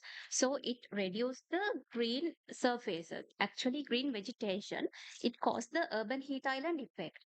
In simply, urban heat island effect is the in rural areas it feels the higher temperature than the urban or suburban areas. So, green roofs act as a nature-based solutions by increasing evapotranspiration, reducing surface and air temperature, improving microclimate conditions. By the literature, it confirms 1 to 2 Celsius can reduce by the green roof architectures. Also, there is a clear research gap to limited green roof scale microclimate performances, and also the GIS based analysis of the green roofs, also the lack of research based on the food forest themed green roofs. In my research, my main objective was to design and evaluate a food forest themed green roof system for improving rooftop microclimate and mitigating urban heat island effect in a commercial building. Also, my specific objectives are to conduct a literature survey to identify suitable plant species for green roof, considering tropical climatic adaptability, microclimate cooling performance. Second one is to develop a 3D green roof model using SketchUp. Within the incorporating food forest themed design principles, and my next objective is to develop the green roof and measure the my measuring parameters, temperature, relative humidity, light intensity on the green roof over 4 months and the green roof over 3 months to determine the effectiveness of the proposed green roof system in reducing rooftop temperatures and mitigating urban heat island effect in a tropical urban context. My methodology was first one is site selection and 3D green roof modeling through SketchUp software.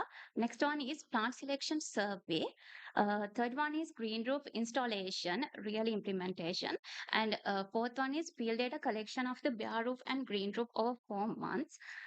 Next one is GIS based spatial analysis and also the statistical analysis. My study area was a commercial building rooftop located in Maharagama area in Sri Lanka. Maharagama area is a highly urbanized commercial area that influenced by the urban heat island effect. For the plant selection of the green roof, I have done a plant selection survey from the literature. Here are my findings. Found trees, lemon, lemongrass, curry leaves, grape ginger, aloe vera, ladyfern, pineapples, colocasia, neem, mulberry, basil, Indian gooseberry, wood apple, eggplant, chilies, lantana, marigold, zinnias, and watermelon. For the field data collection, I have used two methods. First one is sensor station. Sensor station I have done by DH222 sensor. It can collect the temperature data and also the humidity data. Also a BH1750 light sensor to collect the light intensity data. Next method is fertility meter. By the fertility meter, I have collected soil data. Data analysis, I have analyzed data through two ways. First one is GIS based spatial analysis. I have used ArcMap 10.8 version to analyze the temperature, relative humidity, and light intensity over green roof and bare roof. Also, the soil moisture, light intensity, and relative humidity at the sample points of the green roof. Also, I have done statistical analysis from the Minitab for relative humidity, temperature, and light intensity. Here are my results. This is my green roof 3D model by using SketchUp software. Here are the side views of the model design. east side, south side, west and north sides. Here is the small video of my design.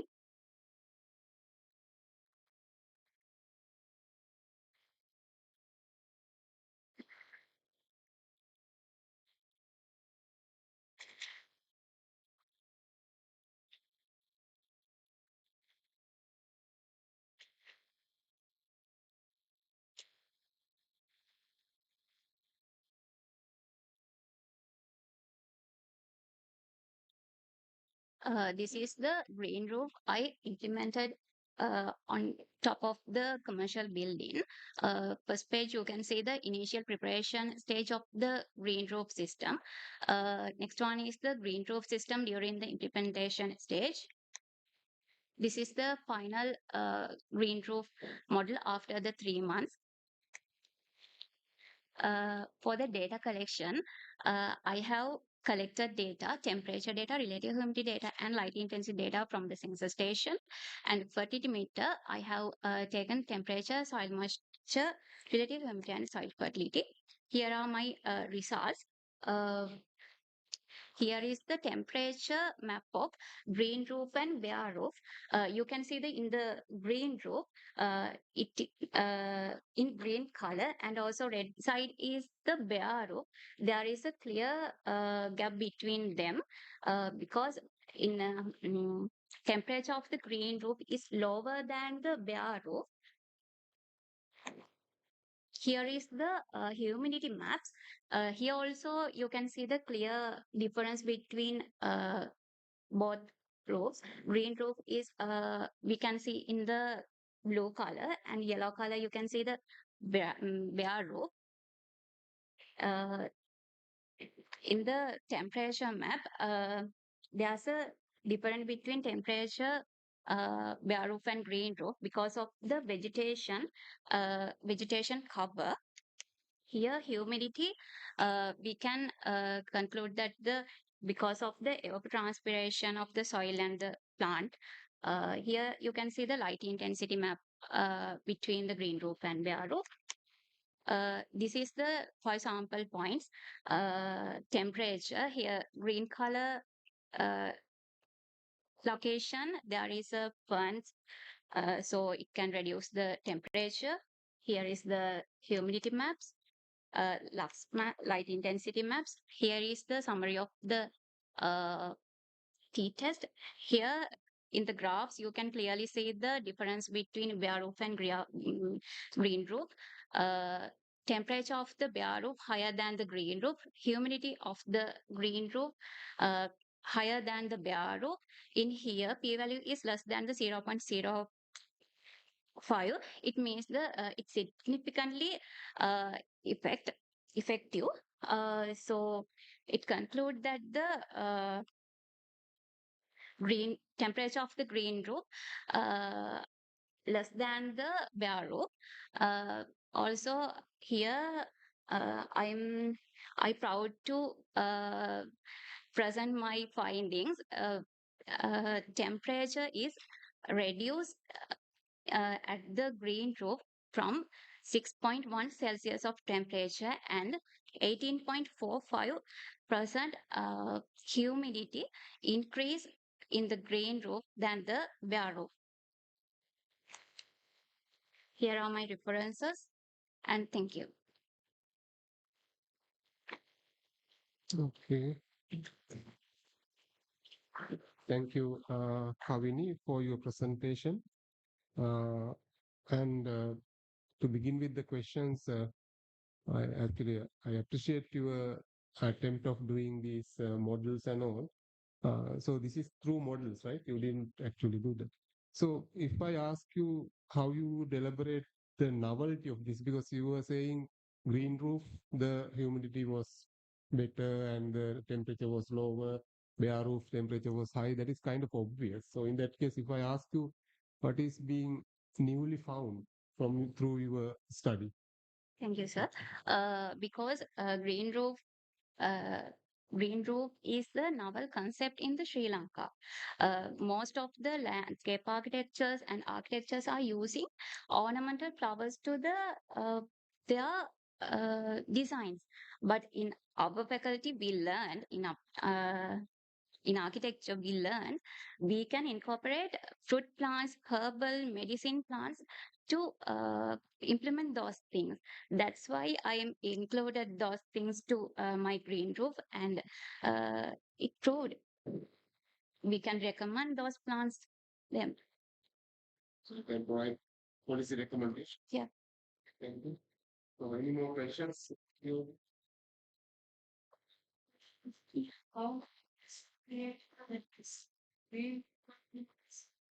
One green roof, yeah. Yeah. In the same top of the building, I have created green roof, and rest of is barrow.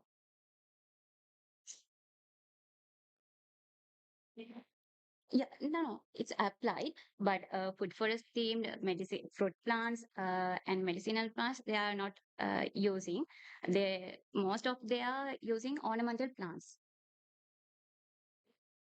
Yeah, because they are more applicable and cooling effect. They have heat tolerance and uh,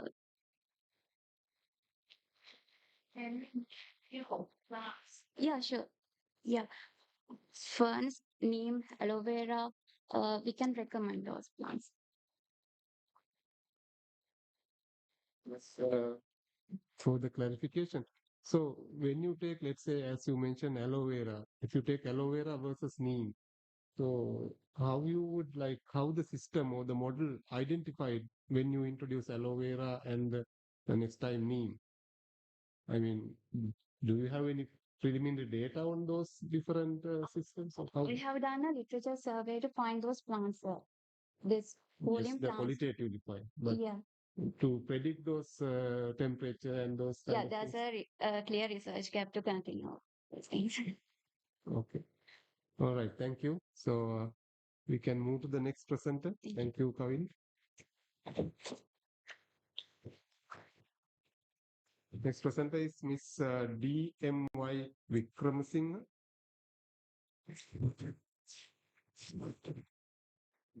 Her research title is Evaluation of Morphological Traits of Selected Papaya Varieties at the Vegetative State in the Wet Zone in Sri Lanka. So you can continue. Good evening, everyone, and I'm going to talk about research titled Evaluation of Morphological Traits of Selected Papaya Varieties in Vegetative Stage in Wet Zone, Sri Lanka. And when going to the context, Carica papaya is mainly belongs to family Caricaceae, which originated in Central America and now worldwide dispersed over 60 countries, introduced to Sri Lanka in 16th century, and it not only as a fresh fruit, it perform importance in latex quality, nutritional, medicinal, and economical values. When we talk about the problem statement and justification in farmers are lack of vegetative performance of papaya varieties in wet zone context. More further elaborated, there are lack of data in local and imported cultivars comparatively. So this insufficient scientific basis is has been a problem statement for my research. So this will address the farmers for a better decision making to avoid misleading decision making. So mainly two co-objectives, cooperative vegetative growth traits of 9 papaya varieties in wet zone conditions, and also evaluate trait relationships and morphological diversity through statistical tools. And I selected University of Sri Jadanapura as experimental site, which is belong to wet zone of Sri Lanka, exceeding 2,500 millimeters in high rainfall and average temperature from 26 to 32. So data collection was done at monthly time intervals, and morphological parameters like plant height, stem diameter, leaf length, leaf width, and chlorophyll content were observed. So when we talk about the experimental setup, 9 papaya varieties, Ratna, Horana Hybrid 1, Tanning 2, Red Lady, Sun Lady, Vinayak, Maradona and local varieties were chosen, and uh, they were lied in field conditions in randomized complete block design. And the data statistical analysis were done through Mintab software through one-way analysis of variance and further to Key's mean separation test at 5% probability level and further correlation, regression and principal component analysis and cluster analysis were done. So field practices, fertilizer management through organic and chemical fertilizers, irrigation through rain-fed and manual watering, special practices by dolomite application and steel mesh implementation around plantlets. And these are some developmental stages in my research: seedling stage, transplanting stage, vegetative stage, and pre-flowering stage. And when we talk about the co-findings in our research, the mean plant height, you can see tanning 1 and local variety has performed a higher plant height across the 3 months, so that Sun Lady has performed a lower significantly in the across the months. So when we talk about the stem diameter across these varieties, local variety has performed local variety and Maradona variety has performed highly in this vertical growth, while Ratna has performed lower in the vertical growth performance. So when we talk about the leaf length and leaf width, these two mainly starting from tanning 1 but ending from local variety as higher significant varieties. And when we talk about the leaf width, it's also the same scenario. The local variety has performed a higher leaf width characteristics at the month of 6. So when we talk about the physiological data, Vinayak have performed a higher leaf chlorophyll content and also a higher leaf count, so that it has performed a higher physiological data. So by tying all these individual clusters together, correlation analysis was multivariant analysis was conducted, so that it concludes that plant height has a high correlation with the stem diameter, which is correlation coefficient of 0.99.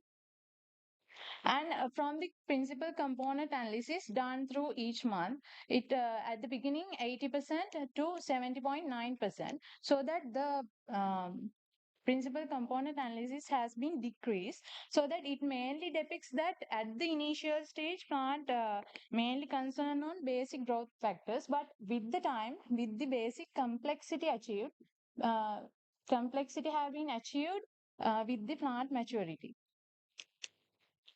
So that this screen plot further depicts that principal component 1 and 2 are major contributors for depicting the morphological analysis. And for this score plot, every variety has not performed uniformly, so that 7, 8, 9 varieties vigorously have performed, and 1, 9, 1, 4, 9 varieties have more thin and slenderly, and 3, 5 shortened varieties have performed differently. So loading plot shows stem diameter, chlorophyll content, which perform similarly, leaf length, leaf width perform similarly, so that plant height have a main significant contribution to the variation of varieties.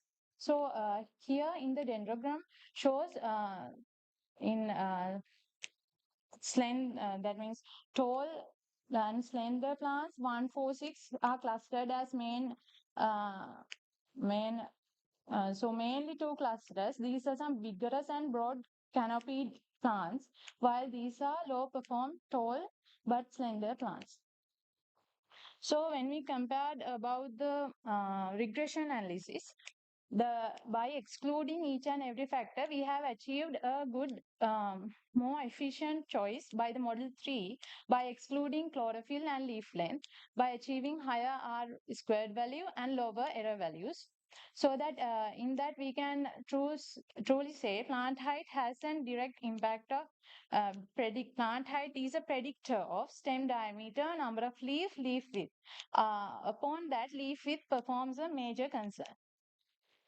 So from this research, Canning 1 and local cultivar has mainly focused on height constraints, while Maradona has a shorter, but they are resist to wind damage.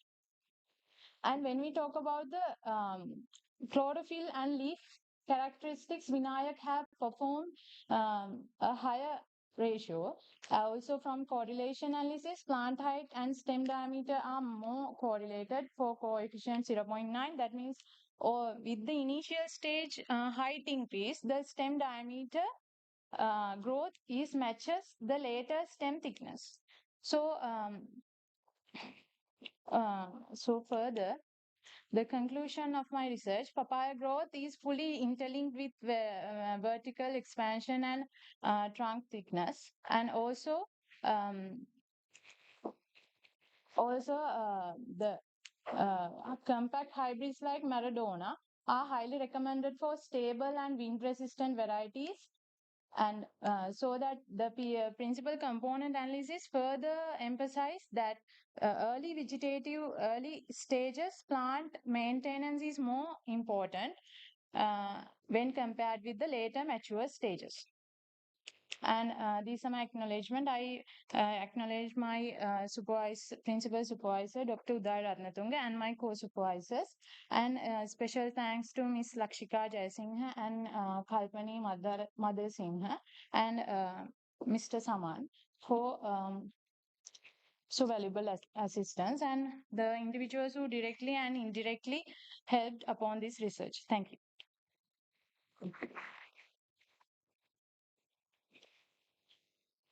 Thank you, Ms. Vikramasinghe, for your nice presentation.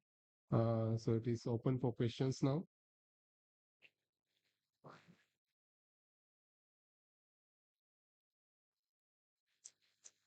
That means especially more research is more diverted towards fruits and flowers.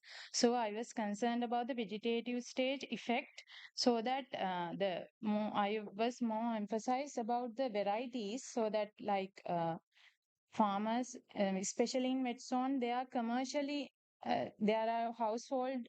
Mainly papaya cultivation is done in household. So when it goes to commercial stage, farmers with the existing conditions, so that major varieties selection, so that farmers are not misleaded.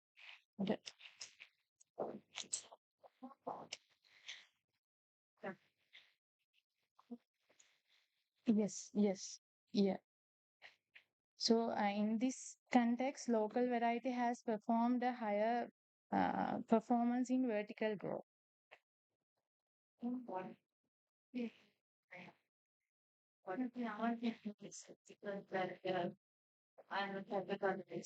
think that it's not fair, and then it's right inside and it's yeah. That's what novelty is mostly in common. Sri Lanka papaya researchers are done in dry zone and intermediate mainly, so that there's a lack of knowledge regarding wet zone data. Even in the literature review, I was so limited for wet zone context data.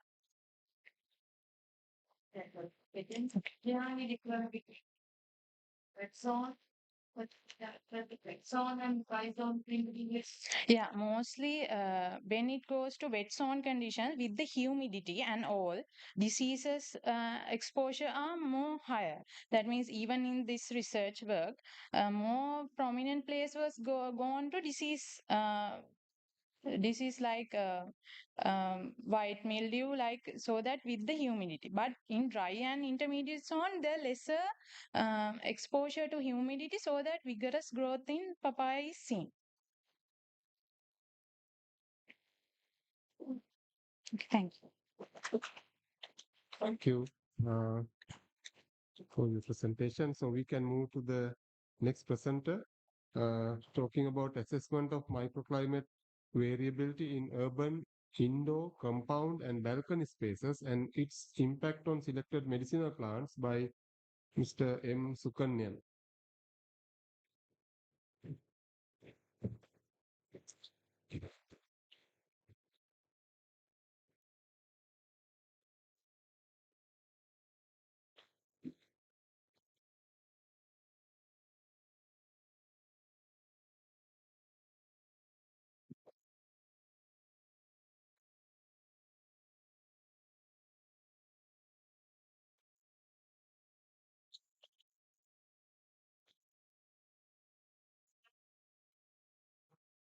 A121.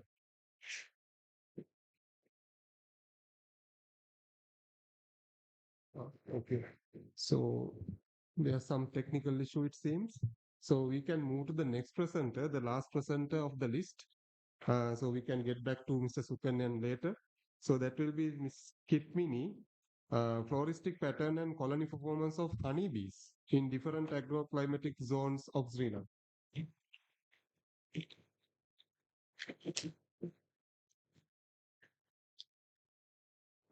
So, good evening, respected evaluation panel, lecturers, and my dear colleagues. I'm Amanda Kitmini from Department of Urban Bioresources, Faculty of Urban and Aquatic Bioresources. So I'm so honored to present you about my research title, Floristic Pattern and Colony Performance of Honeybees, Serana, different climatic zones of Sri Lanka under the supervision of Dr. Andra Sirisena, Dr. Anusha Ekanayaka, and external guidance by the Mr. Prasad Taran.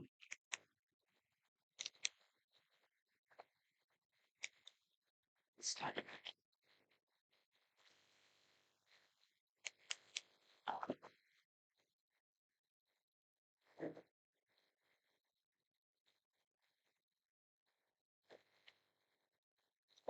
So, Sri Lanka has high bee diversity with Apis cerana as the main managed indigenous species. So, beekeeping is not just an agriculture practice, it's small-scale rural enterprise that's supporting livelihood and supporting pollination, not only agriculture plantation, but also natural vegetations. Previous studies have shown that floral resources availability directly affect honeybee foraging activity and colony productivity. Uh, then floristic patterns and flowering calendars in Sri Lanka are poorly documented. So therefore, systematic understanding foraging ecology and colony performance is essential for sustainable beekeeping and wild bee conservation. Uh, As objectives, the main objective is to assess the floristic composition of selected beekeeping regions and determines its influence on the performance of bee colonies. And these are my specific objectives. So, for my study, I observed from January to May in 2026 within 5 different study locations, namely Matara, Kegol, Gannaruwa, Navalapitiya, and Monaragala. And I conducted at each location by 4 main key components: floristic assessment, plant identification, flowering records, and colony performance assessment. For floristic survey, at each location, within 300 meters radius, I've recorded within 300 meters radius at each apiary at 3 weeks of intervals for about 5 months. Then recording flowering species on presence and or absence basis, and for colony performance for to do the colony performance, it was measured by colony performance index, which called CPI. That was measured by the ratio of colon carrying foragers to total incoming bees in observation time. I observed 3 daily intervals, which morning, noon, and evening. And data were examined. Data were examined by SPSS under 95% confidence level. And let's move on to the results part. And this is the Matara location floristic calendar. And I observed 36 plant species under 28 plant families.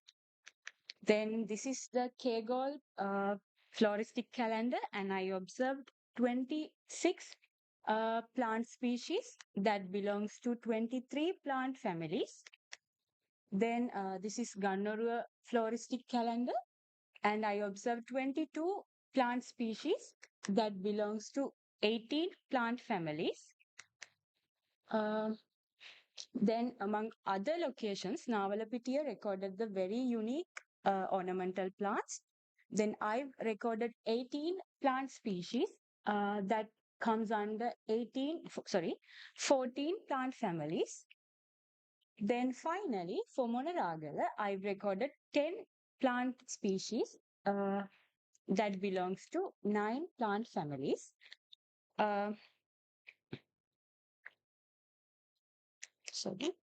As a summarized bar graph in this slide, species richness among locations and number of recorded plant families were clearly declined through Matara to Monaragala.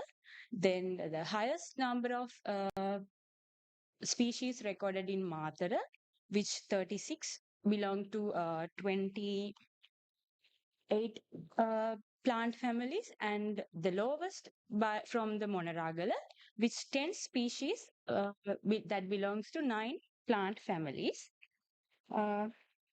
And among importantly, Asteraceae plant family was the most consistent plant family recorded throughout the all study locations. That means that highlight that it's significant on universal forage resource for Apicerana in Sri Lanka.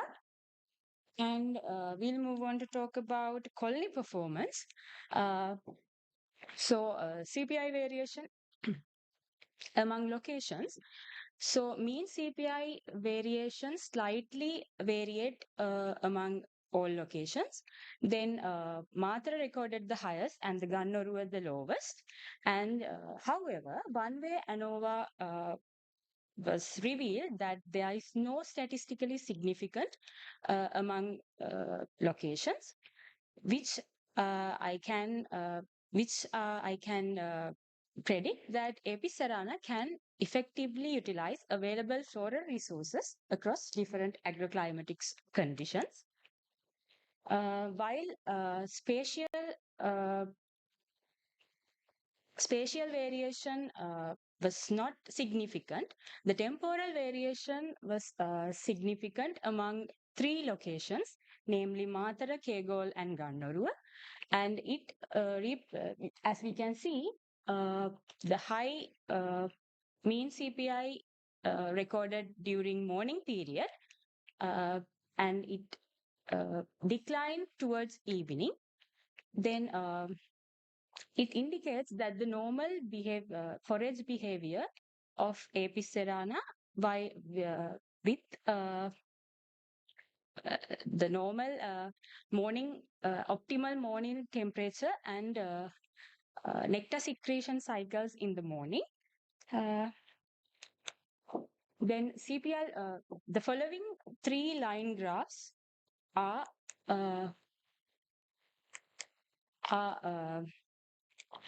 indicates that the CPI variation from January to May, that separated by the 3 daily intervals, morning, noon, and evening.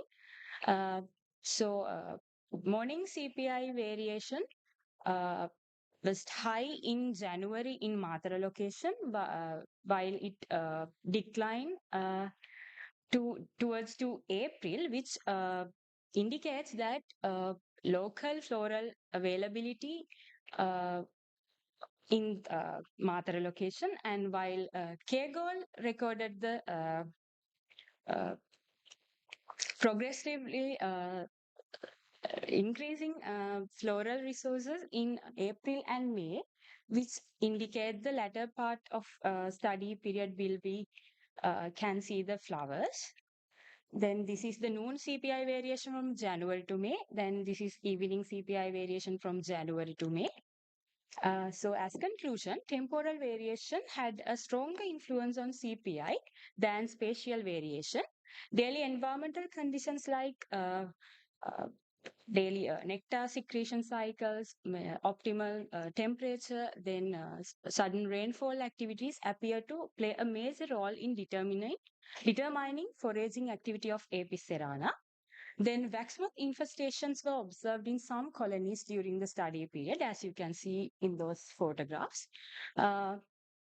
So I importantly highlight that integrated pest management system will be so important for Sri Lankan apiaries, and effective colony management should consider peak foraging periods and local soil resource availability to maximize colony performance.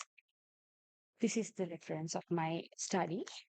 And before I conclude, I want to give my sincere gratitude to Dr. Andra Sirisena, Dr. Anusha Ekanayaka, Mr. Prasad Talanga, and for my faculty of Urban and Aquatic Bioresources, and for Dilma Conservation for their institutional support, and field assistants and participating beekeepers, and my family and friends for their continuous support and encouragement throughout my academic journey. Thank you.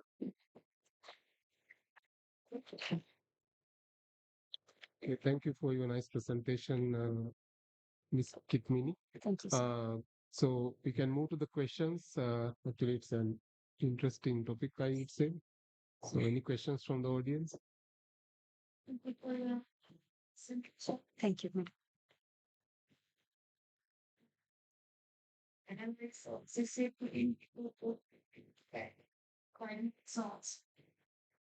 So there are several method libraries, but we can see only 5 locations. Okay. First, can you name what are the other qualifications for each location? Okay. I basically,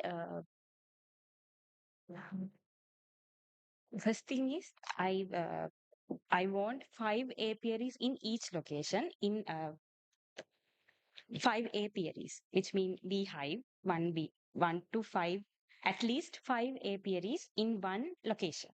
So it's so hard to find among those locations, so hard to find large apiaries than 5.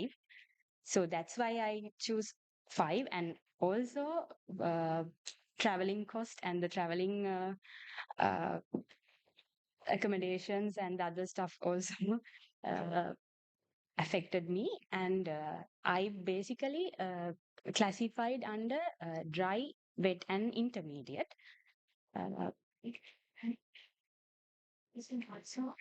Monaragala.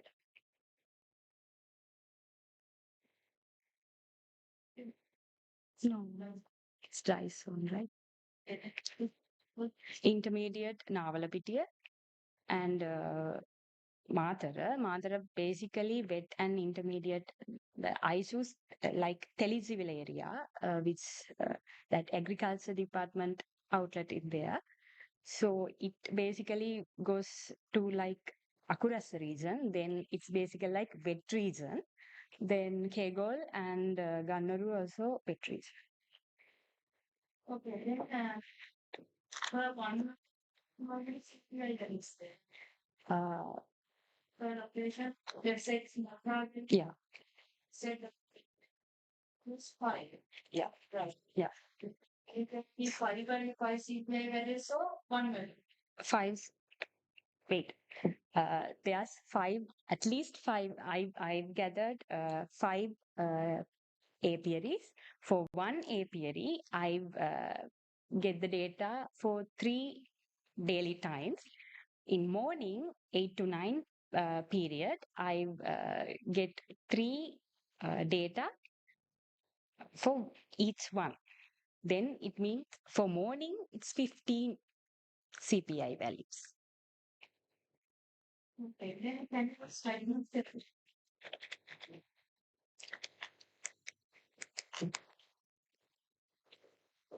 This one.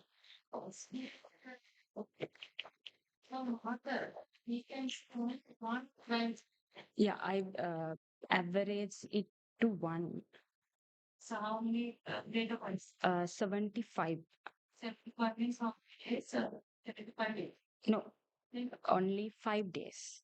Because one day I gathered 15, so not 15, 45 CPI values. Because morning 15, noon 15. Yeah. Yeah. That means how many values you use to get that average? 75. 75 means how many days? 5 days.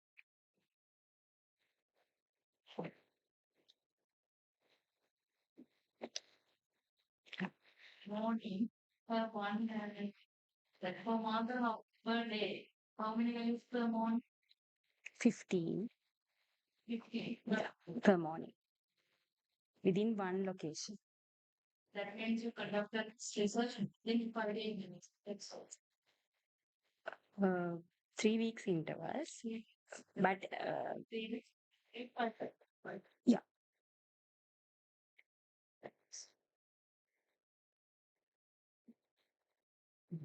For the p value, you just compare other p value 6.75 means you compare mother morning, mother afternoon, and mother evening. That's all. Yeah. That means there you test whether there is any difference between morning, afternoon, and evening. Mother p value means what did you just say? I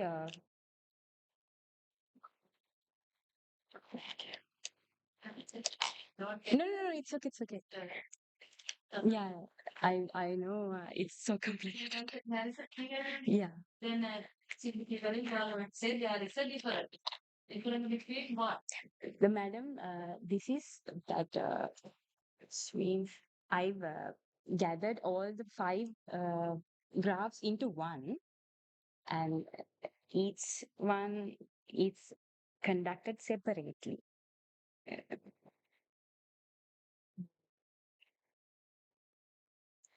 It's confusing. Right. I think, yeah. So let's clarify, Gawanda. I think, anyway, so since the time is limited, we can move to our last presenter. Thank you, you, sir. Amanda. Thank you. So we can go to the last presenter. That will be A121, the abstract number. That is Mr. Sukanyan, Mano Sukanyan. Yeah. So he will be talking about assessment of microclimate variability in urban indoor compound and balcony spaces and its impact on selected medicinal plants. Good evening, everyone. I am Suanjan from our department. My supervisor is Dr. Udari Ratanasunga. Today I am going to present about my research. It's titled Assessment of Microclimatic Variability in Urban, Indoor, Compound and Balcony Space and its impact on selected medicinal plants. Let's move to the introduction. Urbanization replaced vegetative surface with concrete. It increased distinct urban microclimates. Urban spaces such as indoor balcony compound produce different light, temperature, and humidity conditions. These are the selected medicinal plants and their medicinal usage. Next, move to the problem statement and justification. Medicinal plants are widely used in Sri Lanka, Sri Lankan cow scotters for the traditional medicine. Urban cultivation is increasing due to the land scarcity. Growth performance of medicinal plants differ depending on urban location. Most urban grower lack scientific guidance on suitable growing environment. Limited limited local research on urban microclimates and medicinal plant growth. This study provide scientific evidence to support better urban cultivation practice. Next, move to the objective of the studies. The general objective is to evaluate microclimate variation in different urban settings and its effect on selected medicinal plants. The specific objectives are to measure the microclimatic condition of temperature, humidity, and light intensity in uh, indoor, compound, and balcony. To access and compare growth performance of selected medicinal plants in indoor, balcony, and compound. Mm, I study location is Faculty of Urban and Aquatic Bioresource.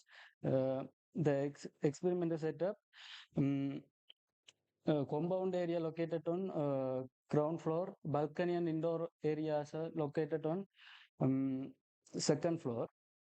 I use RCVD for the experimental design, and these are selected medicinal plants such as neem, lantana camara, and mulberry. I used 6 triplicate for each plant species in each urban settings. Uh, we, I maintain a uniform pot size, soil mixer, and watering schedule. Crop management practice was conducted according to DOA recommendation. I used lux meter, wet and dry valve thermometer, vernier caliper, spat meter, measuring and measuring ruler for the data collection. Statistical analysis were performed using two-way ANOVA, Pearson correlation, and multiple recreation. Mm, these are the result. First, we have visual observation. These images are captured on week 13. That's end of the research. You can see the huge different in plant height, plant leaf color, leaf size, leaf length, leaf width. Next, move to the descriptive statistics of microclimatic parameters. The highest light intensity was recorded on balcony. The highest air temperature was recorded on highest air temperature was recorded on balcony and compound. The highest relative humidity recorded on indoor environment. The indoor environment light was only approximately 1.5 to 2% of other comparing to other outdoor levels. These are the descriptive statistics of plant morphological parameters. Okay, you can see the mean performance of microclimatic parameter. This one also mean performance of the microclimatic, sorry, plant morphological parameters. Next, move the ANOVA analysis. Here you can see the two-way ANOVA table. Species matter from the start, significant for the most parameter across all weeks. Condition become dominant after the week 5. By week 9 to 13, significant for all growth parameters. Species into condition interaction emerge strongly at week 9. It's mean different species responded differently to the same light condition. The indoor environment drove the strongest effect on fewer leaves, thinner stem, longer internodes. The most sensitive parameters to condition is number of leaves. Most species response are leaf width and branching. Let's move to the correlation analysis. here I mentioned uh, notable correlation from the study. Stronger positive correlation between chlorophyll and structural parameters such as plant height, stem diameter, uh, leaf length from week 5 onward. Light intensity is the primary driver for the photosynthesis capacity. Inverse light intensity relationship between balcony and indoor indicate environmental diverage. Environmental diverage. Next, move to the recreation analysis. Uh, Stem diameter, most consistent predictor of the height. Air temperature measured only at the week 9. Next, move to the discussion part. Plant performance followed a clear pattern. Okay, I mentioned pattern. Compound is greater than balcony. Balcony is greater than indoor.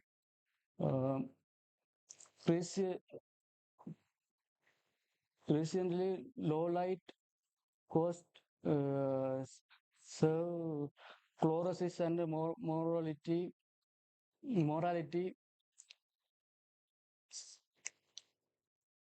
Next, move to the conclusion. Indoor environment microclimate was critical for all three species, but neem was observed for the longest survival rate. Up to 13 weeks, neems are surveyed. Balcony microclimate conditions supported moderate vegetative growth for all three species. Compound environment was supported maximum growth and production rate. Species differ in sensitivity.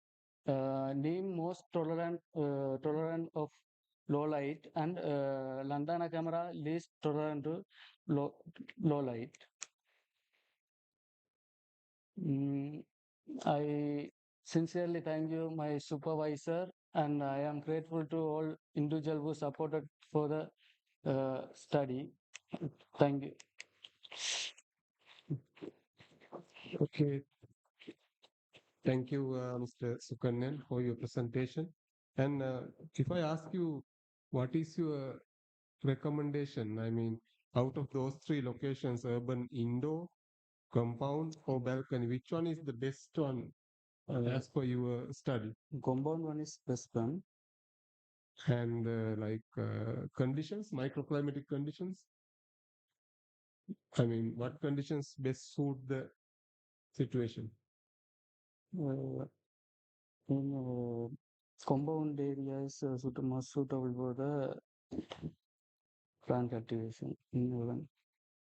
Okay. So, any more questions from the audience then?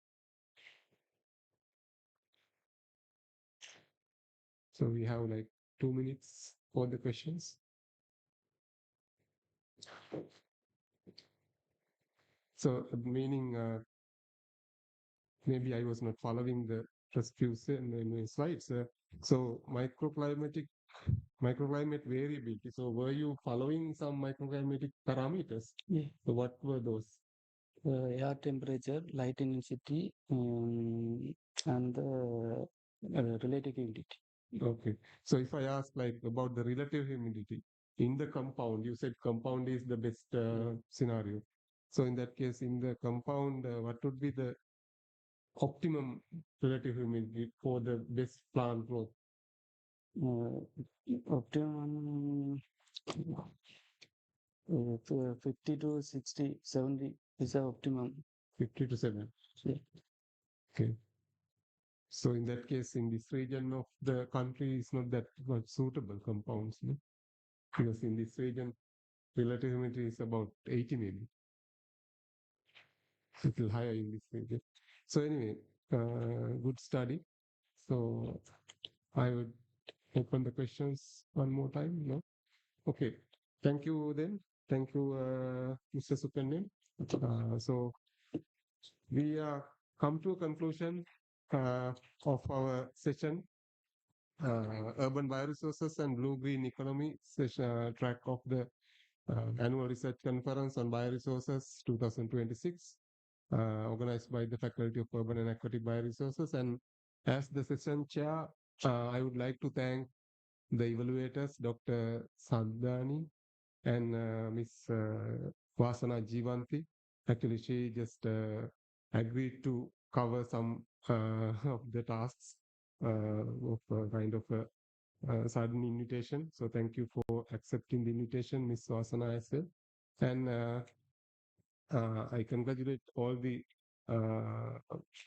presenters, and thank you for your nice presentations too. And I would like to open the stage for the rest of the proceedings. Thank you.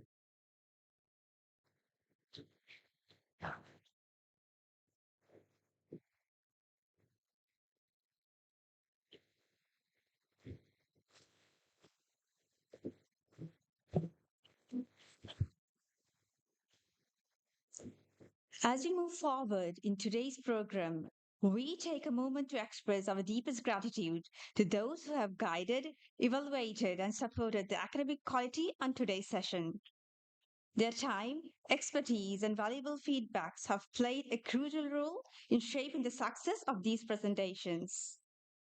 With heartfelt appreciation, we would like to honor our esteemed session evaluators, Dr. Vasana Jivanti, Senior Lecturer, Department of Multidisciplinary Studies, Faculty of Urban and Aquatic Bioresources, University of Sri Jawardhanapura, and Dr. H.B.P. Sandani, Senior Lecturer, Department of Plant Sciences, the Open University of Sri Lanka. May we kindly invite both of our respected evaluators to come forward to receive their token of appreciations. Please give a warm round of applause. To give away the token of appreciation, I cordially invite Dr. Janta Valpita, Session Chair of ARCUP 2026, Senior Lecturer and Head of Department of Multidisciplinary Studies of Faculty of Urban and Aquatic Bioresources, to the stage to present the token of appreciations.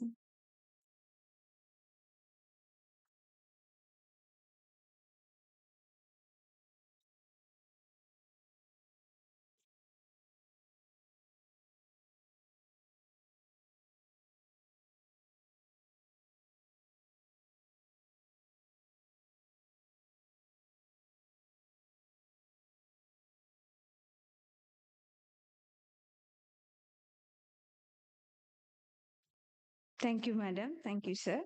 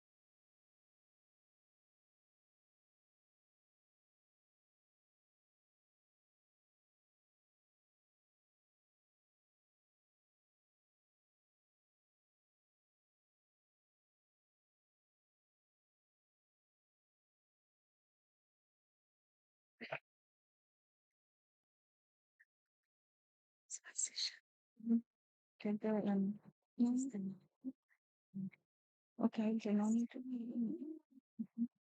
to keep the title, just the name.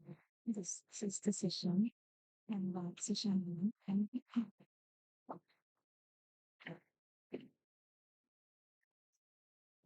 now, the moment we all been waiting for. A moment where anticipation that fills the air and excellence is about to be recognized. This is where hard work meets recognition and outstanding research takes the spotlight. We will now announce the awardees for the second runner-up presenter, first runner-up presenter, and the best presenter of the session 1. Now, I cordially invite Dr. Jantawal Peter, Session Chair of ARCUP 2026, Senior Lecturer and Head of the Department of Multidisciplinary Studies, to join us for the award ceremony.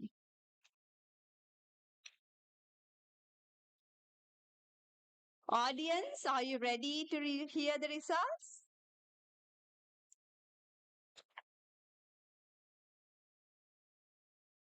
The award for second runner-up presenter of session 1 goes to... Any guesses? Second runner-up best presenter goes to Mr. M.R. Sudarshana. Please do kind to come on stage.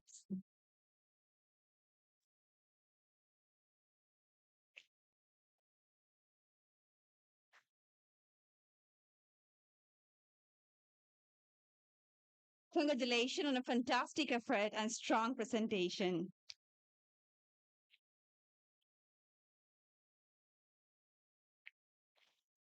And now, the award for the first runner-up presenter of session 1 goes to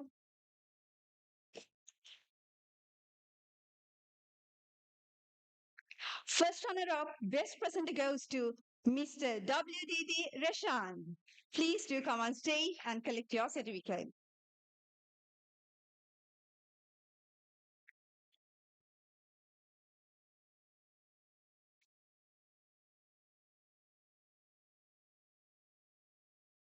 Excellent work, truly remarkable research and delivery. And now, the moment we all been waiting for, the best presenter of session 1. The best presenter of session 1 goes to Miss DMS Pumanti. Please do come on stage to get away your certificate.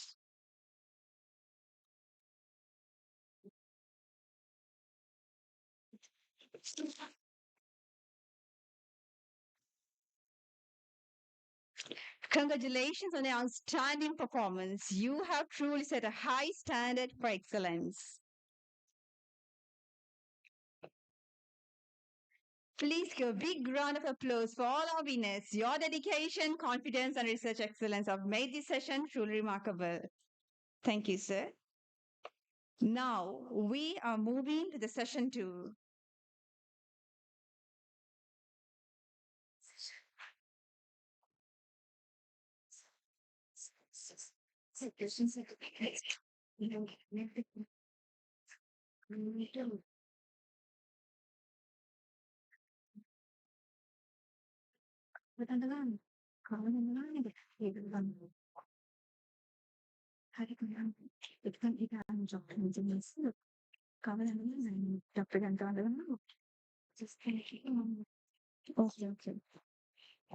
Again, I invite Dr. Jantawal Peter to go over the certificates for the participants.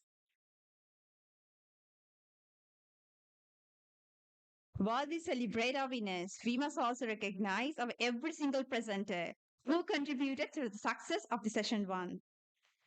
Each and every one of you have gained a valuable research and dedication throughout their project. I would like to invite AGPB Jayasekara to come forward and get your certificate.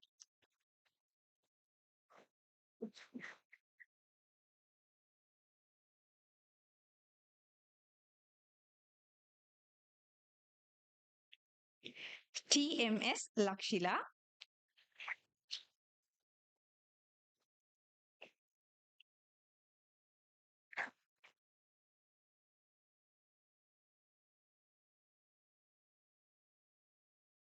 WMKA Kulasinghe.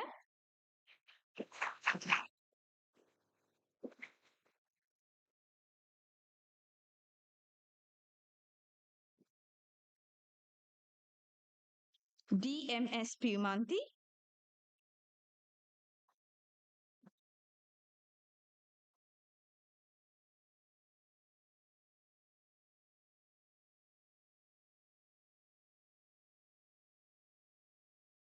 R. Nirusha,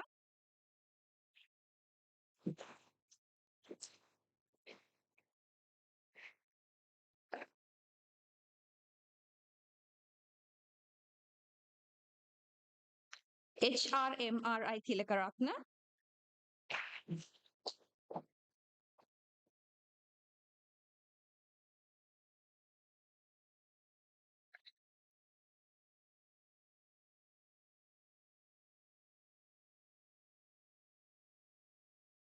NSR Mendis,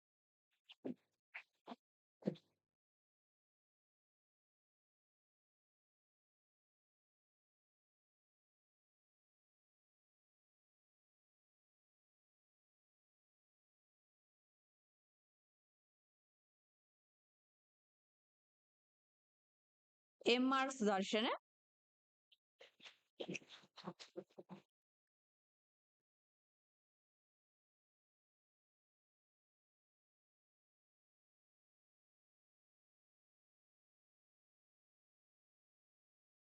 WDD Rashan,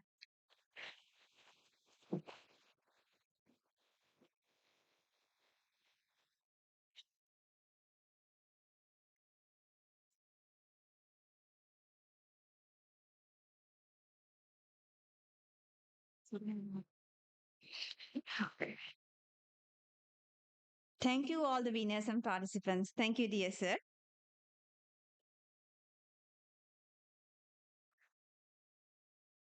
Now, to give certificates for the session 2 participants, I cordially invite Dr. Suran Chaturika, the conference chair of ARCOP 2026, senior lecturer, head of the Department of Urban Bioresources, Faculty of Urban Aquatic Bioresources, University of Sri Javadanapura, to give away the certificates.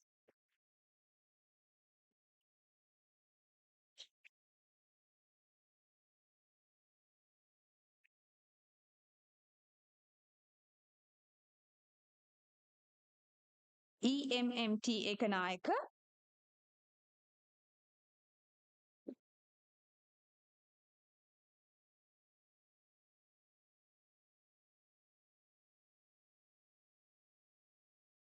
KGPC Lakshan,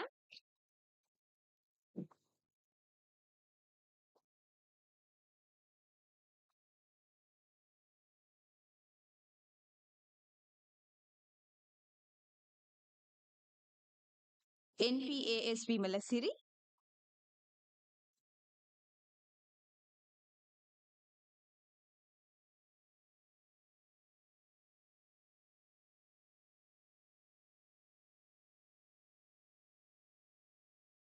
BKC Nilangani,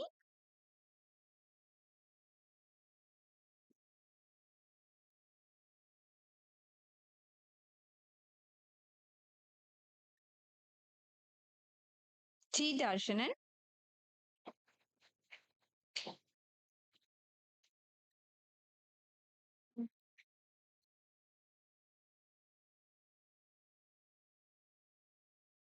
KLK Vitana,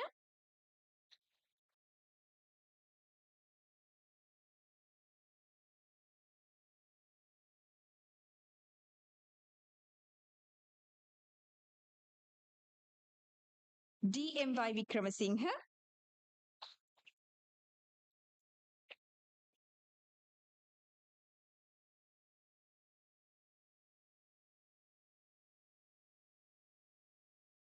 M. Sukanyan,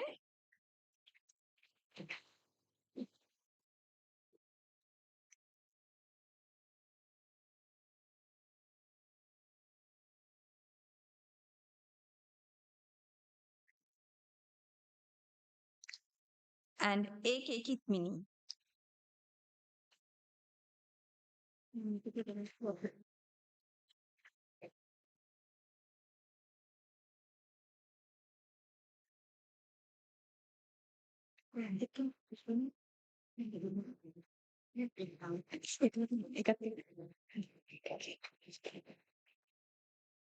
Madam, please to remain on the stage to give away the certificates for the winners.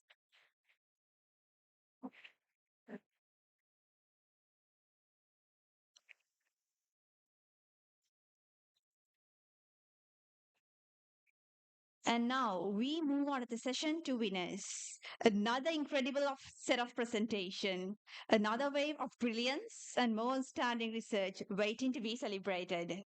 We are now entering the award segment of session 2, a moment where dedication, innovation, and presentation excellence are truly recognized. And before we reveal the names, let us feel the excitement in the room. Who will take the spotlight in the session 2 of today's session? Any guesses?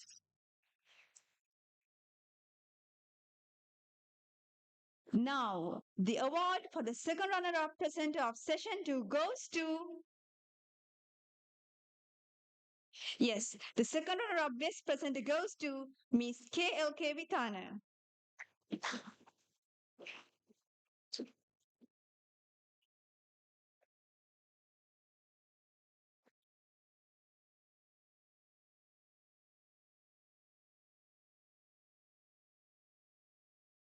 Congratulations.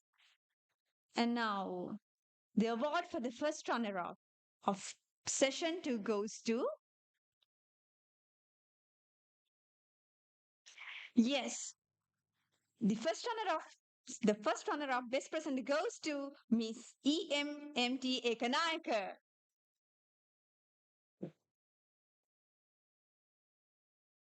Congratulations on excellent work. Truly impressive research and delivery.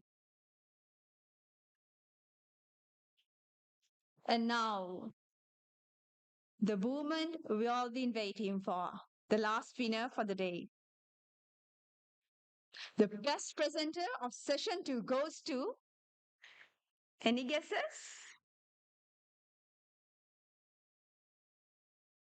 The best presenter of the session 2 goes to Mr. T. Darshanan. Congratulations on your outstanding performance.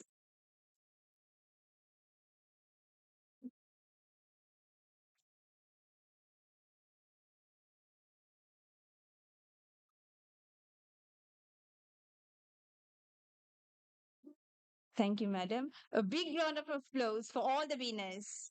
Your hard work, dedication, and passion have made this session truly successful. Congratulations again for all the winners of session 1 and session 2, along with the participants.